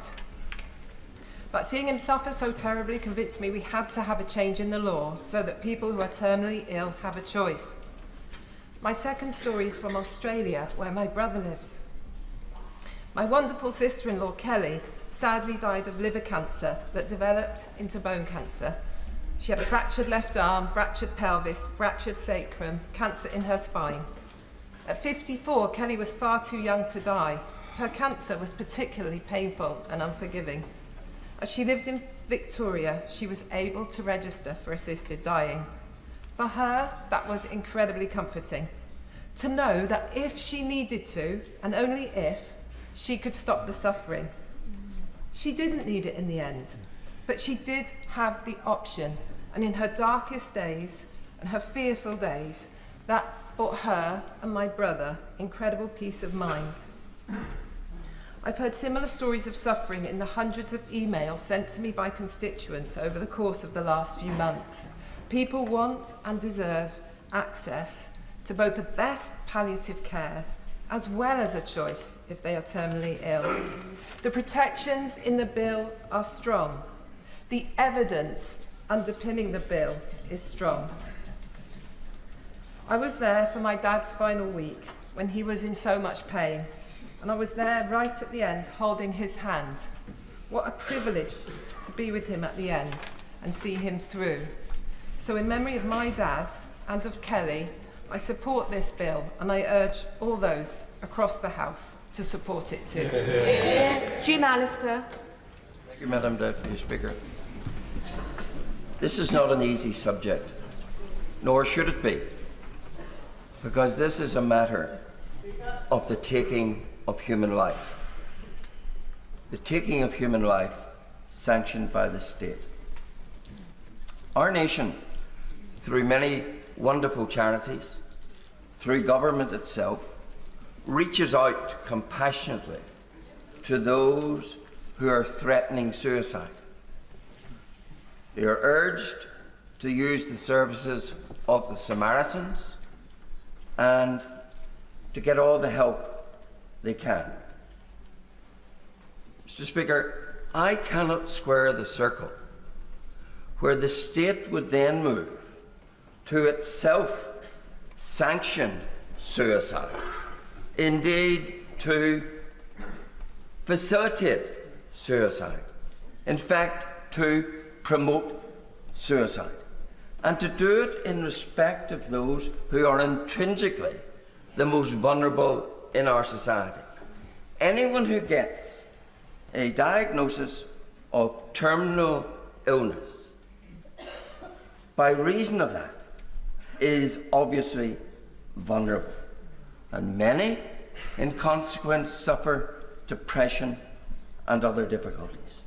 So they are amongst the most vulnerable in our society. And being vulnerable, they are amongst those most liable to fall under the foul influence of coercion. Now, coercion comes in many forms, and anyone who's listened to domestic abuse cases will know that it can be very insidious, it can be very invasive, it can be very persuasive, because the coercer has the constant ear of those they wish to coerce. Add into that mix the fact that that person might feel a burden. We've all heard old people say, I'm a burden on society, I'm a burden on my family, and even when they're told, no, caring for you is not a chore, it's a privilege, they still think they're a burden. And if in that background, if in that matrix, there still is the pernicious influence of coercion, then I think the thought that people reach a reasoned, considered, independent opinion is a fallacy. And it is those people that this House should be protecting above all. And this bill does not protect people in that situation. Oh, we're told 2 doctors, a judge. Well, a judge, he doesn't have to, but he might decide to hold a Zoom call with the applicant. He's not to know if sitting in the corner of the room, out of camera, is the coercer. So where is the protection in that? So I do say to this House, this is an issue that cuts to the very quick of our fundamental duty to be the protectors of the most vulnerable. And it is no part of the state's function to be promoting, assisting the end of life for people who could be in that condition, and you'll never know how many are in that condition. So, for me, Mr. Speaker, I can't, I won't vote for this bill. Ruth Jones. Thank you, Mr. Speaker. And it is an honour and a privilege to speak in this debate and to follow so many honourable colleagues who've made such powerful contributions. And I especially want to thank the honourable member for Spen Valley, who's no longer in her place, for all the work that she's done on this bill.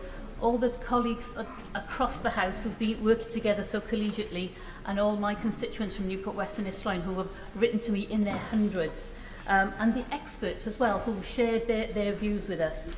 Everybody here in this room, in this chamber, wants a good death. But we do know at the moment palliative care across the UK is chronically underfunded, mostly charity raised, and certainly it's very much a postcode lottery. I want to pay tribute to all the hospices that are working around the clock. They do an amazing job on very, very stringent budgets, and especially mine, St David's Hospice and the Hospice of the Valleys, who do amazing work there. But we have to remember that although we're talking about people here who have very, very powerful stories who are in the chamber today, we legislate for all, and that means making sure our legislation is safe and proof for the future-proofed. So things like presuming consent, I do have some concerns with the bill. When the door is opened in this bill, my worry is it will be widened, as it has been in other places like the Netherlands, like Belgium, like Canada. These things will happen.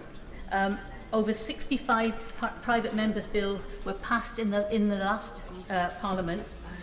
No bill had more than one session in committee. The average length of debate in the committee was 35 minutes. Just over a quarter had any amendments made in it at all. And I know the Honourable Member for Spen Valley has said she's willing to extend it, and I welcome that, and I will be pressing her for that to make sure it is safe. Because if we are going to vote, and I'm going to personally vote against, if the vote is going to be to carry it forward, scrutiny is crucial at all points of the bill coming forward. I know that others, we've talked about terminal illness today, but intractable pain is something that people live with every day, and that's an issue. And certainly in my 30 years as a physiotherapist, I've seen good deaths and I've seen bad deaths, and we all want to make sure we get the best for our constituents. We need to make sure end-of-life care is sorted, and this debate has been good in that we have talked. I've certainly talked to my family, and I know my lovely mum of 89, who's disabled, housebound, widowed, has said, yes, it's all very well talking about assisted dying. We need to talk about assisted living as well, because that's most important. Quality of life is crucial here. We need to make sure that we are here to legislate for all. That's why I'm voting against the bill today, but I thank you for the opportunity to explain. Saki Bate. Thank you, Mr. Speaker. I just want to start by first of all acknowledging not just the importance of the debate, but thank the member for Spen Valley for bringing this debate forward, because I think it is an important debate. I'm going to be voting against the bill today, but I still think it's an important discussion to be having, not least because there are many, many of my constituents who believe that this is the right thing to do, and there are of course many who feel that this is not the right thing to do, and I think that's why we've shown the very best of what Parliament can do here today. But for me, when I came to my conclusion, it wasn't because of some sort of zealotry or evangelism. I completely acknowledge there are those people who go through some very difficult situations where they lose the normal faculties that they have, and or they can be in immense pain. But I also think we need to be clear about what we're talking about here today. We are talking about the wholesale change of how the state deals with death. And that is really, really important, because of course that places a number of scenarios upon people, upon society, upon the medical profession, and for me, I think it puts at great risk actually some of our most vulnerable people. And part of the reasons I'm going to be voting against this today, because I think the slippery slope arguments are very, very valid in terms of what risks they produce, because we are talking about medicalising death and placing an undue burden on our health professionals and legitimising a role for the state in the death process. I'm not going to give way at this debate. And I've yet to be convinced there are sufficient safeguards in place in this. And I think if we talk about slippery slopes, if you look at Canada, for example, you don't now even have to have a terminal fatal illness. And mental illness will be an acceptable reason for assisted suicide in 2027. So for me, even though it didn't start like this, clearly in Canada that Pandora's box has been opened, and clearly that route is what we have the risk of embarking on today. And I know the Honourable Member for Spen Valley said that there is almost a guarantee that this won't change, but she can't guarantee that parliamentary sovereignty or she can't guarantee that future parliaments won't change the goalposts on this, and she can't guarantee that. And the very fact that the argument for a slippery slope is exactly that when you embark on this journey, that is exactly where we may end up as the goalposts start to move. I also think that there's been lots of conversation around the PMV process, and I'm conscious of time, so I'm going to end my comments very shortly. But lots of comments about the PMV process. The honourable member cannot guarantee that there will be sufficient scrutiny and those safeguards work. There's not been enough impact assessment, not been enough public consultation. There's been very limited time to look at this piece of legislation, and we are at a serious risk of presenting something or passing something that will do immense harm. And I worry that in the future we will look back at this where there has been abuse or there's been coercion, and some of our most vulnerable people will be coming back to this House to discuss the damage that we've caused today. Point of order, Kim Beaton, please. Mr. Speaker, on a point of order, I seek your guidance on correcting the record. I said in my speech I have consulted with the highest levels of judiciary and medical profession. I have received correspondence from the Judicial Office, and I would like to clarify my earlier comments. Whilst I have spoken to lawyers and judges, I should not have implied that the serving judiciary has in some way indicated their agreement to the bill, which they have not. The serving judiciary have been very clear to ensure that they have made no public comments about the bill one way or the other. So, Mr. Speaker, I apologise if I applied anything to the contrary, and I seek your guidance on correcting the record. Well, thank you for correcting the record. Rosie Writing. Speaker, I rise today in support of this incredibly important bill. Like many colleagues here, I have been contacted by hundreds of my constituents on both sides of this debate. I have been moved by their personal stories that bring home the impact of this legislation could have on them and their families, and I want to put on record thanks to everyone who's contacted me. I fundamentally believe in the right to choose at end of life, and that's what this bill is about, giving dying people a choice on how they die. Anyone who doesn't want an assisted death can choose not to have one, and anyone who wants the reassurance of an option has it. Mr. Speaker, my constituents' stories and stories shared today by colleagues across the House have shown me that it is truly unacceptable to maintain the status quo. Without a change in the law, terminally ill people will continue to face the end of their life with a very limited range of options. Some travel abroad to help to die, but it is only an option with those with the financial means to do so. Choice at end of life shouldn't only be an option for those who are financially stable or the desperate. Death should be peaceful and pain-free, and this bill gives the opportunity to make that a reality. There is no doubt in my mind that this bill, so carefully considered by my honourable friend for Spen Valley, would be an improvement to the lives and liberties of my constituents and those across the UK who are terminally ill, and I urge members across this House to vote for it at a second reading. Mr. Speaker, I want to end with the words of one of my constituents who said, "We have some of the most amazing caregivers in this country who provide compassionate care in the most difficult of circumstances, and that gives comfort. But I feel no one should be forced to know how the book ends when they were only part way through it, without having the choice to put the book down and choose one with a better ending." Final speech, Vicky Slade. Thank you, Mr. Speaker. We do not need to choose between palliative care and supporting those who want to make their deaths better. It is so fantastic to hear everyone from across every part of the chamber have a shared commitment to funding more palliative care. And I hope that the Secretary of State and his team will hear that and go further in knowing that you have our support in investing more. But until they do, we cannot condemn those who are at their end of life to terror, to loneliness, to being forced into horrible circumstances. Whilst listening to this debate, I've been concerned by some of the comments, and so I've reread the bill as I've sat here, and I'm concerned that there has been a suggestion that mental health conditions would be allowed. It is not clause 2.3, and that people might not be offered surgery or other treatment. They must, clause 4.4. It is also worth noting that the suggestion of a person being coerced could be protected by forcing someone to disclose to the very family who may be coercing them. The witness in clause 5.2.2 and the periods of reflection allow that independent person to be present at those appropriate times. I have already shared publicly my own family death journeys, and I wear them here on my jacket. But today is not about them.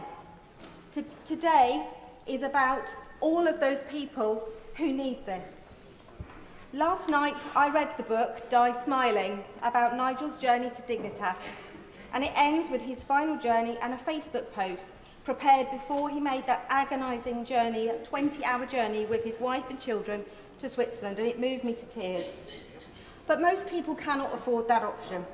Most do not want to put their families at risk of prosecution. They want death on their own terms.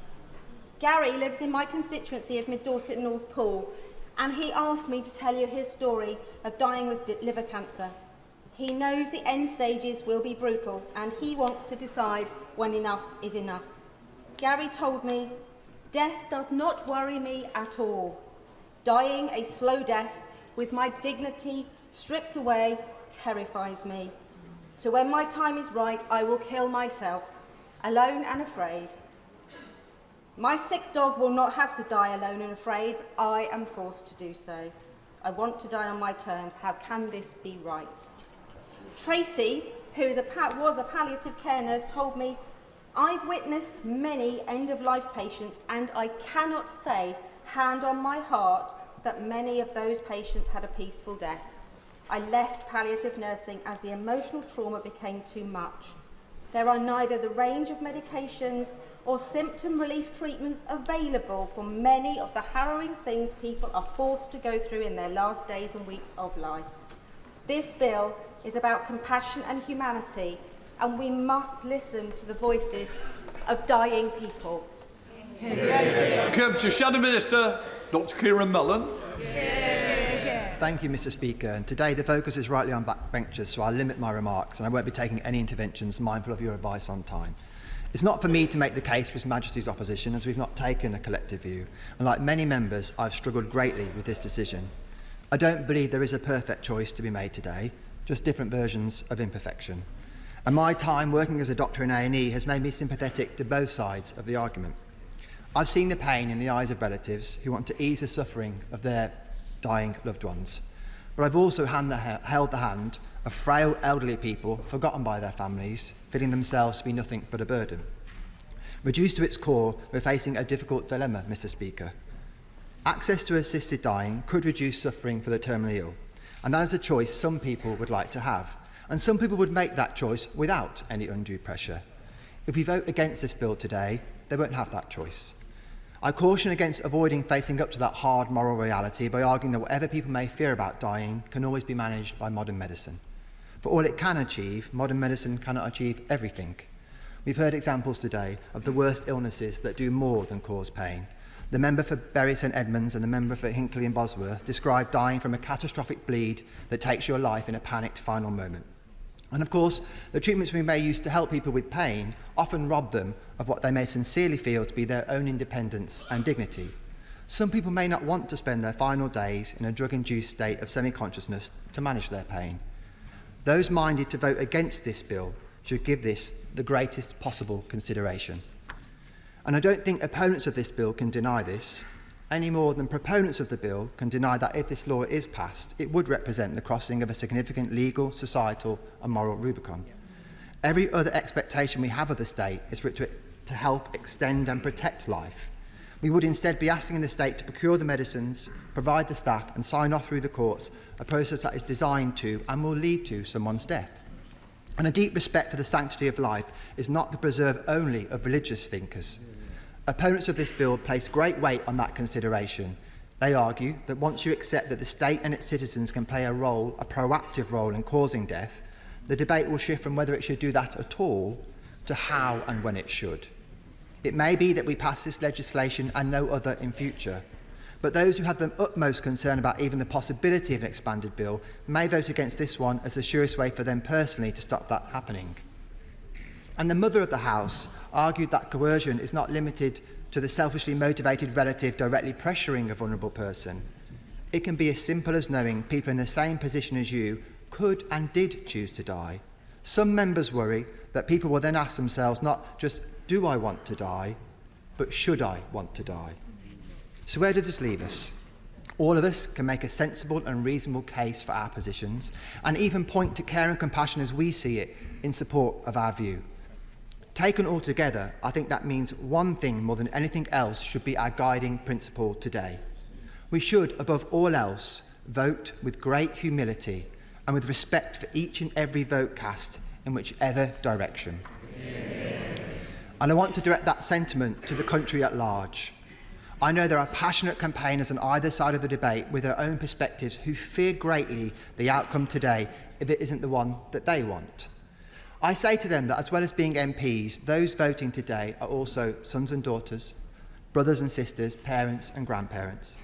I know each member will have in mind what they would want for their families and themselves. And I know our final decisions will come at the end of a great deal of thought and careful consideration. And as the member for Vauxhall has said, I think if you listened closely enough today, you have actually heard us speaking all with one voice. The voice of passion for those people and causes we're trying to aid with our vote, even if those people and causes are different. That passion represents this House at its very best. That should not be forgotten, and I hope that that is something on which we can all agree. Davis Jones. Thank you, Mr. Speaker. This second reading debate on my honourable friend, the member for Spen Valley's bill, provides this House and the country with an opportunity to discuss this complex and sensitive issue. I want to make clear that I stand at the dispatch box today not as the MP for Pontypridd, representing the views of my constituents, although I thank each and every one of them for taking the time to contact me with their considered opinions. But I stand here today as the Government Minister responsible for the criminal law in this area contained in the Suicide Act 1961 in England and Wales. As the Government remains neutral on this topic of conscience, and out of respect for my ministerial colleagues who are not able to outline their views in today's debate, I will not be sharing my personal opinions on this matter. I will, however, be taking part in the vote. With all that in mind, Mr. Speaker, I will keep my response brief and I will not be taking any interventions.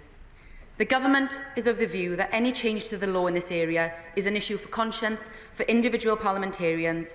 It is rightly, in our view, a matter for Parliament to decide rather than one for Government. Accordingly, these benches will have a free vote should the views of the House be tested today. If the will of Parliament is that the law in this area should change, the Government will, of course, respect its duty to the statute book and ensure that any bill is effective and that its provisions can be enforced.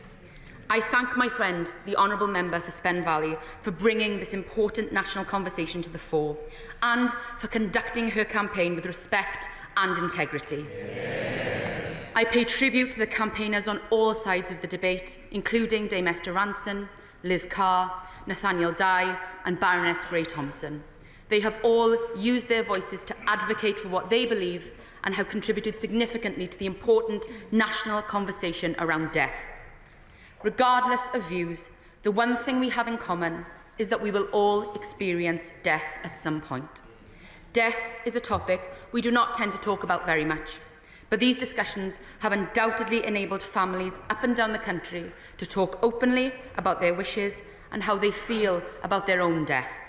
That powerful level of honesty is a tribute to how members of this House and campaigners have conducted themselves throughout, and I thank them for informing today's debate. Point of order, Kit Moulton. I beg to move that the question now be put, Mr. Speaker. The question is that the question now be put. As many other opinions say aye. Aye. The contrary, no. I think the ayes have it. The ayes have it. Right. The question is the bill now be read a second time. As many of that opinion say aye. Aye. Of the contrary, no. No. Division. Clear the lobbies.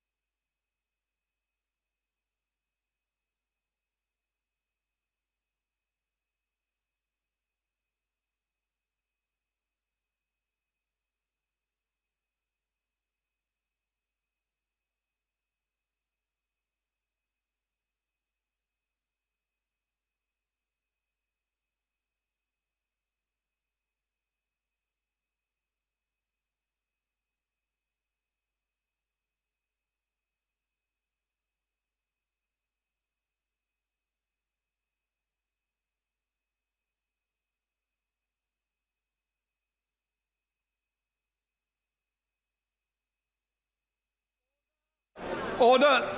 Sit down. The question is that the bill now be read a second time. As none of the opinion say aye. Aye. The contrary, no. No. Tell us for the aye, Sir Owen and Bambos Chorlombos. For the noes, Dame Harriet Baldwin and Florence Session Lomi.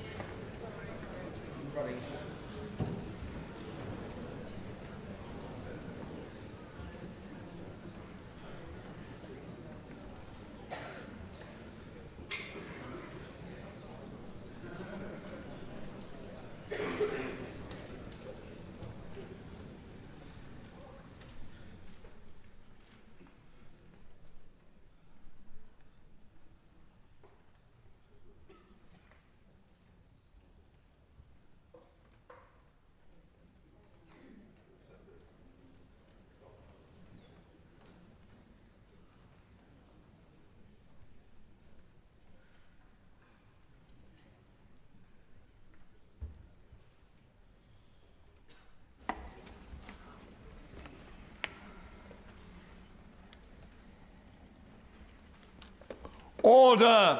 Order.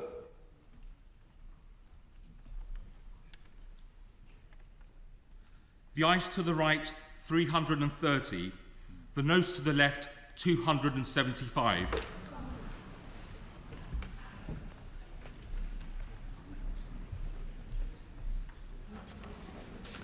The ayes to the right, 330.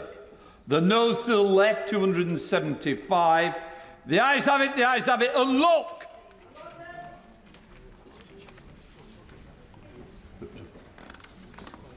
Right, does the member in charge of the bill wish to move the motion number 2, Kim Levitt? Mr Speaker, I move that the Public Bill Committee, to which the Terminally Ill Adults End-of-Life Bill stands committed, shall have the power to send for persons, papers and records. Under Standing Order number 63 brackets 2, I must now put the question forthwith. The question is that the Public Bill Committee, to which the Terminally Ill End-of-Life Bill stands committed, shall have the power to send for persons, papers and records. And many of that opinion say aye. Aye. The contrary, no. I think the ayes have it. The ayes have it. Under Standing Order number 632, only one motion relating to the committal of the bill may be moved, and that has been done. Right. Thank you, everybody. We're going to move on to the Ferrets Bill first, if people wish to leave. Hi, Mr. Speaker.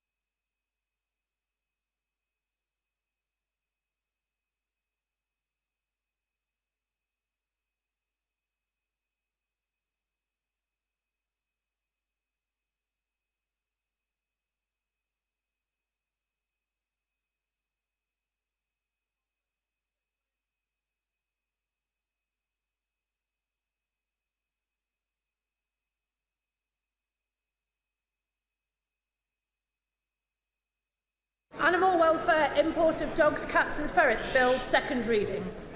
Dr. Danny Chambers. Beg to move that the bill be now read a second time. And we know that there's tens of thousands of puppies illegally smuggled into the UK every year. It is a huge animal welfare problem. This bill will help close the issue of having mutilations in dogs. As a veterinary surgeon, we see many dogs that have got cropped ears, we've got dock tails. This is illegal to perform in the UK, and we we know, and people are performing it in the UK and then claiming that the puppies have been brought in from abroad. So if we ban puppies coming in from abroad with these mutilations, it'll be a huge benefit to animal welfare. The other thing this bill will do is protect public health, because we know a lot of these tens of thousands of dogs being brought in are not being tested for diseases such as rabies, which can affect people as well. And this is also serious organised crime. And preventing tens of thousands of puppies being brought in to the UK will help us tackle these criminal gangs that are doing that. So, in the interest of time, I'm going to cede my time, but I'm really pleased to have cross-party support on this and the support of the entire veterinary profession. And I'd like to thank the Dogs Trust, the RSPCA, the British Veterinary Association for all the work they did to help make this happen. Thank you. The question of the bill now be read a second time. Dr. Neil Hudson. Shadow Minister.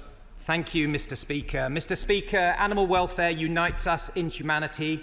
As a veterinary surgeon, as a Member of Parliament and as the Shadow DEFRA Minister, I can proudly say that His Majesty's loyal opposition strongly supports this bill in the interests of animal health and welfare. Thank you very much indeed, Mr. Speaker. Can I congratulate the honourable gentleman, the member for Winchester, and thank him for bringing forward this important bill to Parliament. This government takes the issue of pet smuggling seriously, and earlier this year we made a manifesto commitment to end puppy smuggling, so that is exactly what we will do. I'm delighted to announce that the government will be fully supporting the animal welfare bill through Parliament. We stand ready to work with my honourable friend, the honourable gentleman, to clamp down on deceitful pet sellers that prioritise profit over welfare. This bill will crack down on pet smuggling by closing loopholes in the current pet travel rules. At present, illegal importers of dogs, cats and ferrets often exploit loopholes to bring in animals in under the guise of genuine owners travelling with their pets. This bill will close these loopholes by reducing the number of dogs, cats and ferrets that are permitted to be brought into Great Britain by a person under the pet travel rules. The limit will be reduced from 5 pets per person to 5 per vehicle and 3 per foot or air passenger. The bill will also provide us with powers to crack down on low welfare imports of pets. We will first use these powers to restrict the movement of heavily pregnant and mutilated dogs and cats into Great Britain. At the same time, we will also raise the minimum age at which puppies and kittens can be brought into Great Britain. This will be set at 6 months. We will also ensure that the non-commercial movement of a pet into Great Britain must be linked to the movement of its owner. To move under the pet travel rules, going forward, the pet and owner will have to travel within 5 days of each other. In the interests of time, Mr. Speaker, I'd like to thank the honourable gentleman again for taking forward this important bill. Look forward to working together to progress it through the House. I take it the member doesn't wish to come back. Good. Right. The question is that the bill now be read a second time. As many of that opinion say aye. Aye. Of the contrary, no. I think the ayes have it. The ayes have it. Well, how dare we clap? I've had enough with Roger, not you. Right. OK. We now come to the next part. Clark. Palestine Statehood Recognition No. 2 Bill. Right, we go to the member in charge, Shaukat Adam. No. Right, so the question is that the bill... It's 2:30. 2:30, oh, we've missed it, 2:30. So that, to what day is it carried? January the 24th. January the 24th next year. OK. Right. Special Envoy for Freedom of Religion and or Belief Bill. Second reading what day? No. This is now. The 28th of March 2025. 28th of March 2025. Employment Rights Special Constables Bill. Object. He hasn't said no. He says no. No. No. Objection taken. Second reading what day? 11th July 25. 11th of July 2025.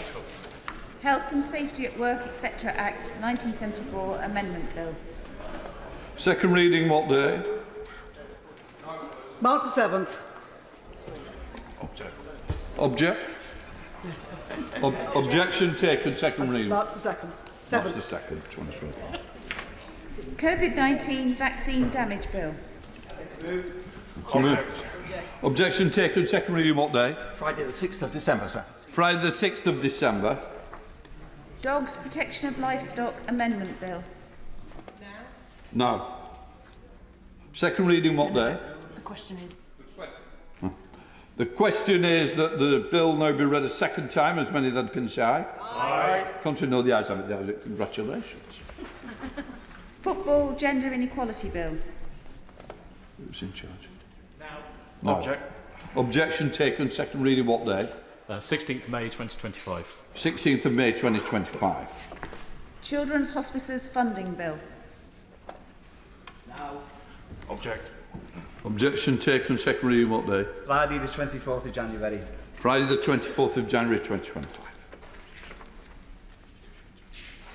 Okay. We now come to public petitions. Sarah Sultana. Thank you, Mr. Speaker. I rise to present a petition on behalf of residents of the United Kingdom regarding the government's decision to increase the bus fare cap by 50%. Over 105,000 people have signed a related change.org petition. The £2 fare cap introduced in January 2020 has been a lifeline for people, providing access to work, medical appointments and family connections during a period of mounting financial strain. Despite this crisis being far from over, the government plans to raise the cap to £3 in January 2025, adding hundreds to annual commuter costs and risking isolation for vulnerable individuals. The petitioners therefore request that the House of Commons urge the government to reconsider the cap increase and call for sufficient support to ensure that affordable public transport remains accessible and sustainable through 2025 and beyond, and the petitioners remain, etc. Right. Clark.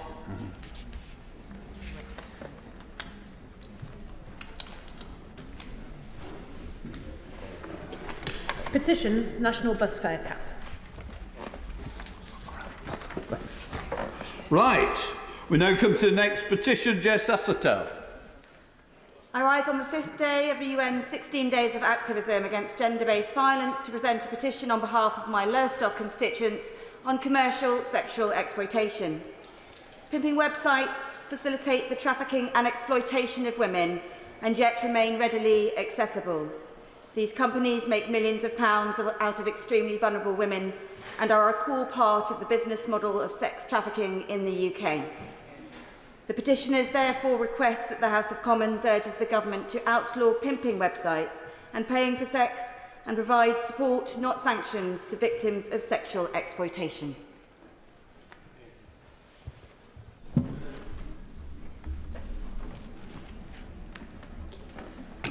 Petition Pimping Websites and Paying for Sex.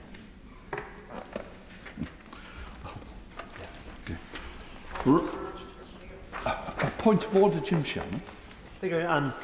Further to the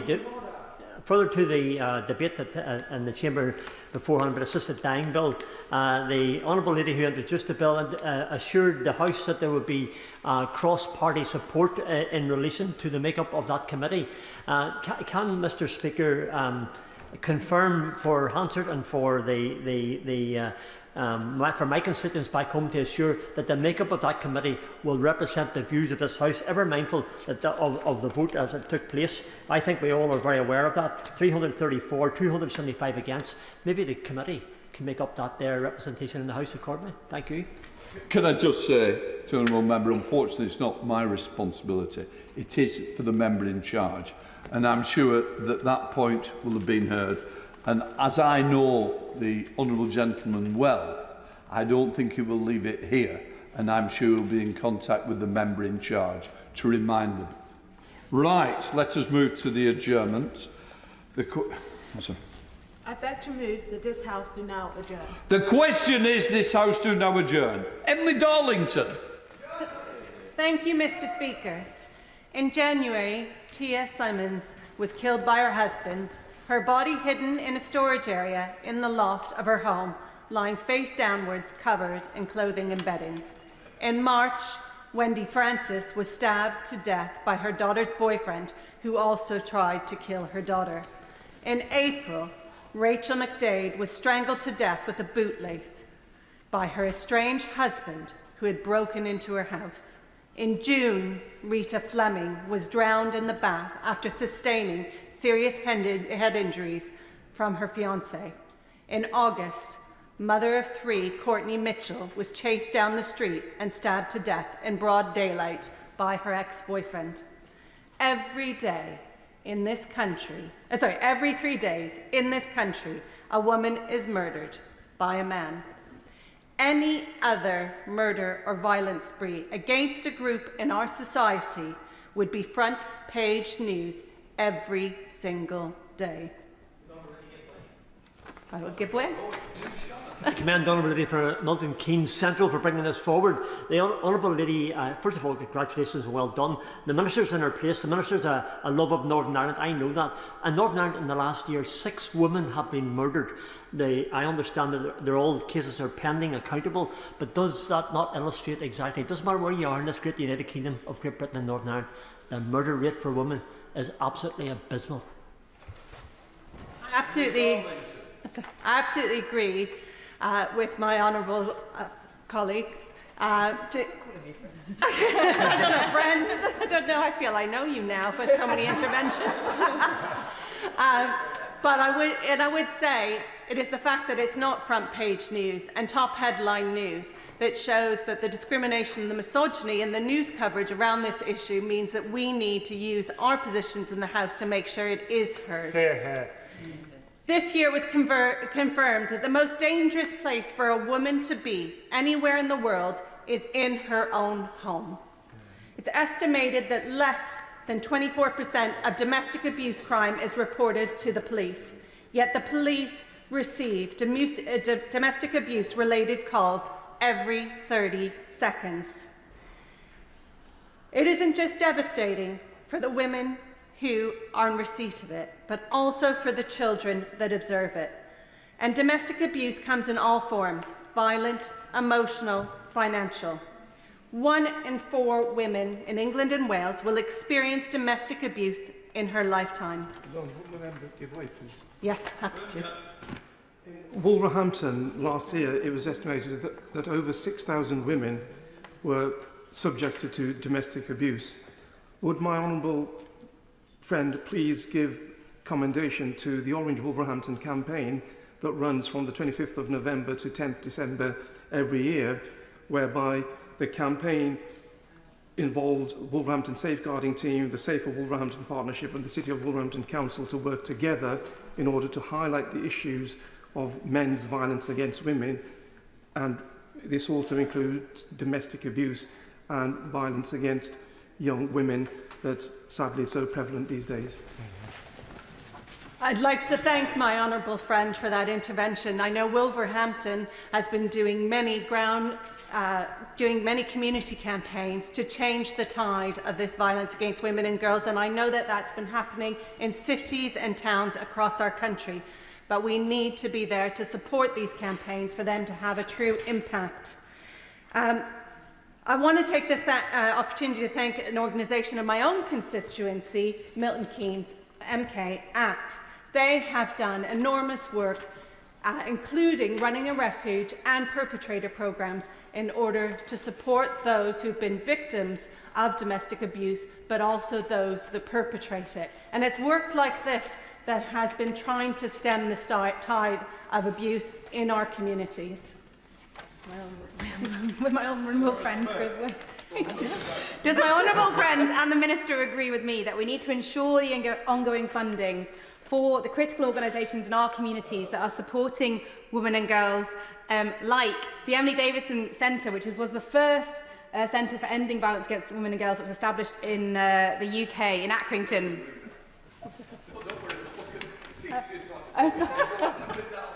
It's been a long day. And furthermore, apologies, Mr. Speaker, furthermore, that you might pay tribute to the amazing work of one of the councillors in my constituency, Samara Barnes, who is leading with the Safer Rosendale scheme on a brilliant scheme in Haslingden to ensure that Christmas parties are safer this year, following on for the very important development in legislation tackling spiking of people's drinks. Thank you, Mr. Speaker. I'm sorry, it's been a long day for all of us, and I really appreciate that members have stayed this late on such an important day. You're right. Waiting for the next intervention. But I do agree with my honourable friend that it is councillors in their local communities and organisations like her own that are making the difference, that are the place that women are turning to because, unfortunately, the system is letting them down, not least around rape. Despite 5 out of 6 rapes not even being reported to the police, in the year ending July, almost 70,000 women courageously reported their rape.